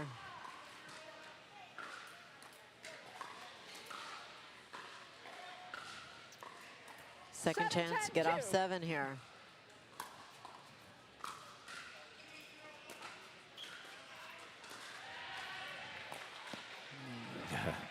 That's intimidation swirling all over the court. It really is. When even though you're trying to hit the ball, when you see out of the corner of your eye somebody coming across the court or a really active moving guy, it takes your eye off the ball and sometimes creates an error. Clean winner off of the attack on the approach by Sperling. And Amy will switch the headset for the mic and talk to John Sperling and Tina Lum. Victorious. And after that, we will have the final scheduled match, Brister and Somella against Thornton and Coker, Kansas City and Columbus. All coming up after this break.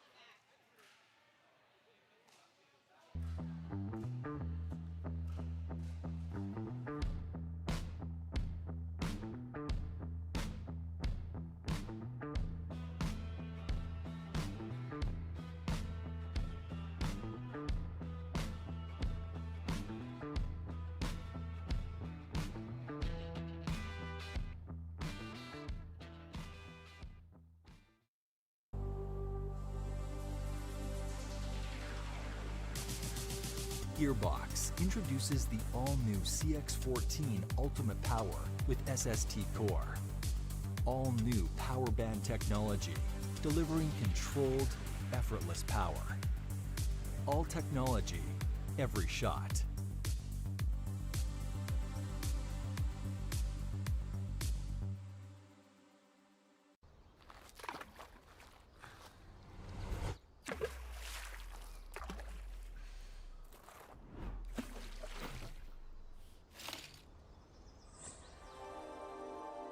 Less is more, unless it's less beer.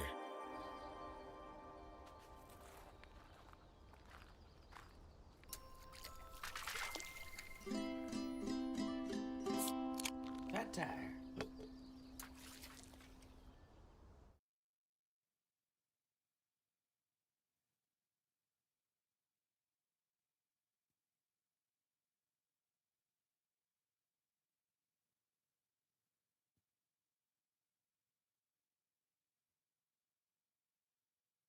Okay, guys, Hello? I am here, the Fat Tire post-game interview with the Austin Ignite winners, and you're good.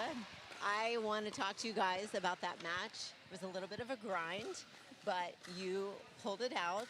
I want to first have you tell us about strategy. When you come into a mixed match, it's always a little bit different, but I feel like you had a very different scenario because you had a lefty dude as an opponent. So typically, the females are in the cross-court battle when you're in a mixed match. But when you've got a lefty guy, that changes things up, and it puts you in front of the female and you in front of the male. So, John, can you talk to me a little bit about how that changes the mixed strategy? Yeah, I think it puts a little bit different pressure on the girl because all of a sudden she has to hit to a certain smaller target rather than have that comfortability of going cross-court. So I'm sure it was a little bit, you can see the nerves. It's a little, you know, I'm bouncing all around up there. So once I make her nervous that way, and two, now she's got to think about his forehand in the center, hitting to a certain spot. It's very difficult, but she did a great job. Obviously, playing on the big stage, she did fantastic. Very nice of him. Tina, I thought you did play outstanding. Thank you. And I wanted to hear your opinion because sometimes it actually is a little bit more intimidating to have the man in front of us. Yes. Because if they're constantly pounding us, right? So sometimes it's actually nice switch to have the female in front of us. It just means that when you dink and drop, you have to do that more straight, which makes your area smaller. So what's your preference? What were you more comfortable with? I actually like having the girl in front of me. I do. I actually play with a couple of righties, but I like it so that I'm actually in front of the girl because if I actually try and speed up the ball, then at least it's to her and in front, and then his forehand, you know. And John likes that too. Like if I'm gonna go, I go in front. It was actually pretty good. And he's actually a very great coach and like tells me where to hit the ball. So it's very smooth. It's like a playbook, very easy. So that was one of the things that I wanted to ask you about because John is such a great coach. But I also know that when somebody's coaching you in the middle of a match, sometimes it can get you a little flustered, right? Because you're thinking like, I'm trying to do what you're telling me to do, and I wanted to know how you felt in that scenario. Was it a calming to have somebody kind of trying to reinforce where to hit the ball and what your strategy is, or does it kind of make you a little bit more nervous? I actually like it. I find it when he tells me, hit down the line, hit cross court. I actually find it keeps me extremely concentrated so that it's easier to actually go to the spot.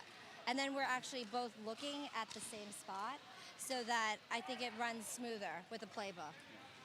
And John, back to you. I felt like what I was seeing is Maggie and Cord both have great hands. Okay, so Cord was just getting everything back. And when Maggie was at the non-volley zone line, she's solid, right? She's a yoga instructor. Absolutely. So she's got great balance. But I felt like where you got the edge is when you were able to keep her back and not let her get to the non-volley zone line. That's where you were winning your points. Yeah, and I knew that coming in. I know how great she is. I know her brother. I mean, she's played this game for a long time, and she's very successful. So my biggest key was get it early and attack often. And she probably doesn't play a lot of guys who are relentless with my attack. So I wanted to make her feel a little bit more pressure, and then maybe we would get some free points. She didn't give us a lot of free points. She played fantastic. But I told Tina, I said, we have to keep pressuring that ball because a lot of times, sometimes you don't see that, right? You don't see a guy who's active or a girl who's active who constantly puts pressure. But yes, if we could keep her off that line, we knew we'd have a little bit more success. But anything above the net, she's fantastic. So absolutely, that was a big goal of ours. And I think, too, with you being very active in the middle, especially in a mixed match, I know you'd like to play that alpha role, but being your opponent, when you see the guy who's moving constantly or getting in there, sometimes it's just hard to stay focused, and it causes us to take our eye off the ball and make errors. So I thought your movement was great in that match, and you were able to cause some unforced errors with being able to do that. Yeah, I think that was one of my biggest goals. I wanted to see if I could intimidate and put a little bit more pressure just with body. Cord being a lefty, he's probably not going to be as mobile in there. I mean, he is, but as a righty, I can be a little bit more. She may not talk to me after that match for a little bit, but I still love her, and I'm always going to try to get that bigger player in the middle. And it worked out in today's game. We were very lucky, very fortunate to come out with a win. Hey, that's pickleball, and Maggie's a competitor. She's going to totally understand that. Absolutely. Okay, so back to you. One more question. Oh, sure. My friend, Tiny Tina. I want to know how you generate so much freaking power with this little stature.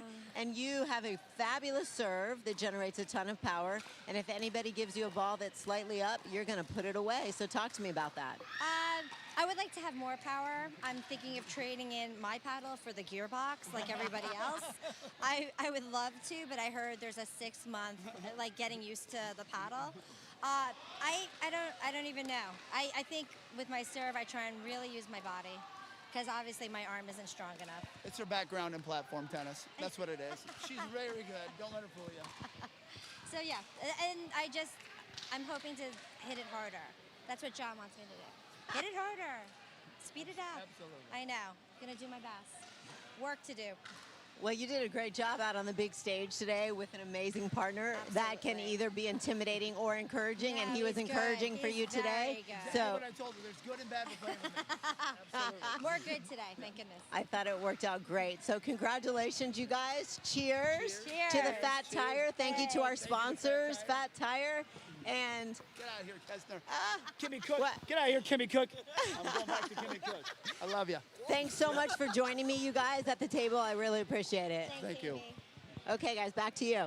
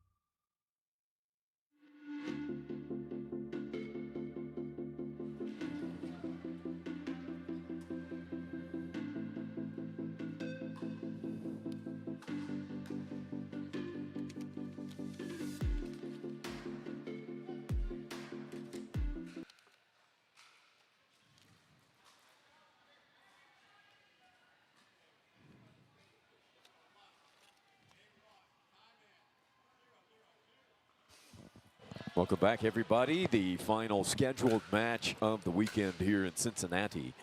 And Kansas City going up against Columbus. Oh, what a save by Salmela there. And updated match score 6-3. I've got on my screen David George for Hot Shots. 0-0-1. As a look inside the broadcast booth. Great to welcome the professor back. It's good to be back. I haven't been here all weekend. Yeah, we miss you, man. And, you know, Michael Chen's over here calling you the evil professor. Oh. But I got to tell you, he did not want me to let it out how complimentary he was about your play in that match with Jen Dawson. You guys were amazing. Well, she's a legendary Hall of Famer, so that goes without saying. I did play pretty well, but when you have Jen Dawson as your partner, you don't have to do too much. Just trying not to screw it up, really. But that does alleviate some pressure, certainly. It is. It's very freeing. You just can be yourself. So that's the best part about playing with her. Do you guys feel a connection out there as 1-0-1. high as what we witnessed? I mean, it looked like you guys were just in a complete rhythm together. Not every match was like that, to be honest. I've just played with her this weekend for the first time. And so we have had a few matches together now, but I think it has more to do with just her, not just her playing, but her general demeanor. I think she can probably get along with just about anyone. There's a follow-up joke there, David. Even me.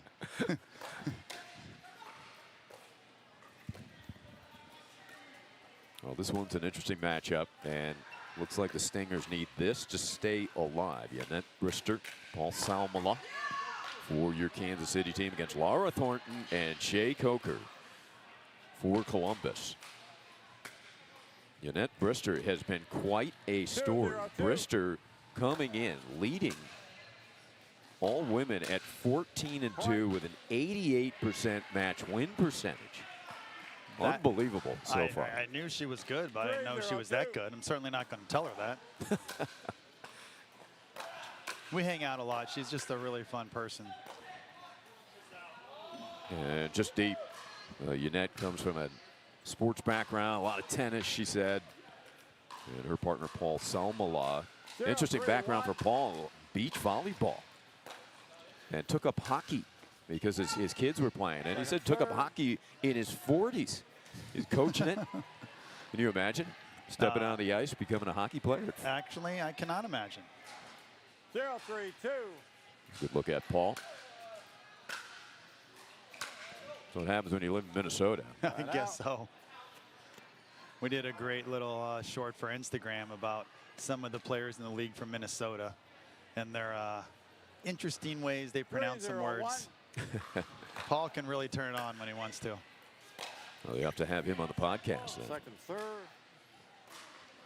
Shay Coker, big presence out there. Big dude, played tennis at Texas Tech. That's high level. 3-0-2. Spent 15 years residing in Brazil, so he says he likes to talk Portuguese with Jaime.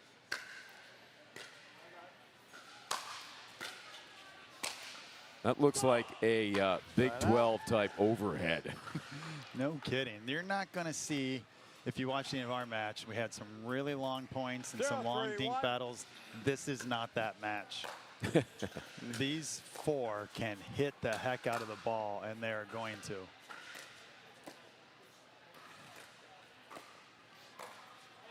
That ball deflected out. Laura Thornton always has been successful in the NPL, one of the most highly winning percentage player over the past couple seasons. Comes in this year at 12-4. Laura, she's a hooper, so our buddy Amy Yarbrough listening in right now, who played at Baylor. Laura once hit 12 three-pointers in a game. Wow, that's big time. Second, third.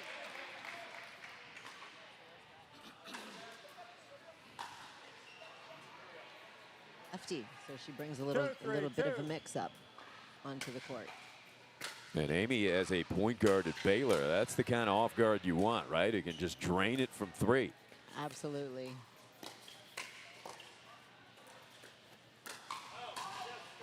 Good lead by Coker. Point. Well, Casey, you need this win here, David George, to stay alive. So there's been a live update. Okay. They just put in my kind of partner outside the NPL's match, Daryl White, the owner of Kansas City, just won. So it's 6-4. We have to win both of the remaining matches that are on court right now in order to stay alive. Side out. And then we'll go to what I'm sure everyone is rooting for, a team breaker on late Sunday afternoon. That's right. Well, we haven't had one yet this weekend, so we are overdue. Point. And Yannette Brister, you got to like your chances with Yannette on court with her record. Yeah, for sure. But they're up against two tremendous players as well. I definitely agree with David's analysis there when he said these are 4 people that want to hit the ball. They want to end the points quickly. They want to drive it and hit it as hard as they can. This will not be a long dinking rally, probably one time. Could this be the one? No, they're going to speed it up. I think the key to this match might be Paul. He just takes such big swings and has a very low margin of error. 5-3-2. And when he hits this shot, it's just tremendous. And then he makes a lot of errors. So that's, yeah, and he's never going to stop swinging.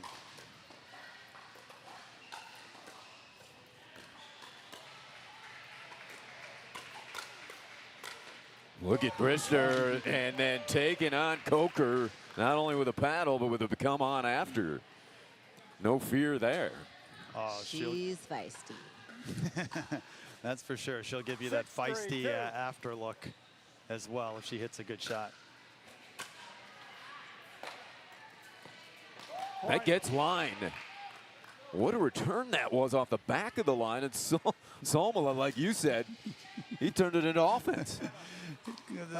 Big cut shot, hit the edge of the line. He takes a huge swing out by the fat tire sign and hits it as hard as he can, clips the net cord just over Shea Corker's paddle for the winner. Well, if you're thinking about a potential team breaker, Casey's got to win this one, as David said, to stay alive. Also, we've got Denver and Indy coming down the stretch. We'll keep a close eye there. Right now, Iconics up 5-4.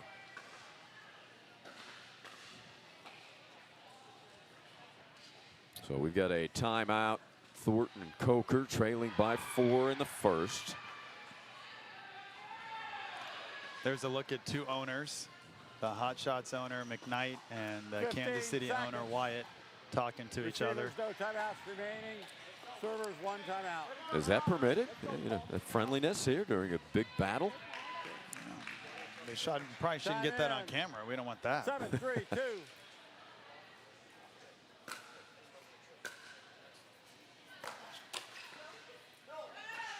Point. Coming with the heat. 8-3-2.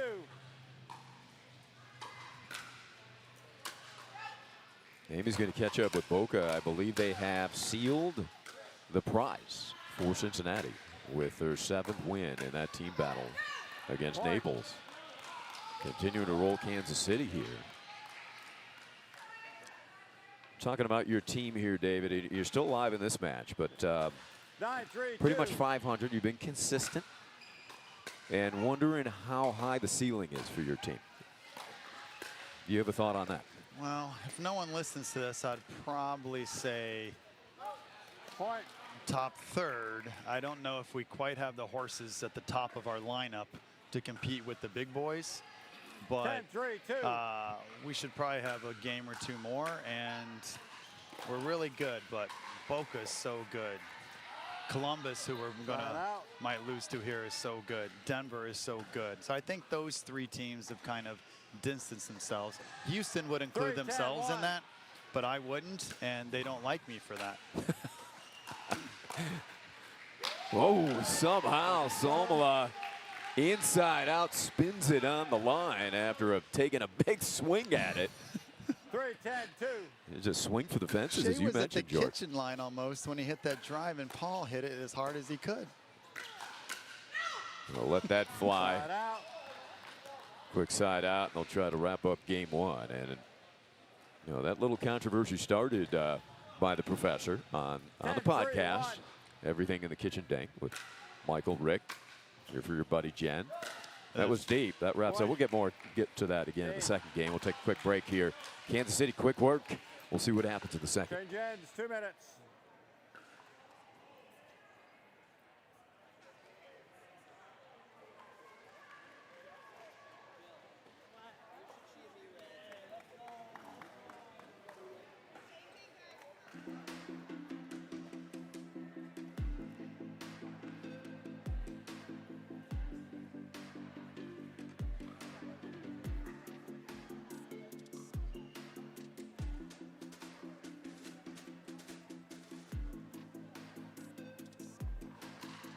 So guys, I'm here with Carl, and it's 7-6. They won the first game. If Boca wins this game, they will clinch the weekend. So we can wait till it's over, or I can talk to him now. Just let me know what you want me to do.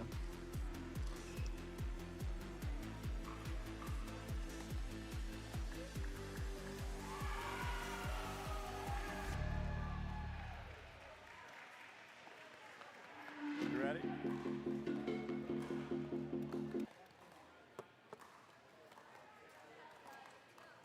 Ready to go?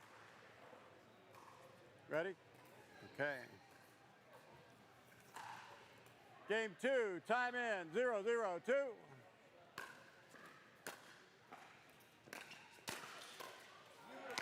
Side out.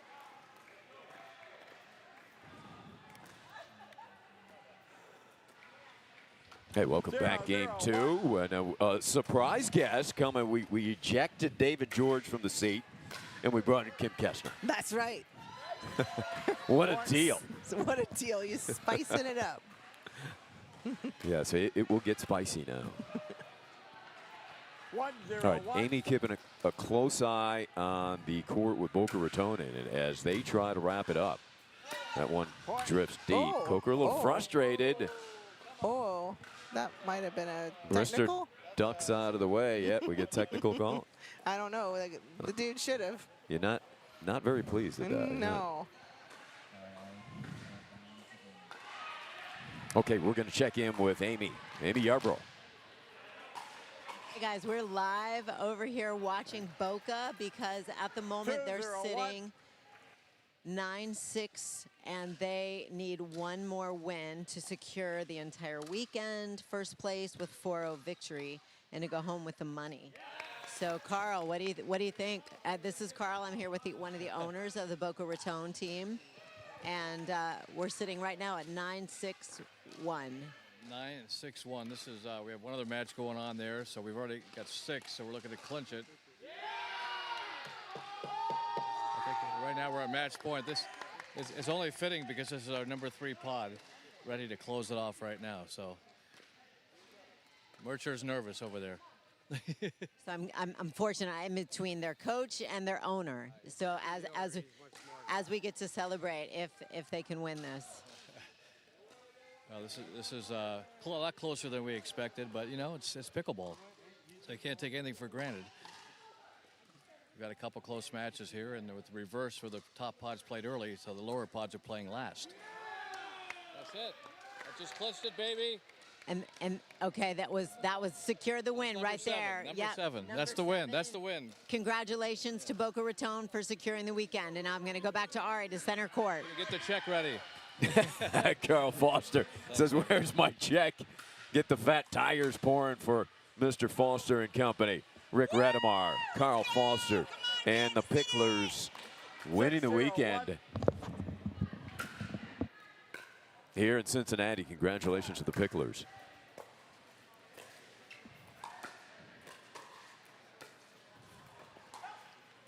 Back here where it is all KC at this time. They are smoking. Getting a mott. How good is this Yannette Brister? She's great. Yeah, she's so positive and upbeat, and Came in at 14-2. Kim, 7-0-1. that's right. 88% win percentage, and she and Paul Salmela bringing the heat. Yeah, and Paul can move. I mean, look at those balls he can get. You know, oh. That's in. Wow. I mean, these two, they both can move well, but I mean, Paul is like, he's a gnat. He's all over the place. He's a gnat. 8-0-1. 8-0. Frustration building for. And goes behind Coker. And Brister likes that. Oh. Yeah, she's smoking him. Yep. It was a play earlier, which the ball hit after the point was over, which she was not too pleased about. Yeah, it almost hit her in the face and the back fence, so that was not okay. But, you know, thankfully it didn't hit her. Oh, get up there. Nice. Yeah. Point. Yeah, Oh, that was she's deep. so nice. Yeah, she called She that. calls her own ball out. Yeah, I don't think that Columbus saw that. Both No. were looking this way. I know. Yeah. And she literally gave him that. That was nice. After almost getting hit in the head, but. 10-0-1. Would you have done that, Kim Kessner? That's the question. I would question myself for That ball was sure. out. So it should be 9-0-2 then. I did not hear the out call.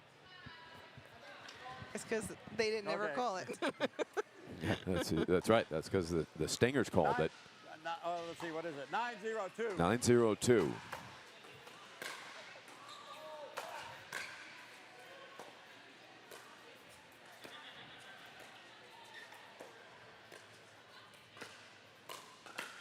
Nice. Get up there. Good job. I mean, he's Ooh, got goes that. behind, yeah. He's got that crazy, nasty dink behind the guy. Two-hander.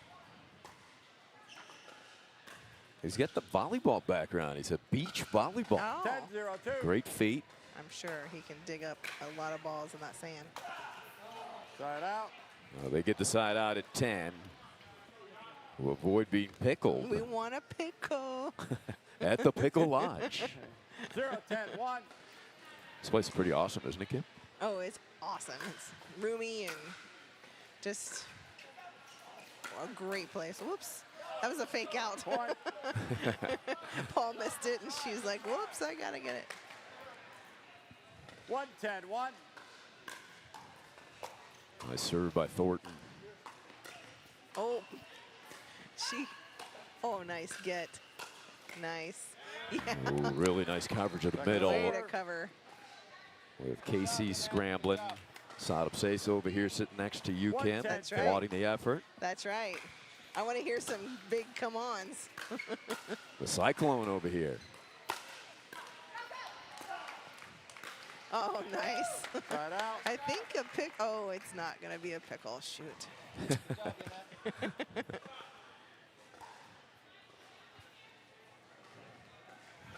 10-1-1.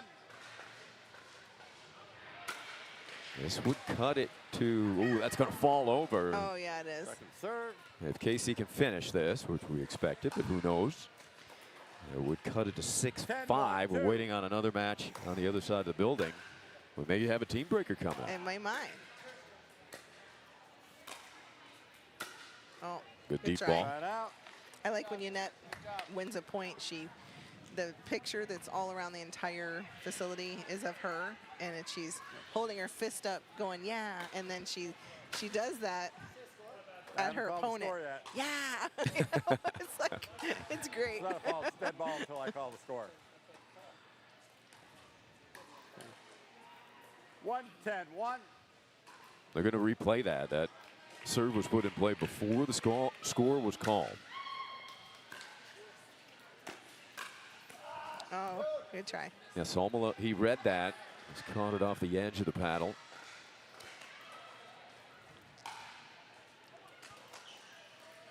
Two, 10-1.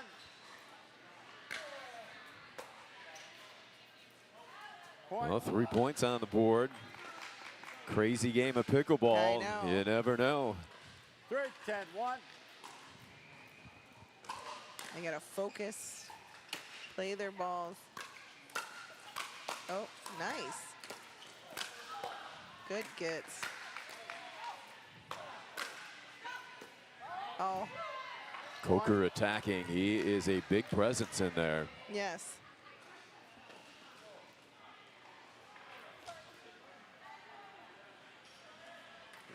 4-10, 1.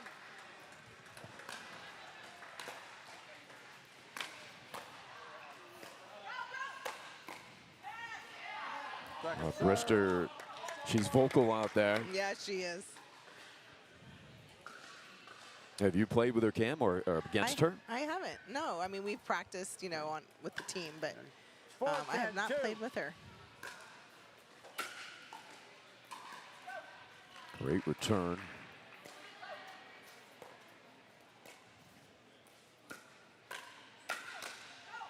Yeah. Side out. Nice So there's job. the side out. 5th attempt at the match here. Smiles for the Stingers. They look confident. 10-4, 1.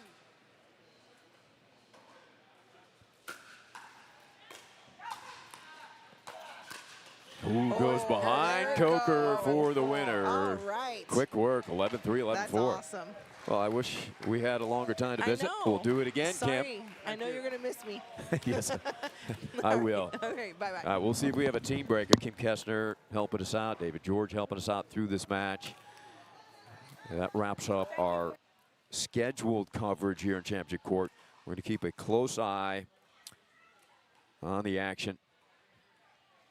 We'll get an update now for you, see if there's any score updates. So this one will make it 6-5. So all attention will go onto the final court between Columbus and Kansas City. Also, Denver and Indy now tied at 5. So likelihood of a team battle there is high. Amy's going to go find some courts. We will keep you up to date. We'll take a quick break here. Stay with us for updates coming down the stretch here in Cincinnati.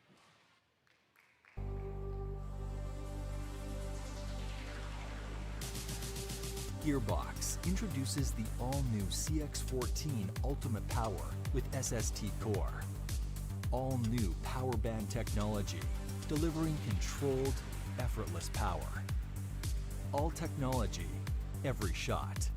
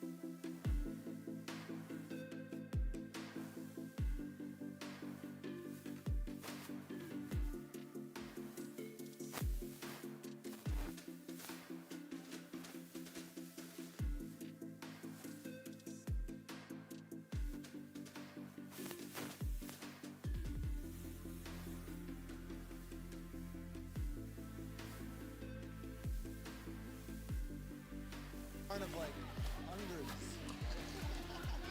Maybe tens. Yeah, like 10 or 20. Okay, guys, I am over here because we are watching the last Kansas City match to see if they can pull out a win to send it to a team breaker. It looks like they just did. Congratulations.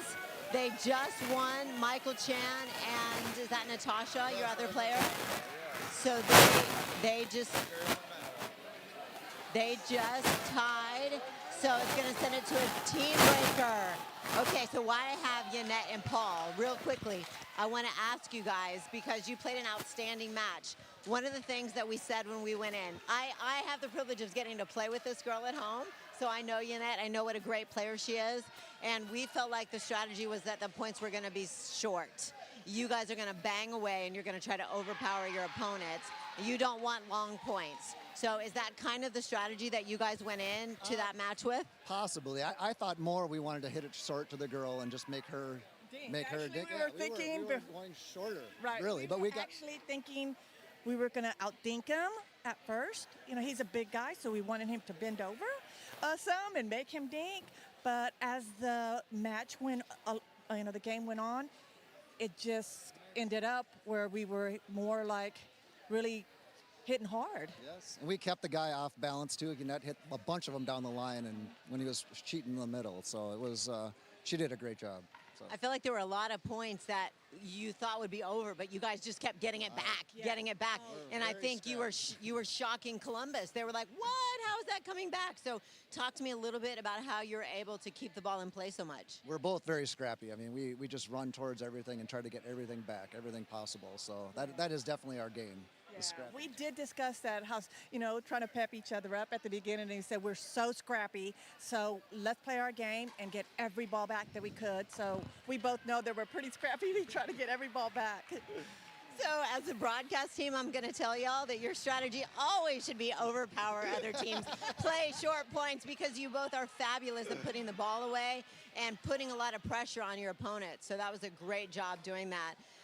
Yannette, you have a great record with MPL so far. We're so glad you joined this year. I tried to talk you into playing last year, but you are coming in with 14 wins overall, and you told me that you have no losses with this guy as your mixed partner. Right. So tell me about your experience with MPL so far. Oh my God, it's been fabulous. You know, we couldn't do it last year because of some complications, but this year, we're happy to be on the team. It's exhausting, but we love it. We love the camaraderie, getting to know our teams, and we're having a blast.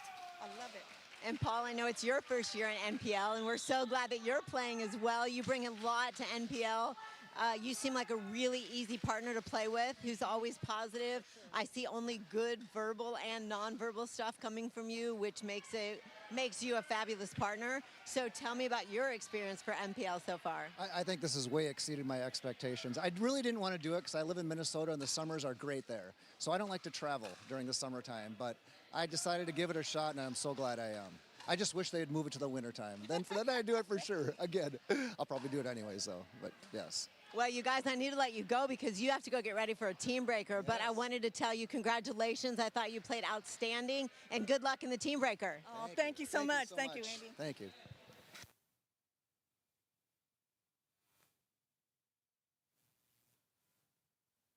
The NPL is a team-based professional pickleball league where 12 independent teams from 10 states compete for the NPL championship. There are a total of 6 competition weekends for the 2024 season, all hosted at facilities across the nation. Each weekend, each team will battle against 4 other teams playing women's, men's, and mixed doubles matches. 2 teams compete head-to-head in an NPL team battle. One NPL team battle consists of 12 doubles matches. Each match is best 2 out of 3 games to 11, win by 1 using conventional pickleball game scoring. To win an NPL team battle, a team must win 7 of the 12 matches. If the teams tie with 6 match wins each, then they head to an NPL team breaker. In the team breaker, teams must use all 12 players. Each doubles team is called a line. All 6 lines will see action during the team breaker, ensuring the best team prevails. The NPL team format requires a high degree of team strategy. Watch it all unfold next.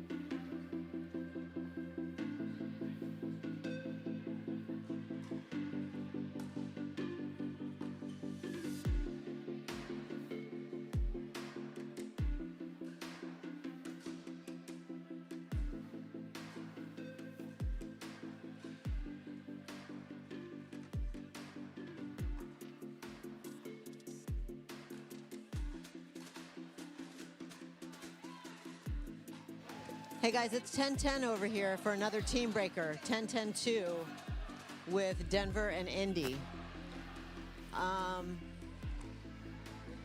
You want me to talk about it? Trying to find a number.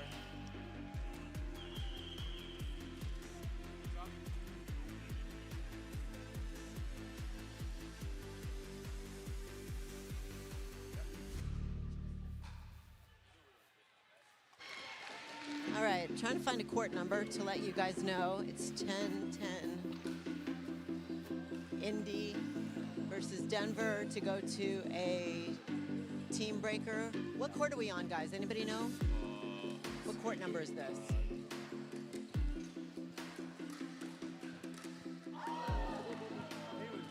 Great ball by Danny Werfel to put that ball down. Second match point. Second match point here. Denver serving. Danny Werfel serving.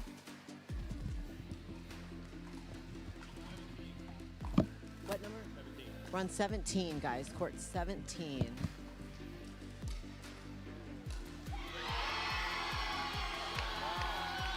And Denver just clinched it with that put away by Danny Werfel.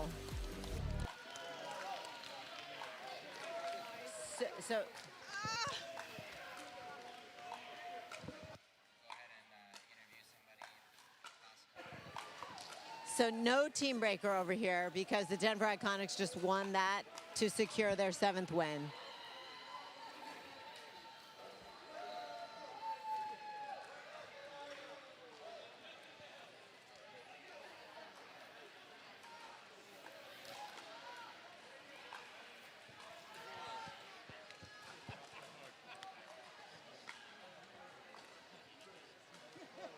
Okay, do you want me to talk to the Denver Iconics team?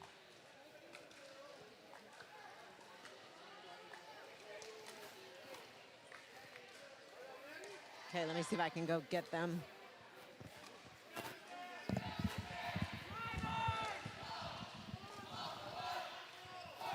Thank you, Michael.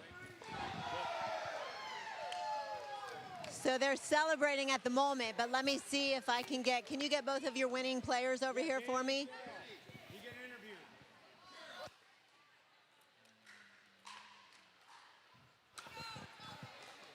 All right, come on over. It's not on TV. I'm just talking to you, okay? Experience. You'll be fine. Yeah. You'll be fine. I'd like to be on the spot. Hey.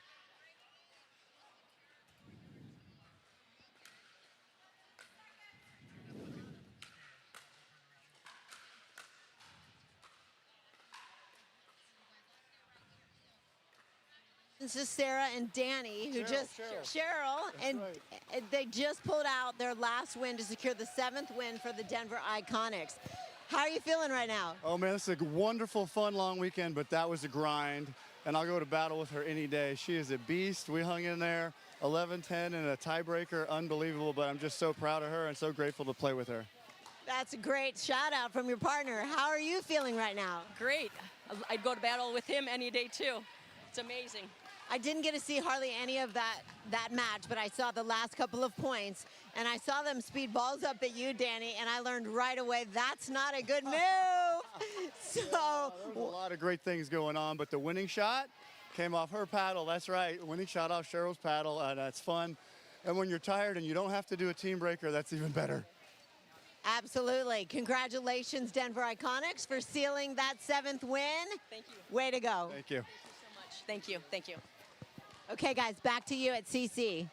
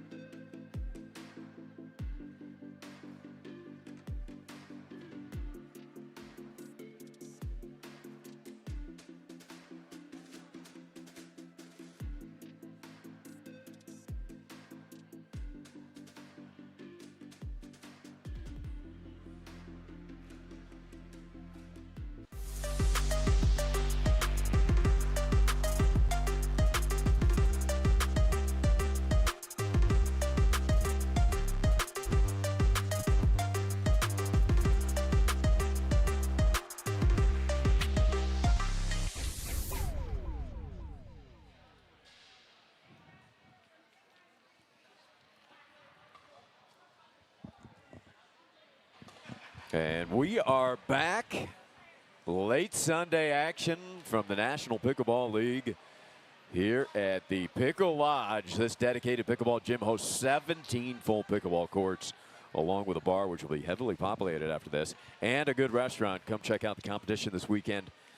You got a couple minutes left here at the NPL, but this has been a delight. What a facility it is, and what a way to end the weekend here in Cincinnati as we close out with one of the best events in all of sports, the National Pickleball League Team Breaker. And it's been a long weekend, but a fun weekend. We haven't had a team breaker all weekend, Amy. Yep, we so jinxed it, didn't we? We said knew it was coming at some point. Yes. And, you know, the players would prefer not a late night Sunday night team breaker. And some people are heading to the airport and hopefully heading home. But we've got one. And this, we just looked at the lineups. It's going to be fun. It's going to be entertaining. We've got Kansas City, the Stingers, against the Columbus Hotshots coming your way. And I'm so glad to see that it doesn't look like anybody's missing, like anybody that had to go and leave early and catch a flight. So that is good for both teams. I mean, the people that have played all day are still going to be playing. So we've got some interesting lineups. We're going to have some men's team against some mixed teams out here.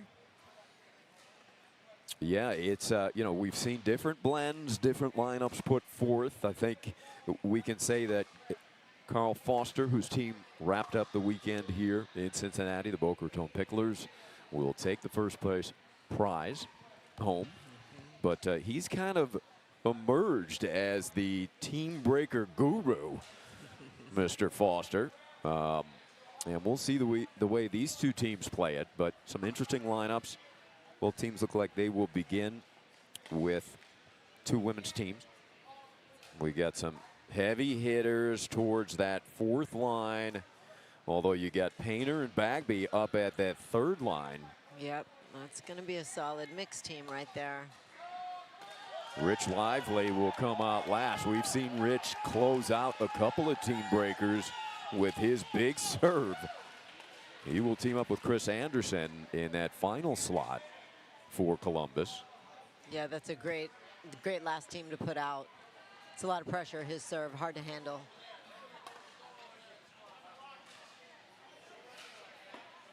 Big crowd.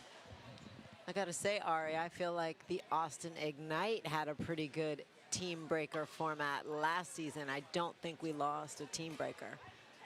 We're talking last season, though. Yeah. So, you know. Yeah, you guys were pretty loaded last season. Yeah, our masterminds put together good lineups, and so it's always interesting to see what teams decide. What was your secret, besides having a loaded lineup? Yeah, I think that we were one of the first teams to decide to put out one of our best females with a male early to get some points. We did start with two females, and then we would come out with a pod 1 female and like a pod 3 male, and that seemed to really get us off to a good start. Looks like they're going to have a little warm up here. Yeah, both teams have been warming up on courts around this beautiful facility, the Pickle Lodge. The fat tires have been poured for much of the NPL in the audience. Everybody's feeling good. There's some tension yet for the Hotshots and the Stingers. Absolutely. I can speak from experience that you talked about like pressure because you got your whole team watching, everybody in the stands, everybody's gone. All the other matches are over, right? That's so right. It's everybody's watching you, and you get a short time to perform. You either win or you lose, and you do it quickly in a team breaker. And you've experienced that pressure, so that's right. You get 2 points, and I think that the tension, and how did you prepare, Amy, to try to play a little bit loose? I mean, the anxiety has to affect you. Absolutely. You kind of have to be one of those people that can just embrace the moment. Let it be part of the excitement rather than make you super nervous. Just embrace the excitement and go out and focus on 1 point at a time. you got to kind of block everything else out, or the nerves are definitely going to get you. For Kansas City, the Stingers, Stacy McKay and Kristen Kessler. Line 1, shift 1, Columbus Hotshot, Beth Olivier, and Eva Aguirre are out there. I know Chris was one of my teammates last year, and she's doing great this year. She plays with Yannette a lot on Pod 2 for Kansas City, and so she knows how to handle this pressure. She's been here before, and again, we won a lot of team breakers at the Austin team, so I would say she should be the most seasoned person out here. The other people are new to NPL this year, but they could have had a team breaker already. Yeah, all eyes on this initial line for both. So everybody's watching here. Not that it's easier waiting on the sideline for your turn. Absolutely.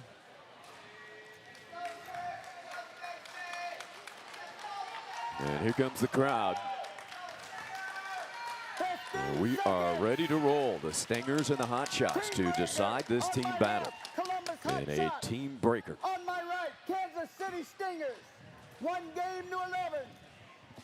Time in 0-0-2. Aguirre serving.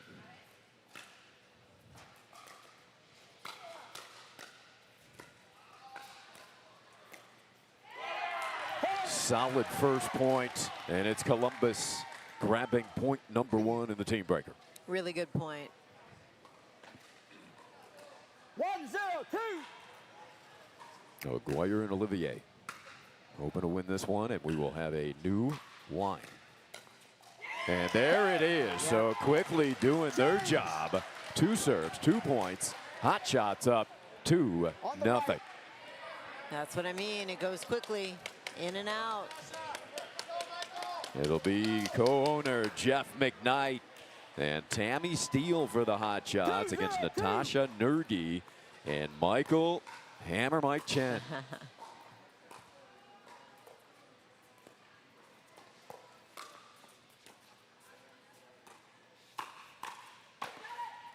Ooh, a swing and a miss. McKnight said, I never touched it. And meanwhile, it is 3-zip, and another hot shot point here. We'll have another line change. Let's see if Kansas City can get it back.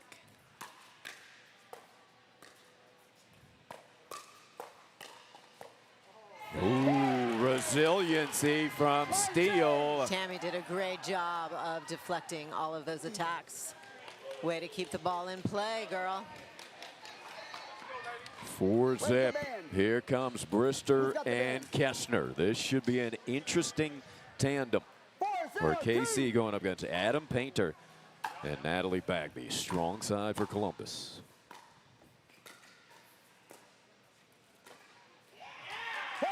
Five zip. KC needs to change momentum.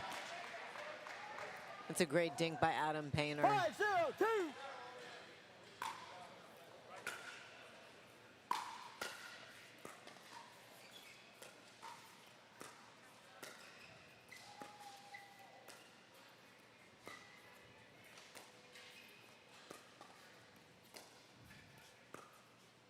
Painter staying right there.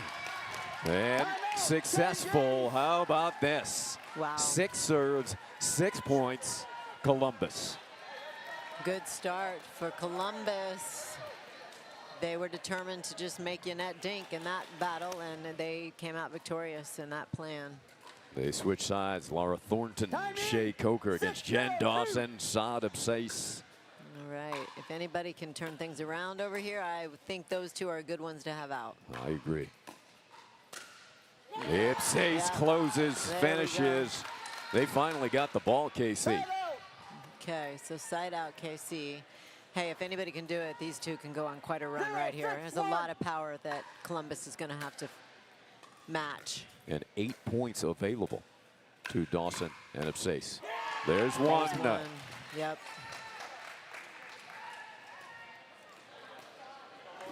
Laura's going to have to keep those feet moving and just know that everything's coming hard at her. 1-6-1.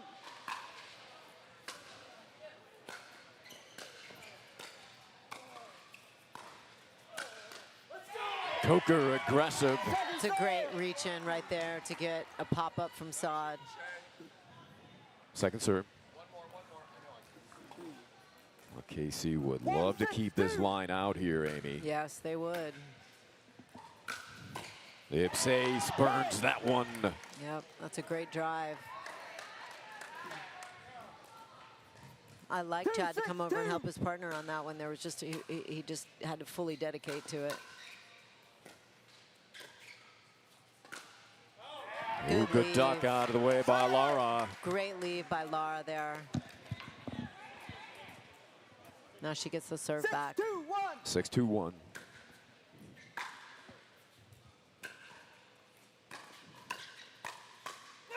That will fly deep. You can hear the Cyclone Ipsace say, no, no. Second serve. 6-2-2.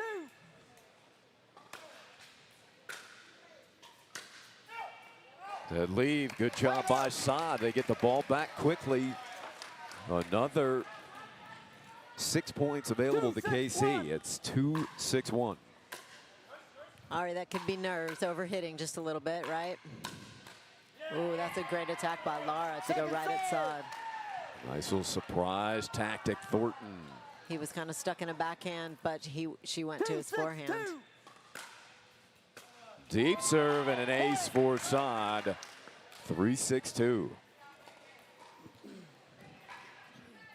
3-6-2.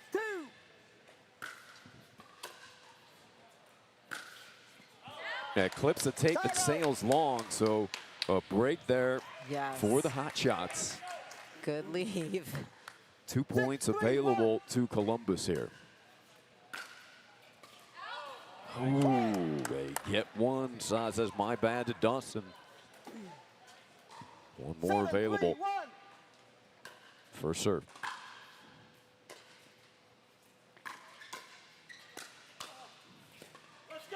And there it is. Nice job from Columbus. And importantly, they remove the tandem of Ipsace and Dawson. Yep, that's big. Because they could have gotten all the points back for them there. So that was a really good stop by Chad and Lara. Yeah, quite a matchup taking court now. Darrell Wyatt, David George against Headings and Bronson. 8-3-1. First serve for the Hot Shots. Bronson. Quick switch for KC.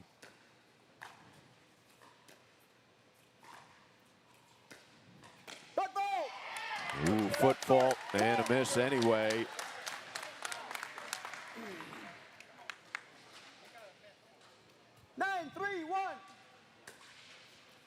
We'll have a line change if Columbus wins this one. And there it is. Wow. That's it, 10-3, one more point. And here comes Lively. Great drive right there. Just caught George off guard. It was really low. The all-basketball team, Rich Lively and Chris Anderson, they're bringing height to the court. Yes, they are. Taking on Hugh LaRoque and Paul Salmela. Salmela had a great run in his match with Brister. All they need is one, Columbus, right here.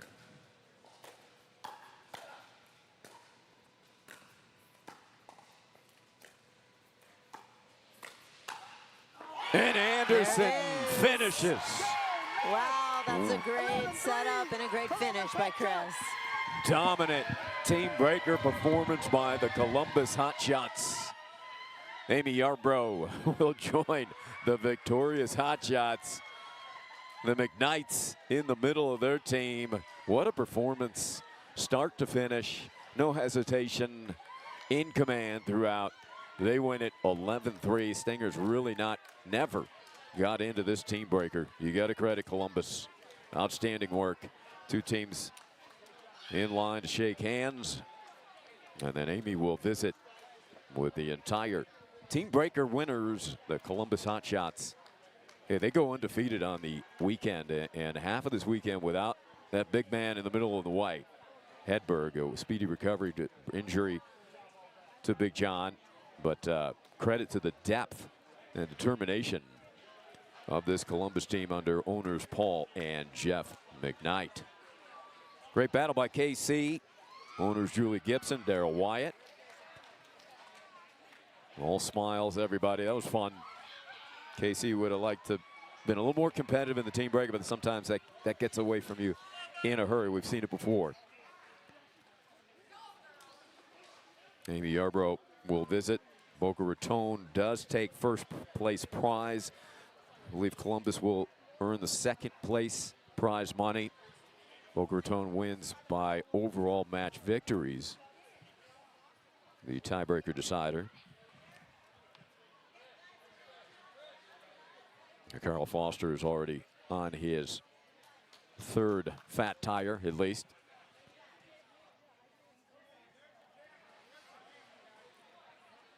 Rick Witzkin over there congratulating the hot shots.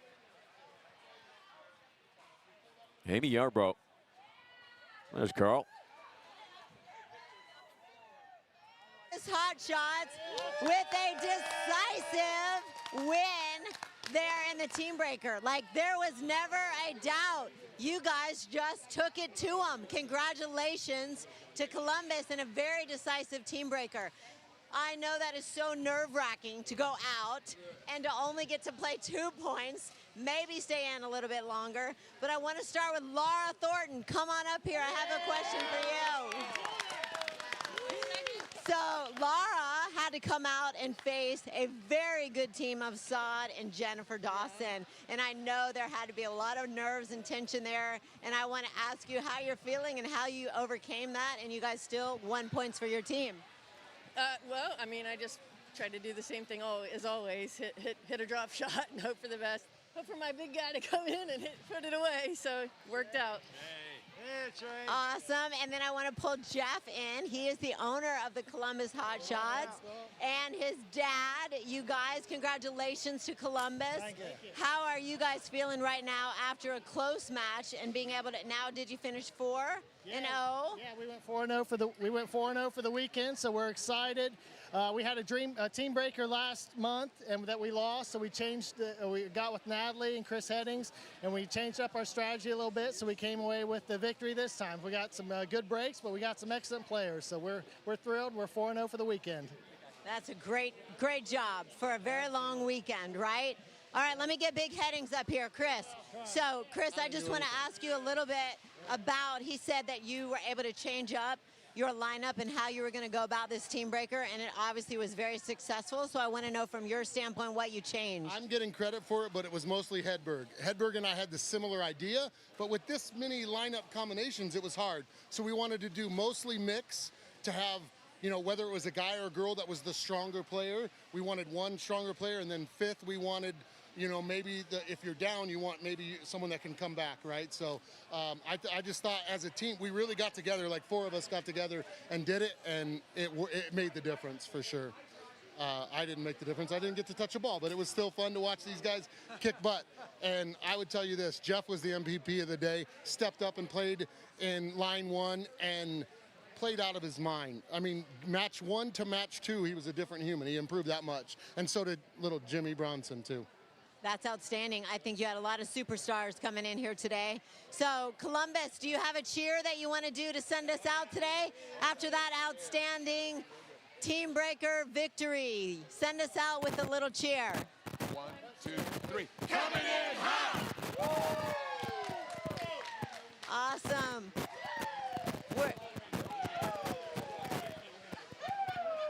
Okay, so now we are going to head down court just a little ways, and we have some awards to give out.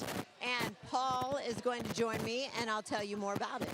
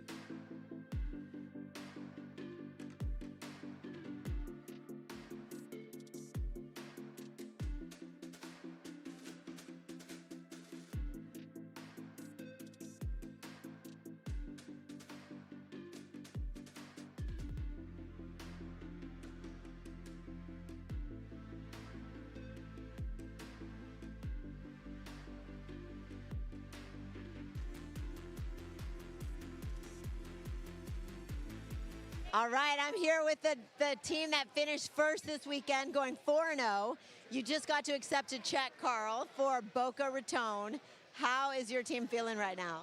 They're in heaven right now. They earned it. It was a hard weekend. It was hard for me to watch, but even harder for them to play because just played 4 awesome teams.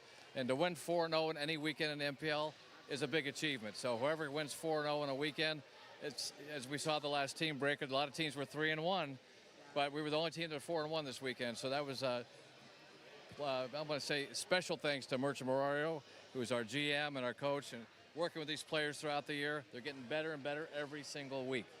And can you think of, I know I don't mean to put you on the spot, Carl, but any team that stuck out to you that maybe made a big impact for you guys to be able to do this weekend?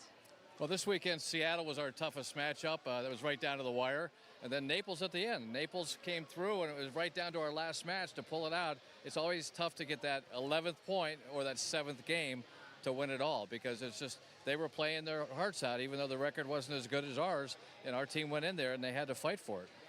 How about individual teams? Like, did you have any team that you know off the top of your head that went undefeated for the weekend? Any mixed team or any doubles team? Our own teams? Yeah, for you. I don't know. I don't really see the stats on who went undefeated, but they all played. Everybody contributed, and even our Pod 3 teams clinched it for us that had a rough weekend earlier, but they came through, and you know, our Pod 1s, but Pod 1, Pod 2, Pod 3, every point counts just as important. That's what we try to get across. So we can lose all 4 in Pod 1, but if we win all 4 in Pod 3, we're still here. So You're exactly right. A total team effort. So look, I think that Paul has a check to present to your team. Congratulations to Boca Raton. You want to drag the team back in here, you can, and tell them that they'd like to come. Hey, Boca! Boca, whoever's here, come on around. Hey guys, Mircha. Hold this check, it's heavy. Mircha, come here. Mircha. Yeah, get in here, y'all. Congratulations, great weekend. Great weekend. Some of the people already left, but I want to just go to Mircha just for a second because he put in a lot of work mentally and physically. I want to ask you how you're feeling. Are you more drained mentally or more drained physically after having a coach? Neither. I feel great. This is actually the first weekend I was most drained. Second weekend was less, and this was the first weekend I really had fun playing. I've had a great time with these people every weekend, but this is the first weekend I enjoyed the playing aspect of it. So I'm pretty excited. That's awesome. You brought your team together. You picked some great team lineups, and congratulations to Boca. Thank you very much. I'm going to go ahead and let them get a picture. And thanks to Fat Tire. Y'all, cheers to Fat Tire. Cheers to Fat Tire and Boca. Way to go, you guys. Okay, now I think we have the Columbus Hot Shots to come in. Thank you. And there, we're going to get a presentation of the check with Columbus. So come on over, Columbus. Come on over. Check presentation.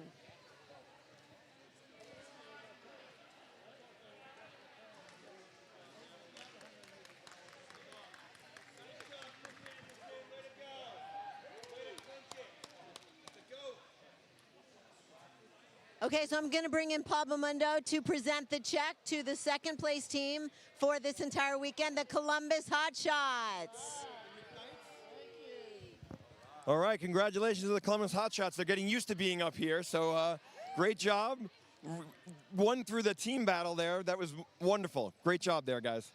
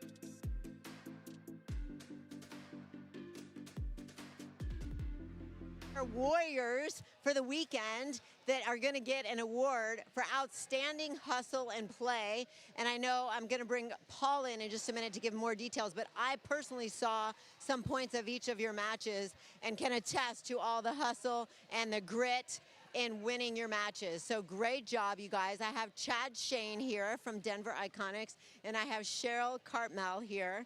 And then I'm going to bring in Paul to come and give them their awards. Congratulations, you guys. Here's your Incrediwear Warriors of the Weekend sweatshirt. We're getting you another one, too, though, so you don't have to share it.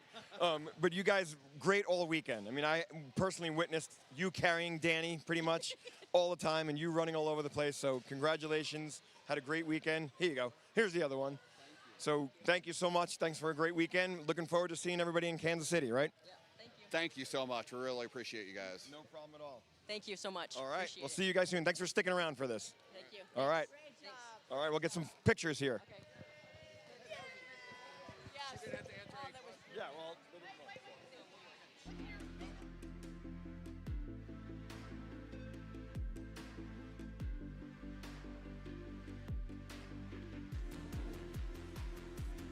All right, welcome back. You see the Incrediwear presentation. What a weekend here in Cincinnati. Kudos to the Pickle Lodge, incredible host, and we will be back. MPL will be back here in Cincinnati at the Pickle Lodge, and hopefully sooner than later. So what a weekend. Boca Raton takes first place. Carl Foster can celebrate with the Fat Tires, and second place goes to the Columbus Hot Shots. For co-founders Beth Bellamy, Michael Chen, Rick Witzkin, CEO Paul Bamundo, League Commissioner Stu Upson, VP of Marketing and Events Sam Mogilner, Director of League Partnerships Tom DiCaprio, Director of Player Experience Julie Weston, Director of Digital Marketing Danae Huff, Head of Operations Charlie Muller. Our great crew here, Greg Root, Connie Brooks, Caleb Dang, our Producer Director Seth Sherrick, Co-Director Zippy Benty, Tack Aaron Stanger, and our terrific producer Scott McAllister. For my partner who braved surgery, an arm in a sling, and a canceled flight to get here, great work by Amy Yarbrough. I'm Ari Shannock saying thanks for tuning in all weekend. We will see you in Kansas City. So long from Cincinnati.